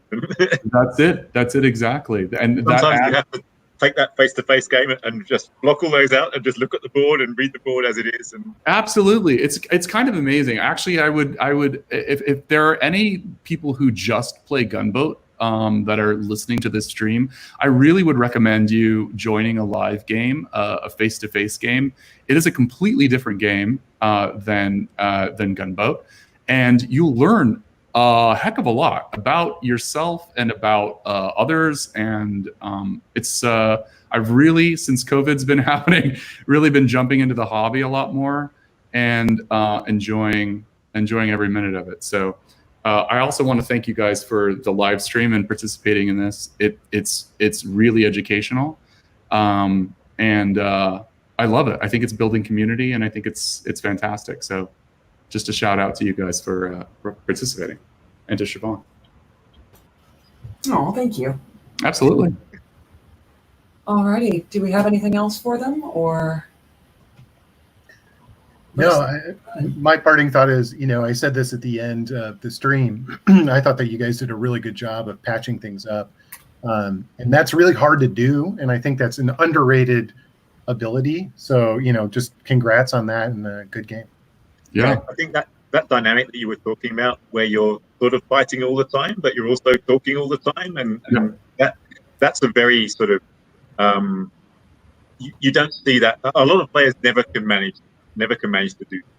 They're either fighting someone or they're friends with someone, and there's never that sort of in between ground. But I think a lot of the but that in between ground is where a lot of the skill and the fun happens in diplomacy. A lot of the time, I think. Right. I would also say, if there was something that I learned this time, it's talk to everybody. If I had talked to France more and knew more about what was going on with him and understood his how and why he was sort of working, I think I would have been able to see some things that I wasn't able to see. But all congratulations to Wes. All congratulations to everybody on the board. I think everybody played well. Sorry to John, who got kicked out very early. And He had a rough game. I hope he comes back to play. You Weasels are vicious to these new players. You really are some bitches, man. Yeah, I heard that you guys were nice to new players. We were nice to Michael. I present Exhibit A, and then you in France, who wanted to leave, had to hang on to the bitter end. Oh, well, we're keeping up our reputation, I guess. All right. Well, thank you so much, Carlos. Thank you so much, Michael. It's always great having you guys on the stream. And I hope you enjoyed yourselves, and well done. We sure did. Thanks a lot, you guys. Appreciate it. Thank you. We had a great time. Yeah, thank you. Bye-bye. Bye. All righty. Well, that was fun. Let's get back to our Royale game now, because they are chugging along. We left them in spring of 2008, which we hadn't talked about, I believe. Chris, why don't you take this one? This is the other game, right? Yes, I know. Okay, so looking at Turkey, we were basically expecting Christian to get ground out here. It was mostly a question of how fast and what he did in the meantime. So this is basically following the plan here. Taking Smyrna, guaranteeing Smyrna, and Con goes through Ankh because Christians, you've got the choice here. You've got two units. You can try and defend Ankara, or you can try and take Sev. and Rum supported Sev to hold it. So this is more or less what we expected to have happen here. I guess the only interesting thing is that Austria did follow up into Constantinople, presumably by arrangement. So that means that they're each going to get one out of this two Turkish. Piedmont went to Marseille. It's spring. I imagine it will probably stay there. You never know for sure. Some different moves in Mid-Atlantic. For a long time, we've seen Portugal supporting Mid-Atlantic to hold. This turn, though, we've got the supported move to Gascony to bounce back. And looking at the result, that looks like exactly the right thing to do at this point. Quite how Corey knew that was the right thing to do. And we've also got the other German army. So we've got what we said, the English and the Germans cooperating very solidly together, bringing those armies down, putting the pressure on Spain and Marseille. We've got 3 fleets next to the Mid-Atlantic now, so we'll see the Mid-Atlantic get forced in the fall. Also, over in the east, we've got a convoyed army into Livonia, goes with the English support.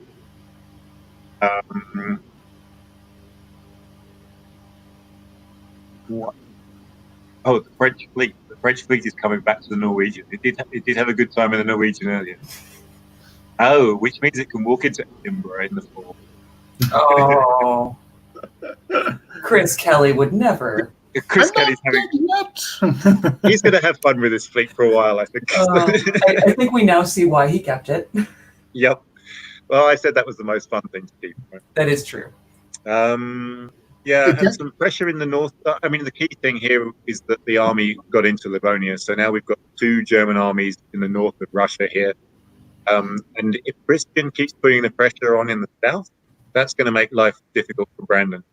Well, one thing is Christian's going to be out at the end of this year. So Warsaw just needs to support Moscow. And they haven't got the 3rd army in Prussia that they really need. Yeah.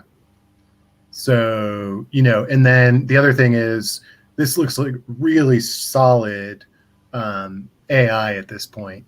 And the frustrating thing is they could have done that. The Germans could have moved Berlin to Prussia, Munich to Berlin. They could have covered that. Yep. It feels very passive in the center of the board. We've seen Ali. We were told at the beginning that Ali tends to play a fairly defensive game. And I think we're seeing that here. He's been a little bit more aggressive. Then he could have taken Moscow or Moscow in the fall. As it is, he doesn't have that opportunity.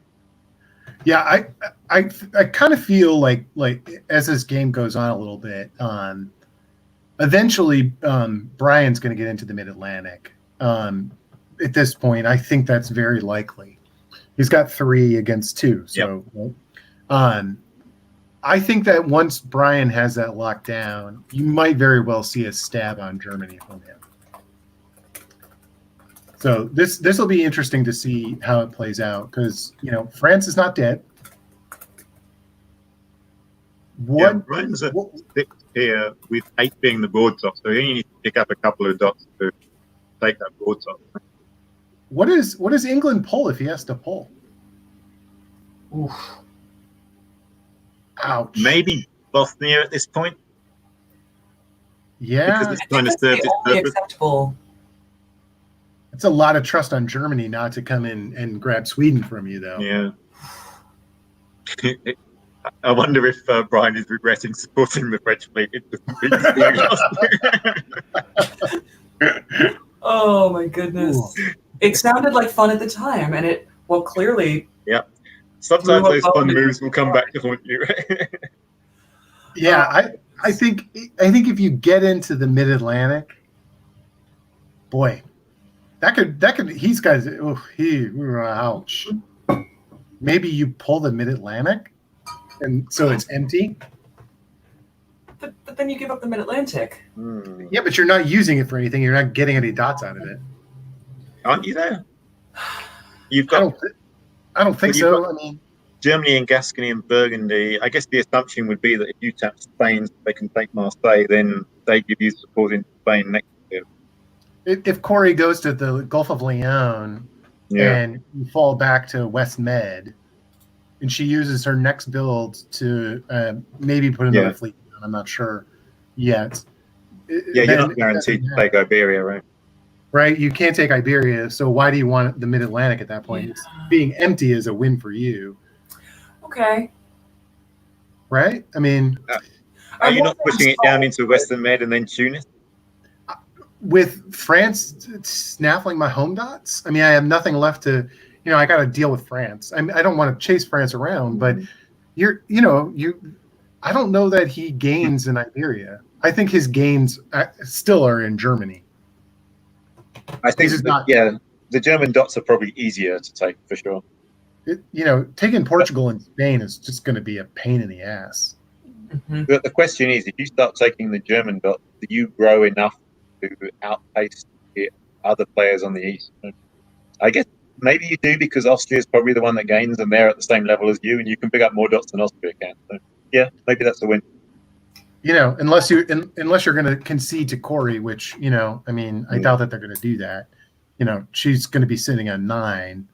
You've got to make a play at some point, and unless Austria is going to stab her, she's got a really, really strong position. Yeah, got some weaknesses, but England extending myself all the way south to try and get dots from Italy right now, it doesn't feel like the best move for me in the long term. It feels like it's going to pull me apart. Mm-hmm. And Germany just waltzes in, and then all of a sudden my position. And you are also behind Germany in dots at this point as well, if you're England. Yeah. So taking a couple of dots from Germany does you a lot of good. Right? Okay, well, let's march forward into fall and see what happens. And Norwegian to Edinburgh. Yep. And forces Mao as expected. What are you seeing? I'm looking at St. Petersburg. England taking St. Petersburg.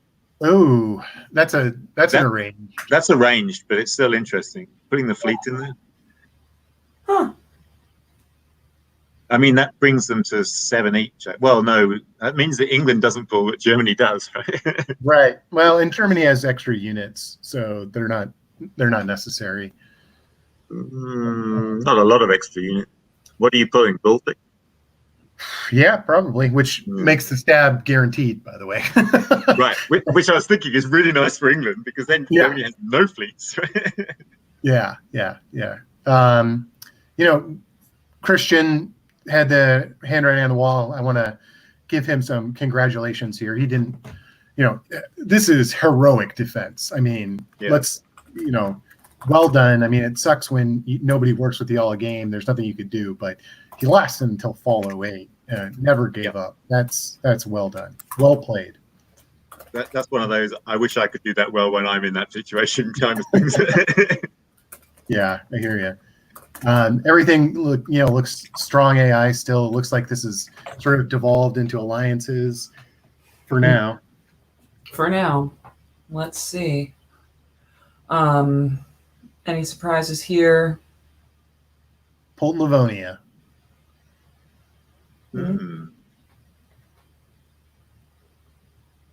Okay.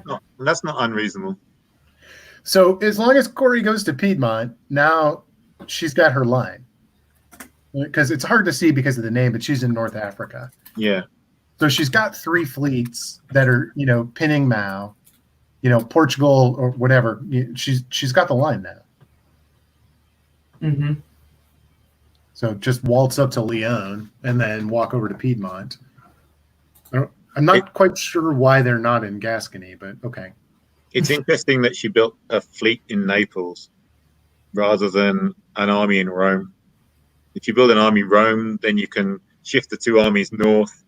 You can stab and take Constantinople and lock in that board top, because then there's not really anything Austria can do about it. Very frankly, right now, I would absolutely take Constantinople from Austria. There's no reason not to. Well, the reason not to is that you could lose Venice, right? Yeah. I suppose you can move Naples to Apulia. You can do the same thing that way.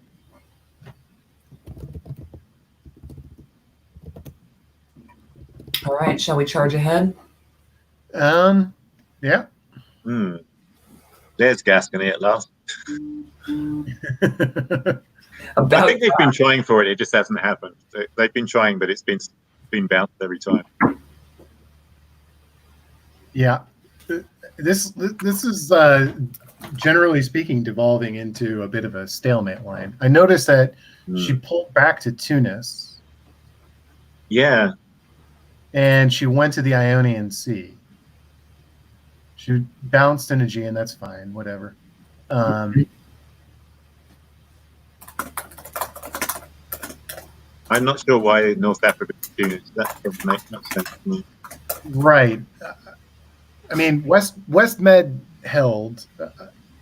Okay, I'm not sure what she's doing here. I mean, is she going to try and stab Austria? Go up to the Adriatic? I don't still, I would have moved Naples to Apulia, I think, if I was doing that. Yeah, well, let's find out what she did. Oh, there you go. Ionian to Adriatic. Yep. Okay. But not taking Constantinople. No. Oh, Germany. Germany went to Brest. Oh. Germany takes Brest. Austria takes Munich. Brest moved out, right? So that's my arrangement. What is going on? This is because also Germany's in Sweden. Yeah, Germany stabbed. But no, this is by arrangement, I think, because Brest moved out, right? Brest moved out intentionally. It convoyed to Wales. So this is one of these weird throw the board top deals. Yeah, it looks like Brian is. I mean, he's given away 3 dots because also he lost St. Petersburg. So this feels like animosity potentially. Well, I would want to hear from Brian. Okay, what happened here in fall 1909? Why did you walk out of these 3 dots here? Yeah. This is one of those that you can't explain by looking at the board situation. You have to know what was going on in people's heads and what they were talking to each other about, I think. Yeah, well, interestingly, I will note that Austria got into Munich too. Yeah, that's interesting. So, are they just like making an arrangement at this point? This is the way it's going to be? Could be. This has not been represented on the screen that we are seeing right now, but I have been told that the game has been called, and it is done after fall of 09. So, yeah, this is the result that I will agree to as a draw, and we have to move these centers around in this way. And there you go. I don't have clarification whether they are accepting the previous fall result or what happens at winter, which changes a little. But possibly we can get some intel about that because we have our friend, the board topper, Corey Nesland. Hi, Corey. Hi, welcome, Corey. How you feeling? I can kind of hear you. Oh. I think you're too far away. Sorry. Hang on 1 second. Can I drop out and come back then? Actually, you're okay right now, so let's just talk like this. Oh, okay. You can just yell at us. It'll work. So, I'm used to being yelled at. It's fine. I have a toddler. How you feeling, Corey? Congratulations. Very good. I feel great. Yeah. So what's going to tell me about this game? This game was a really interesting one. We talked a lot about how much balance of power seemed to be happening between all the various people playing. How was it to play a game like this? It was a weird game. I definitely don't think it felt like it had the tempo of like a normal game, tournament or otherwise. It was interesting how fast temporary alliances seemed to shift and who was going back and forth on, vacillating on whether or not they were going to be helpful or harmful, like over and over. I enjoyed it. It was really fun. Chris Kelly made a point of saying, like, I'm not going to give you anything. You're going to have to earn it. And that just made it, like, I don't know, a very fun experience of, like, trying to guess what he was doing, especially when he, like, dropped down to only a few dots. And so you're like, okay, each one really matters, at least from his perspective. It was interesting. It was a fun game. All right, fantastic. Doug or Chris, did you have any specific moments that you wanted to ask Corey about? We would be remiss if we didn't talk about Piedmont. Yeah, well, that army. Let's go back and find army in Venice. You seem to spend a lot of time with an army in Venice that could perhaps have been better used elsewhere. Let's say. Yeah, are you talking about like why did Venice just sit there for most of the game? Yeah. Yeah. Mostly because I've never really played with Mike before, and I couldn't tell if he was the kind of guy who would just like ding me for Venice or not.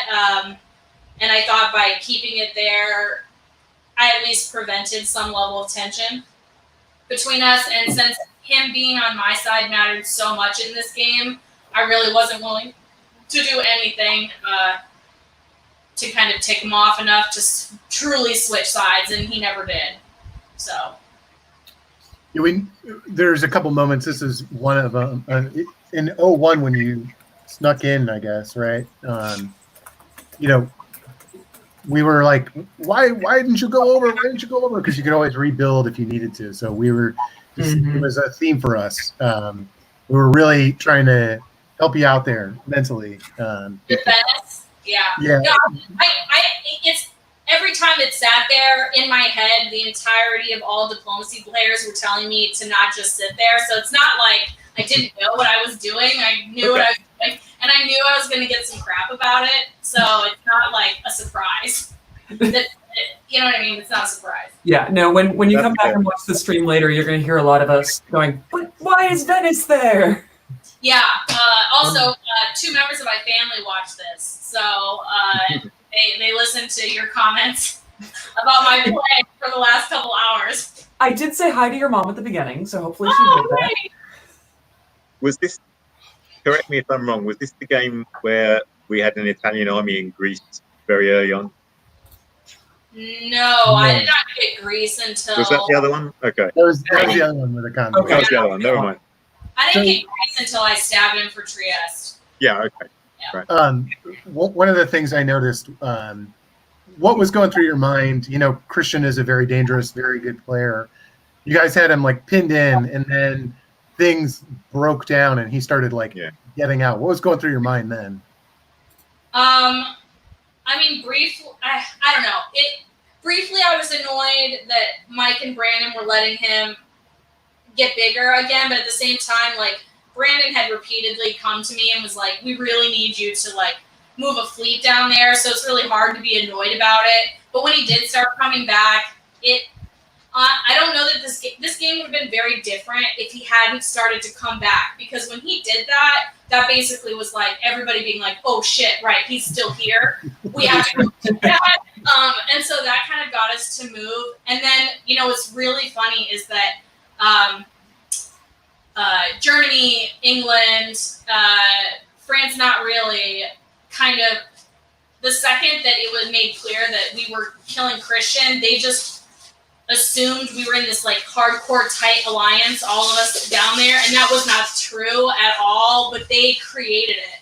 So by having this response of, oh God, they're all together, they're going to go for it, they actually created the result that ended up with that being the case.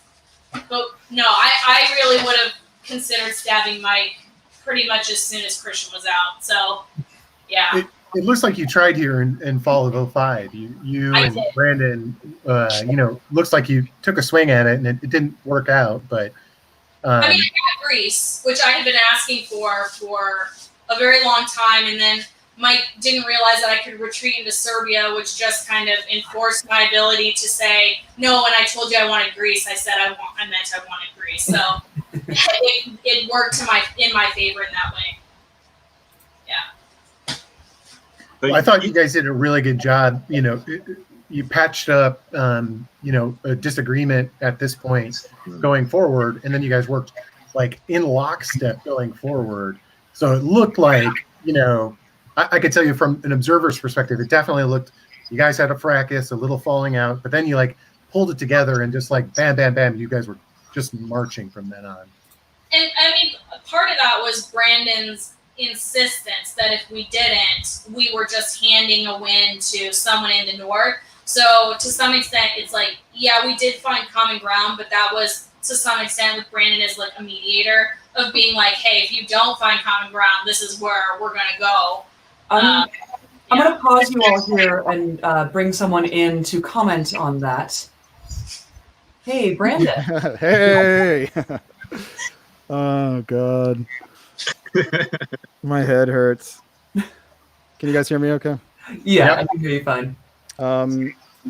Yeah, I mean, look, I could talk ad nauseum about my game, but I don't want to take anything away from Corey, who played a fantastic game and managed some really difficult alliance structure and changes in those structures over the course of the game, and was very much a deserving champion on this. And that, you know, Corey, your decision to stab Mike along with me was a fascinating one and a really risky one. And the fact that you were able to hold on to the dot after that, it speaks a lot to the diplomatic groundwork that you laid with Mike prior to that. I think there are a lot of situations where in Austria, in that case, would simply go nuclear and say no effing way. So congrats on that. Yeah, I was really surprised. I was just telling them that I didn't really think that the me and Austria would work out if you hadn't been also part of those discussions. Because I think at a certain point it was like, well, if you retaliate too hard, you're just going to give a win to someone else instead of it just being something we can move past. And with Christian being there and being a very easy scapegoat for people's frustrations, it helped me, I guess. So Corey lives right by the L. I don't know if that's the first time you guys have heard that, but we got accustomed to that throughout the game. Yeah, you know, Christian is he's an easy bogeyman, but I think that he really deserved it this game. He is a top player, but he also, I think, in this case, really ping pong strategically, and it didn't go anywhere. I didn't go anywhere, and we definitely had the knives at each other's throats, and we both went down. So well done, us. Well done, Corey. Yeah, it looked at Brandon. It looked at us like you had one of those games, and Christian had one of those games where like nobody wants to work with you, and you can't get it together to work with each other a little bit. Can you go back to what is it? Spring of 1903. So Christian and I started off the game saying, nobody's going to believe it if we get together. We'll have a suicide pact with each other. It wasn't like a straight out RT because that would have scared the entire board. But then Christian turned on me, I think in 1902. So go forward actually to the next. So I got into Armenia. This was really nice, and then it's the next turn. So spring of 1904.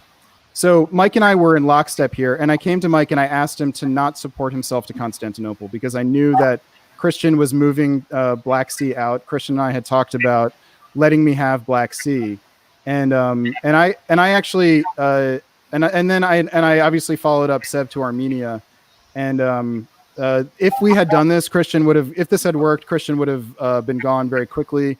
Obviously, my game would have been completely different. I don't know if Mike Whitty's game is better, but certainly Corey has a bigger obstacle to jump in the East if this happens. But for me, this was the oh God, if only I had negotiated better here. I did not work with Mike long enough to get him to understand how this would benefit both of us here. And he got cold feet at the last minute. Didn't understand why I was asking for that, and so then we ended up bouncing again. And then I decided that I wasn't going to make any progress against Christian and tried to flip. And then Christian turned back on me, and that's the game. And Corey, I have to say, so Corey, how come you didn't move Ionian to Eastern Med in the early part of the game? What was your logic? What was your logic with that? I wanted it to be your problem and not my problem. Yes. And, yes. Poor Chris Kelly. Nobody was like, we got to get Chris Kelly out of this thing. So nobody wanted to work with Chris either. He had such a good attitude as he was getting just demolished. Corey, that's so good. Corey, that is so good. That is from my perspective the thing that won you the East there, because you stayed out of it just long enough, right? If you go there, Christian falls easily. I'm a bigger problem, and then you just have a harder thing to navigate. I say that I didn't want Mike to be like, oh right, Brandon's really good, so now that Christian's smaller, I'm gonna go get him. So it's like, I thought that you didn't move that because you were afraid. You were worried about Mike slipping into Ionian behind you. Nope. Okay, great. That is so amazing. Well done. So it was deliberate to keep the East more balanced. That is fantastic. Well done. Oh. Well, I'm glad we have made Brandon's night after that exhausting game that he had to just play. Yeah. Okay, kick me off now. I'll go. No, I need to keep you for a second because we're going to bring someone else in that I want you to talk to. Oh, dear. But Corey, I wanted to say thank you so much. Congratulations. You earned every moment of this. And do you have any words for your adoring fans? I mean, my sister texted me to tell me that you guys were being nice to me, which was great. And then she said, oh, and there's this guy, Jason Mastodon, who's also saying some really nice stuff. So that was just a nice pick-me-up. In the comments, yeah. In the middle of my game, I was like, oh, thanks, Glenn. Thanks for letting me know. So, yeah, thanks, everybody. Oh, well, thank you so much, Corey, and congratulations again. It was so much fun to watch. It was Congrats. fun. Thank you so much, guys. All right, well done. bye. Oh, nope. Did not mean to lose Brandon. It's okay. Before we let Brandon go, we are going to add, hi, Brian. Hey, how's it going? So there is a moment that we need to talk about. There's a couple moments. It is... Do I have to stay? Yes, you have to stay.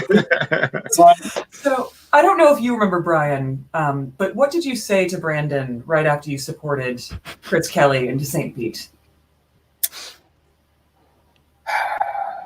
I don't know. There's lots of things I should have said. I do not recall what I said here. Honestly, what I had in my mind is that we'd be able to work together from here. I was fed up with Chris, and that was a way I saw to help control that fleet. But this was one of two mistakes that I think cost me the game. That I was already no longer in control of it at this point, but this one sealed the deal for sure. All right, so Brandon, what did Brian say to you? I remember Brian. All right. Brian, you told me that you wanted to throw Christian Klein a bone. Yes. So I did. Christian Klein got to my. Yes, that is true. Thank you for reminding me. He got to me here. And my thought here was, hey, I need to get Russia to get a disband to keep Turkey in the game to help counterbalance Italy. And that was a horrible strategic read. All right. Well, I'm going to say thank you to Brandon real quick, and we'll talk to Brian. All right. But maybe we'll let you back in later. All right. Thanks, guys. I'll stick around. Thanks. All right. So, Brian, you said this was one of two big mistakes you made. Yes. Talk to us about this one, and then we'll go to the other one. All right. So, yeah, this one clearly I did not have Chris under control here at all. I was trying to keep him as far away from my units as I could, and I let him get back. But yeah, my read here on the south, I guess I was just distracted. I don't know. But it was just a bad read. This was a rough board, and I can only imagine how exhausting it would be to play in person, much less via the virtual format. Do you feel like, what do you feel is more exhausting, in person or this virtual? I think virtual is a little harder because you are at home. Mm-hmm. So I think it just makes it there's more distractions and things than when you're at a tournament or at a game, and that's the only thing you can focus on. But I had a lot of adrenaline this game. It was a very exciting game. So I didn't get, sometimes when you're in a tournament game, you just get exhausted and your brain shuts down. This was not an exhaustion brain shutdown. This was just me making a mistake. It was, okay. I was distracted by a lot of other things, and I just made a bad read. All right, that's fair. Kudos to Christian Klein for being the devil on the shoulder that I listened to. We had some laughs at the moment that when he had to disband, and he chose to keep that fleet. Yep. At first, it was like, oh, really? He chose to do that? And then we're like, oh, no. And I think, Chris, you were the first one to say, no, that's the fun option. Yes. Yeah, he was very much looking for the fun option, and I tried to find some ways to engage him in that, but I could never work it out. Yeah. So what was your second mistake as you see it? Biggest mistake, I think, for the whole game was my build of an army in 1902 instead of a fleet. Let's go back and discuss that. I don't remember where we fell on that one. No, I don't remember where we fell on that. That wasn't the year where we got all the builds wrong. There was a year where we guessed the builds and we got every single one wrong. Yeah, so for this one, I thought I just one more fleet here, and that French fleet never pops around into North Atlantic. So I was one fleet short of controlling Okay. I think in hindsight that's fair, but I'm pretty sure we were with you on this. Yeah. I liked the build at the time. Okay, hindsight is 2020. That's fair. Yeah, but no, in seeing it after the fact, like I usually, like England always has a tendency to go too fleet heavy, never builds enough armies. I saw an opportunity to get one on the continent, and I just did not. I didn't. Chris Kelly just did a good job of weaseling through and getting that fleet through. Yeah. I also feel like I stabbed it too early here. I thought against Ali, I thought that Brandon was probably going to be able to help against Ali here, and then that didn't happen. And so were you talking about this move where you took Denmark? Yeah. So in this period here, I just did not have the units to really be effective, and that kind of put me behind tempo. So the combination of Mid-Atlantic going to North Atlantic here, and then just a very weak, ineffectual stab here, I think that hurt me a lot diplomatically. And Ali and I could never get on the same page as a result. I kind of felt you were the mistake that I saw is that you were focusing English Channel in the Mid-Atlantic too much instead of using that to help out in Belgium and against Germany. So it was like, I think like you got target fixation on Chris a little bit instead of like, I just stabbed Germany. I got to see this through. So I didn't mind that build at all. It was the use of the English Channel in, against France that I was critical of mildly. Yeah, I mean, you didn't have to dislodge the Mid-Atlantic there. Let him retreat to the North Atlantic. Yeah. So maybe you're right. It's not necessarily the build. It was I needed the build or the move, but the combination was detrimental. Yeah, and then you never got that. You didn't get the army out of there. You could have been convoying it, doing something else with it. So I was unclear what you built it, and I see why you would call that a mistake because you wanted the fleet. But I think it was a perfectly good build. It was just you were trying to fight Germany and France at the same time, and that doesn't work well. Yeah, this move here, English going to Mid-Atlantic, I thought was going to bounce. I thought that this was going to be. I thought Corey was supporting France into Portugal, and I was trying to brace. So I did not want to get to Mid-Atlantic, and my failure was to not realize how detrimental that would be. Yeah. All right. Oh, go ahead. Yeah, I was going to ask. So at the end of the game, when you basically lost 3 dots, I assume that was for fun, right? You're like, well, I'm not going to win this game, so I thought I was going to win. I really did. At this point, I still saw play. Everybody else on the board was ready to draw. I saw another 10 years on this board. I saw a lot of play still. Because we had Germany and Gascony, I felt like it wasn't completely locked. I thought that maybe Whitty would be able to do something. There was play with Russia still. I really felt like there was a lot of play here, and especially if Ali had stayed on board.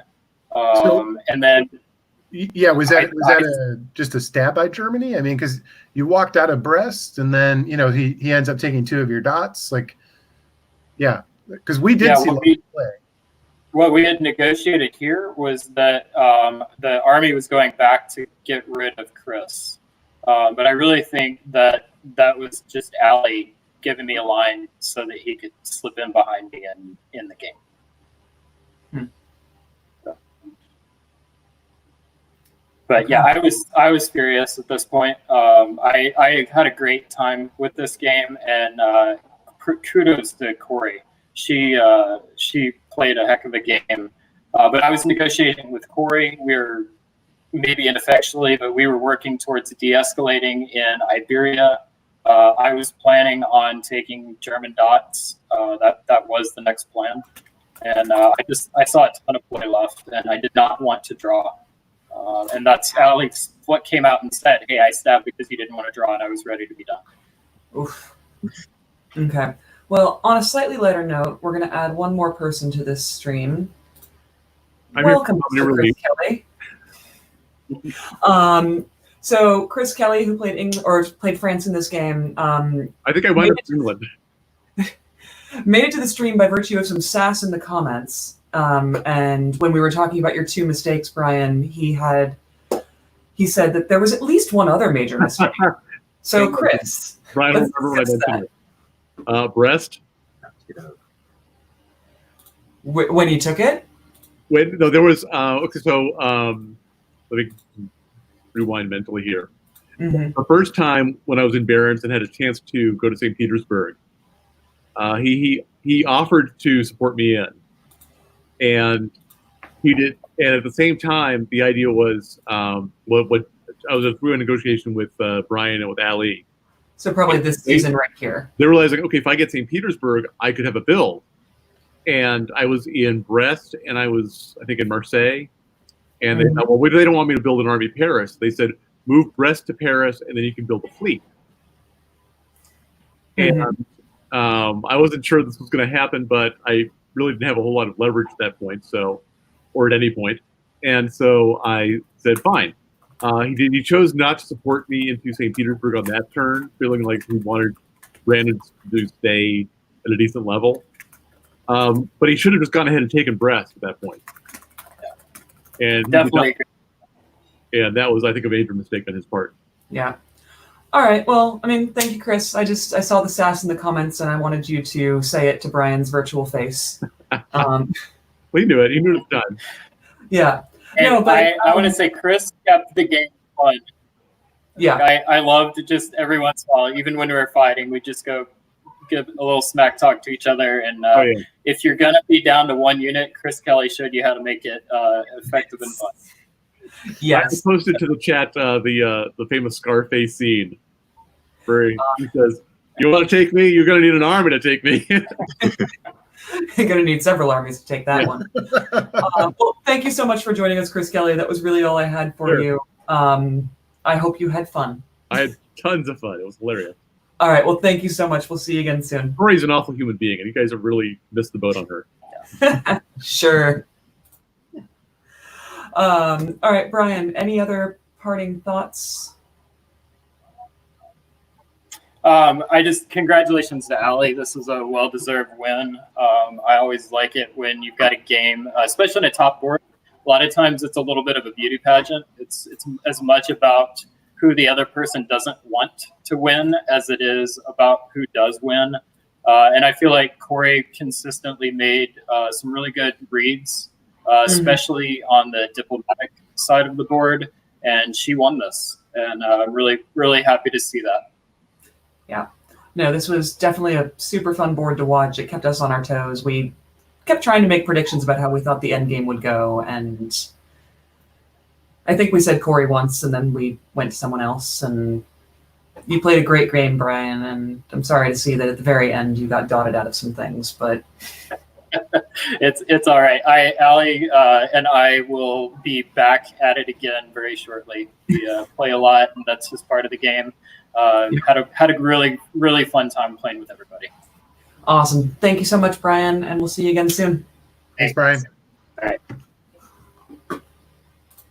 All right. Next up, speaking of, welcome, Ali. Hi. Hey, Ali. Hey. Welcome. Tell us about the game. How you feeling? I'm so tired. It was an exhausting game. Yeah. What do you guys want to know? Do you want to know what I think happened, or? I mean, the topic of most recent discussion was the very end of the game where you took Brest and Sweden off of Brian Preble. Sure. Yeah, I mean, I had a couple ideas there. One was going to happen. So basically, I started the game thinking I don't want to win, but I wanted to play a decent game and be a viable player. And at some point in the game, I saw an opportunity for myself to win. So I'm like, well, I'm gonna see what happens. And I got to this point that I had the stalemate line. Corey was ahead, and Brian wanted to win, and I was willing to throw dots to Brian to win. I thought about every possible way, and I thought the moment they break my line, they're going to come in, and Brian's not going to be the winner. Someone else is going to be. And then I think something that was really important in my decision. And then the second idea I had was, on the other hand, so first of all, when I told Brian to convoy from Brest to Wales, I very much meant it. I meant that's the best move, so we can, if we have to kill Chris Kelly for Brian Preble to have any chance of winning this game. That was very obvious to me. And I thought he should do that. So we did all of that with good intention. And then I just kept thinking about it. I'm like, how is he going to win the game? If he starts taking my dots, how am I going to hold the line for him?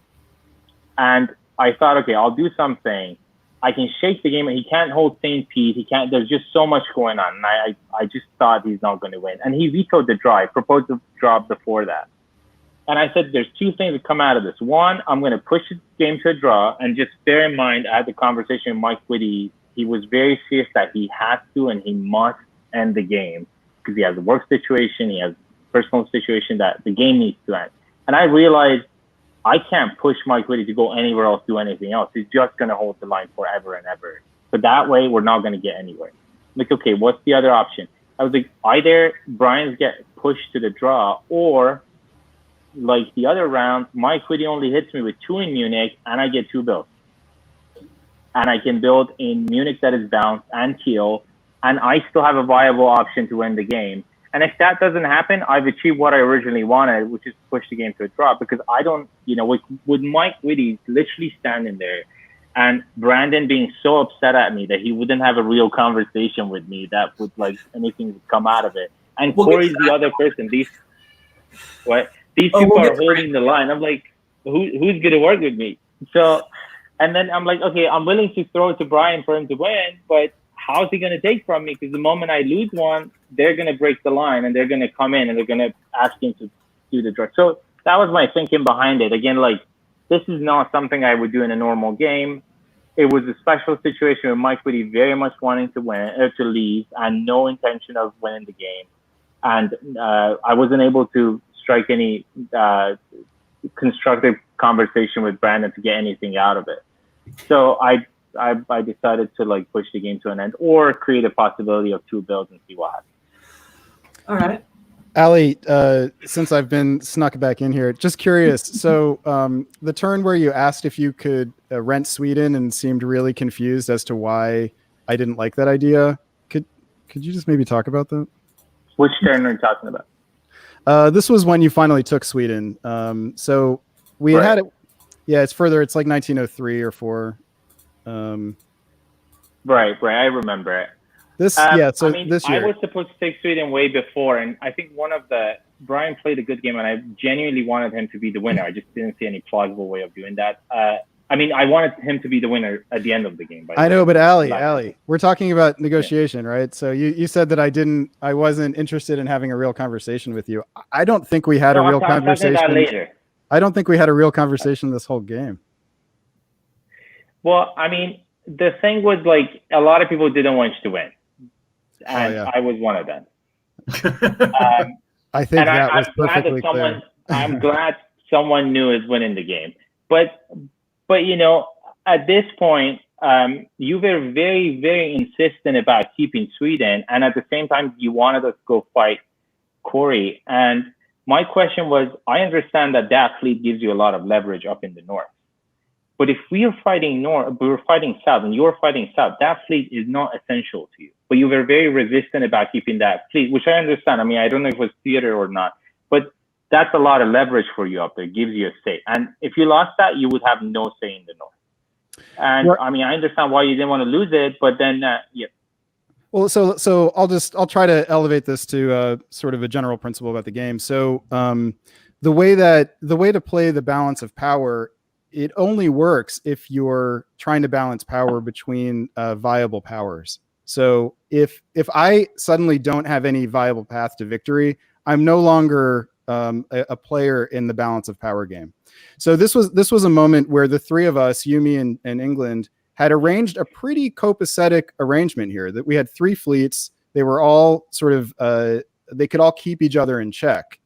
And for you guys, what you guys did here is you, instead of sending units to the line with Italy, you sent them towards me in order to get another unit that you could then send back to the line. So that made it harder for me to have any sort of future. So it wasn't a balance of power play. This was a play to remove me from the equation. That's what I didn't want to be removed from the equation. So no, fair enough. Well, I can answer that, and that's a fair point. I agree with you in many ways. I would say there's a few things to bear in mind. First of all, Brian and I didn't agree that you're not viable because the South was very messy. So you could come out at any point. Christian was not doing great. So we didn't know if he's going to be able to stop you. And Mike Whitty wasn't that interested and aggressive as a player. And Corey had no access to you. So that's the argument about you being a viable. No, I get it. So you guys spent your resources to make sure that I didn't rise. What that did is that drew resources away from the other side of the board and allowed Corey to develop a very strong position that ultimately was never broken. But bear in mind, the two resources we invested here are two fleet that would never get to Corey's side of the board. Well, no, notice there are 4 units moving to the east here and in the north. So anyway, we don't have to. I mean, one of them is Chris. Yeah, I mean, Chris Kelly is the wild card right there up there. But the other thing is, Brandon, the other thing I want to say to bear in mind is Brian Preble had lied to me multiple times and to everyone, basically, including, I mean, later he lied to Chris, that it was hard to believe that he's going to follow through. So I personally felt better if you're out of there, so you're not going to be able to play leverage when Brian Preble is ready to switch. I get it. You purchase security by giving away positioning elsewhere. That's how you spent your capital in the balance of power game. That is perfectly fair, and I will let you Weasels hash this out on your own time. Thank you. It's tempting to just add Brian Preble back into the stream, but no. All right, so thank you, Brandon, for jumping back in. Well, can I make a comment about the very end of the game, because it's an interesting one as far as top boards go? What do you got? So just go to the very end. Mm-hmm. It's an interesting moment because and Ali might have played this differently. He might not have stabbed England so hard if Mike Whitty were not so. If it wasn't so clear that Mike Whitty needed to end the game. I also would have vetoed this draw, by the way, if Mike Whitty were. I would have played longer. Were interested in playing, because my only avenue here was to get dots through Mike, and I wasn't going to drag the game out to do that to him. But I think this is a board that actually still has some play left in it. If Germany does not hit England as hard, and that wouldn't have happened if we hadn't had this sort of extra circumstance. I still think Corey probably wins. Like, her win chances at this point, even in that scenario, are like 80 plus percent. But interesting for a top board that this could have gone on longer. Yeah. We thought publicly apologize to Brian Preble for wanting to help him, but stab him like that. And I mean, I have my own reasons that I shared. Yeah, we as we were looking at this, we thought there was definitely more play for Brian here if the game was going to continue on. We didn't know that Mike needed to close out, so that changes a lot of like how things played out and is revealing. So that's very interesting. We knew something was going on here that we didn't know about. Ali, one of the things that we were really I guess concerned about, interested in, is after you fended off Brian's stab, which I thought you did a good job on, you kind of just sat there for pretty much a full game year. What year was?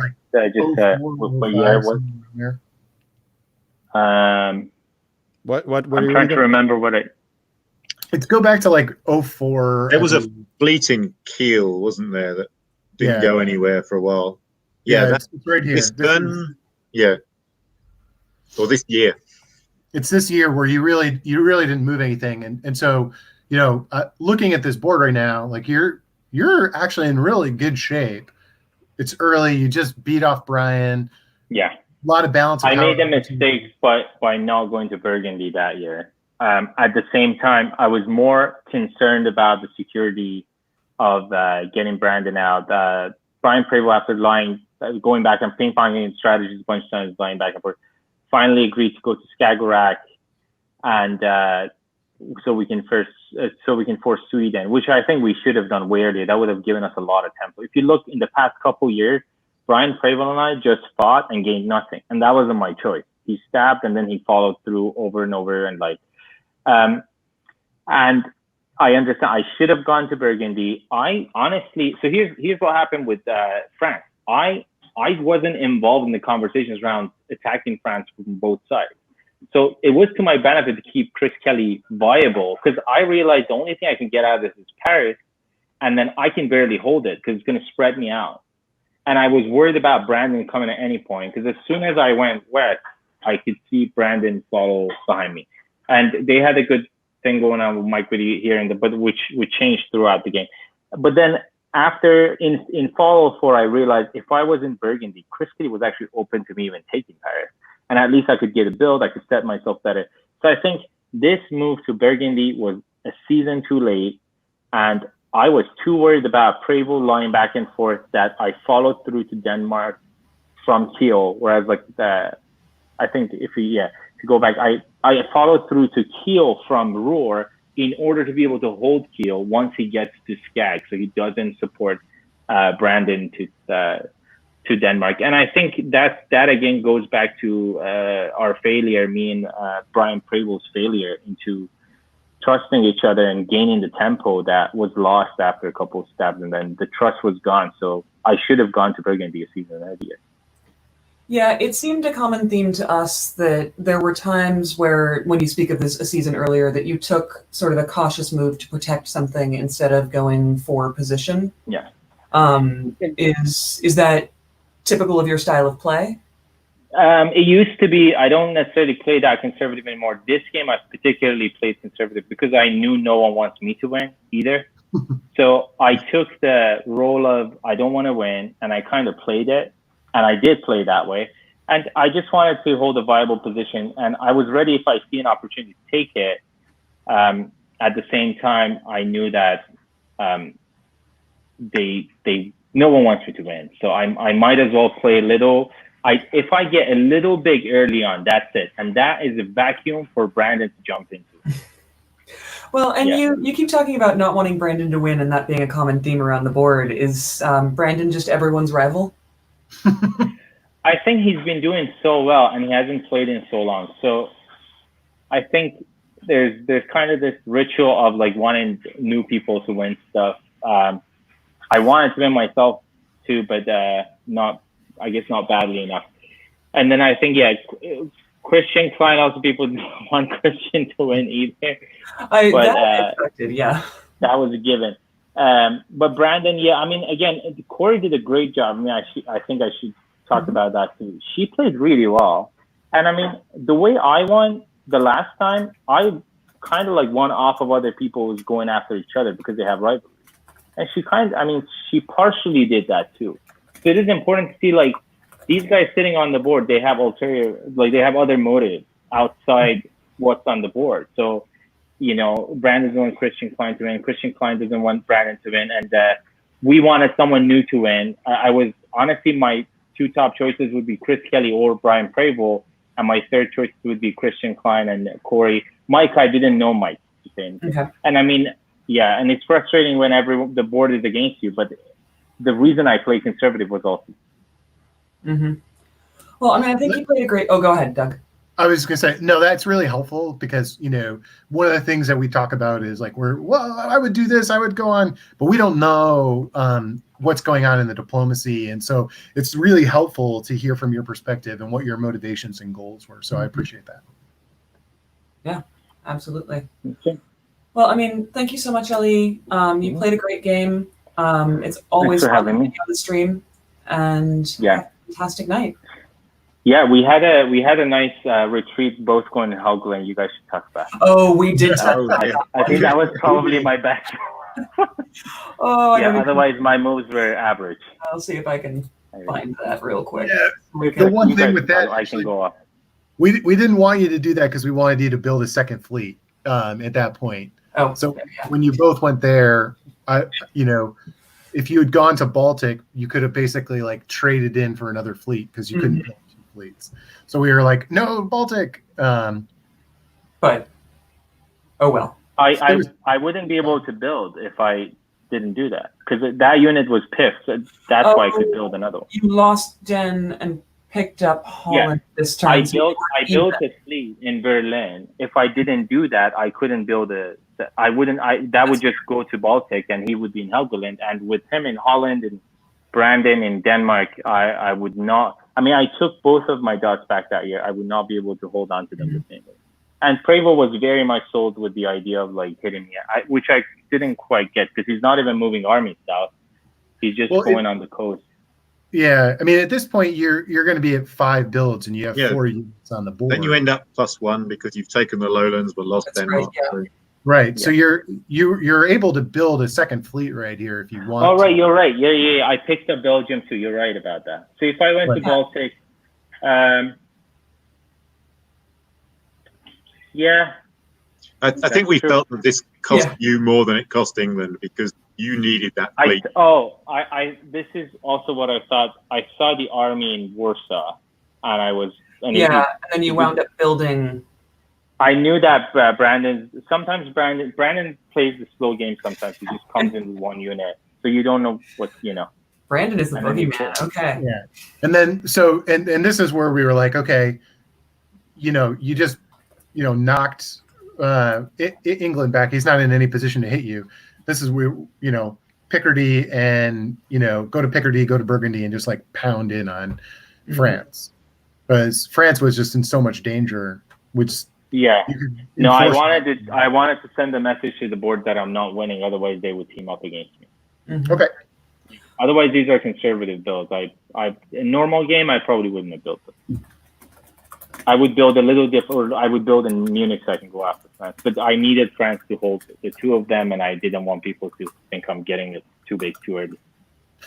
Like I said, that's the hard part about when we're looking at this. We don't know that, and so it's like that's really helpful to know when we go back to some of those key points. Yeah. All right. Well, thanks for having me. All right. Thank you so much. Have a great night. Nice job, Ali. Thanks. Thank you. Bye-bye. All right. And before we move on to closing up the stream, Brandon Fogel had one more little tidbit about the power selection, which we went over at the beginning of the stream. I just wanted to give a shout out. This is a place where Corey also really excelled and surprised me. I had decided I really wanted to choose after Christian, and Corey's placement surprised me. I thought that she would go further back. Actually, I've forgotten exactly what it was. Anyway, I just want to say that Corey ended up in choosing Italy. I had figured that she would choose Turkey if she were up high enough. And so I had gone in wanting to choose Russia in order to be next to Corey because I thought we would work well together. By choosing Italy, by choosing Italy, she put herself in just the perfect position relative to the board. She had probably the two biggest bogey people, me and Christian Klein, sort of quarantined together on one side, and then she had Chris Kelly directly on her other side, who was also coming into this as a bogeyman, as the #1 seed and the Weasel of the Year. So this just felt like a really expert positioning on her part. That initially looked defensive to me, a lot like her holding that fleet in Ionian. But turns out she was reading the balance of power across the entire board and navigating the strategic difficulties perfectly. This was really a very mature performance for a player who has only been playing this game for less than 2 years. So I couldn't be more impressed with how Corey handled herself today. Awesome. Well, thank you, Brandon. And Sure. I think on that note, we will let you go one more time, Very and good. we will close up the stream. Thank you guys for doing all this. Yeah. Thanks. All right. Any parting thoughts, Chris? Yeah, I was briefly skimming through the comments there. There was a question about my cat. Yes, I've got 3 cats. Yeah, I think you saw Phil Collins first, and then Loki in the middle, and then Thor at the end. Oh, that's fantastic. I don't have any comments about diplomacy, though. Yeah. Doug, anything you want to say to your adoring fans? Sure. Thanks for the opportunity. This was fun to see some faces and watch some diplomacy. I thought those were both pretty fun games. The Weasels played out a really nice top board, and I thought Corey played an excellent game. And it was really interesting to hear everybody's perspectives as we're commenting on stuff. Well, I didn't want to get big because I was afraid, I won last year. I didn't really want to win. But, I want to give Corey a lot of credit. I think we both loved her position most of the game. She played really strong, and hearing that, some of those moves she was doing deliberately, had really strong reasons for it. That's good. I like that insight into her strategy and what was going on. So congratulations to Corey. Nicely done. Awesome. Fantastic. And yeah, one last thing before we close out the stream is a reminder to everyone watching that we are hosting the Liberty Cup tournament next weekend live virtually. You'll see a lot of the same faces doing commentary. I think I'll be jumping on as an analyst, which is a lot of fun. So yeah, join us next weekend. All the details will be posted in the usual places. You can follow me on Twitter, follow the NADF on Facebook. It gets posted there. Find us on Teams. If you're not on there, reach out to me and I'll get you on there. And if you want to sign up to play, they may still be accepting players. So reach out, let me know, and stab well. Thank you so much, everyone in the comments, for joining us. It has been just over 5 hours and so much fun. So go out there, stay safe, stay distant, and wear your mask, please. Bye, everyone. Good night.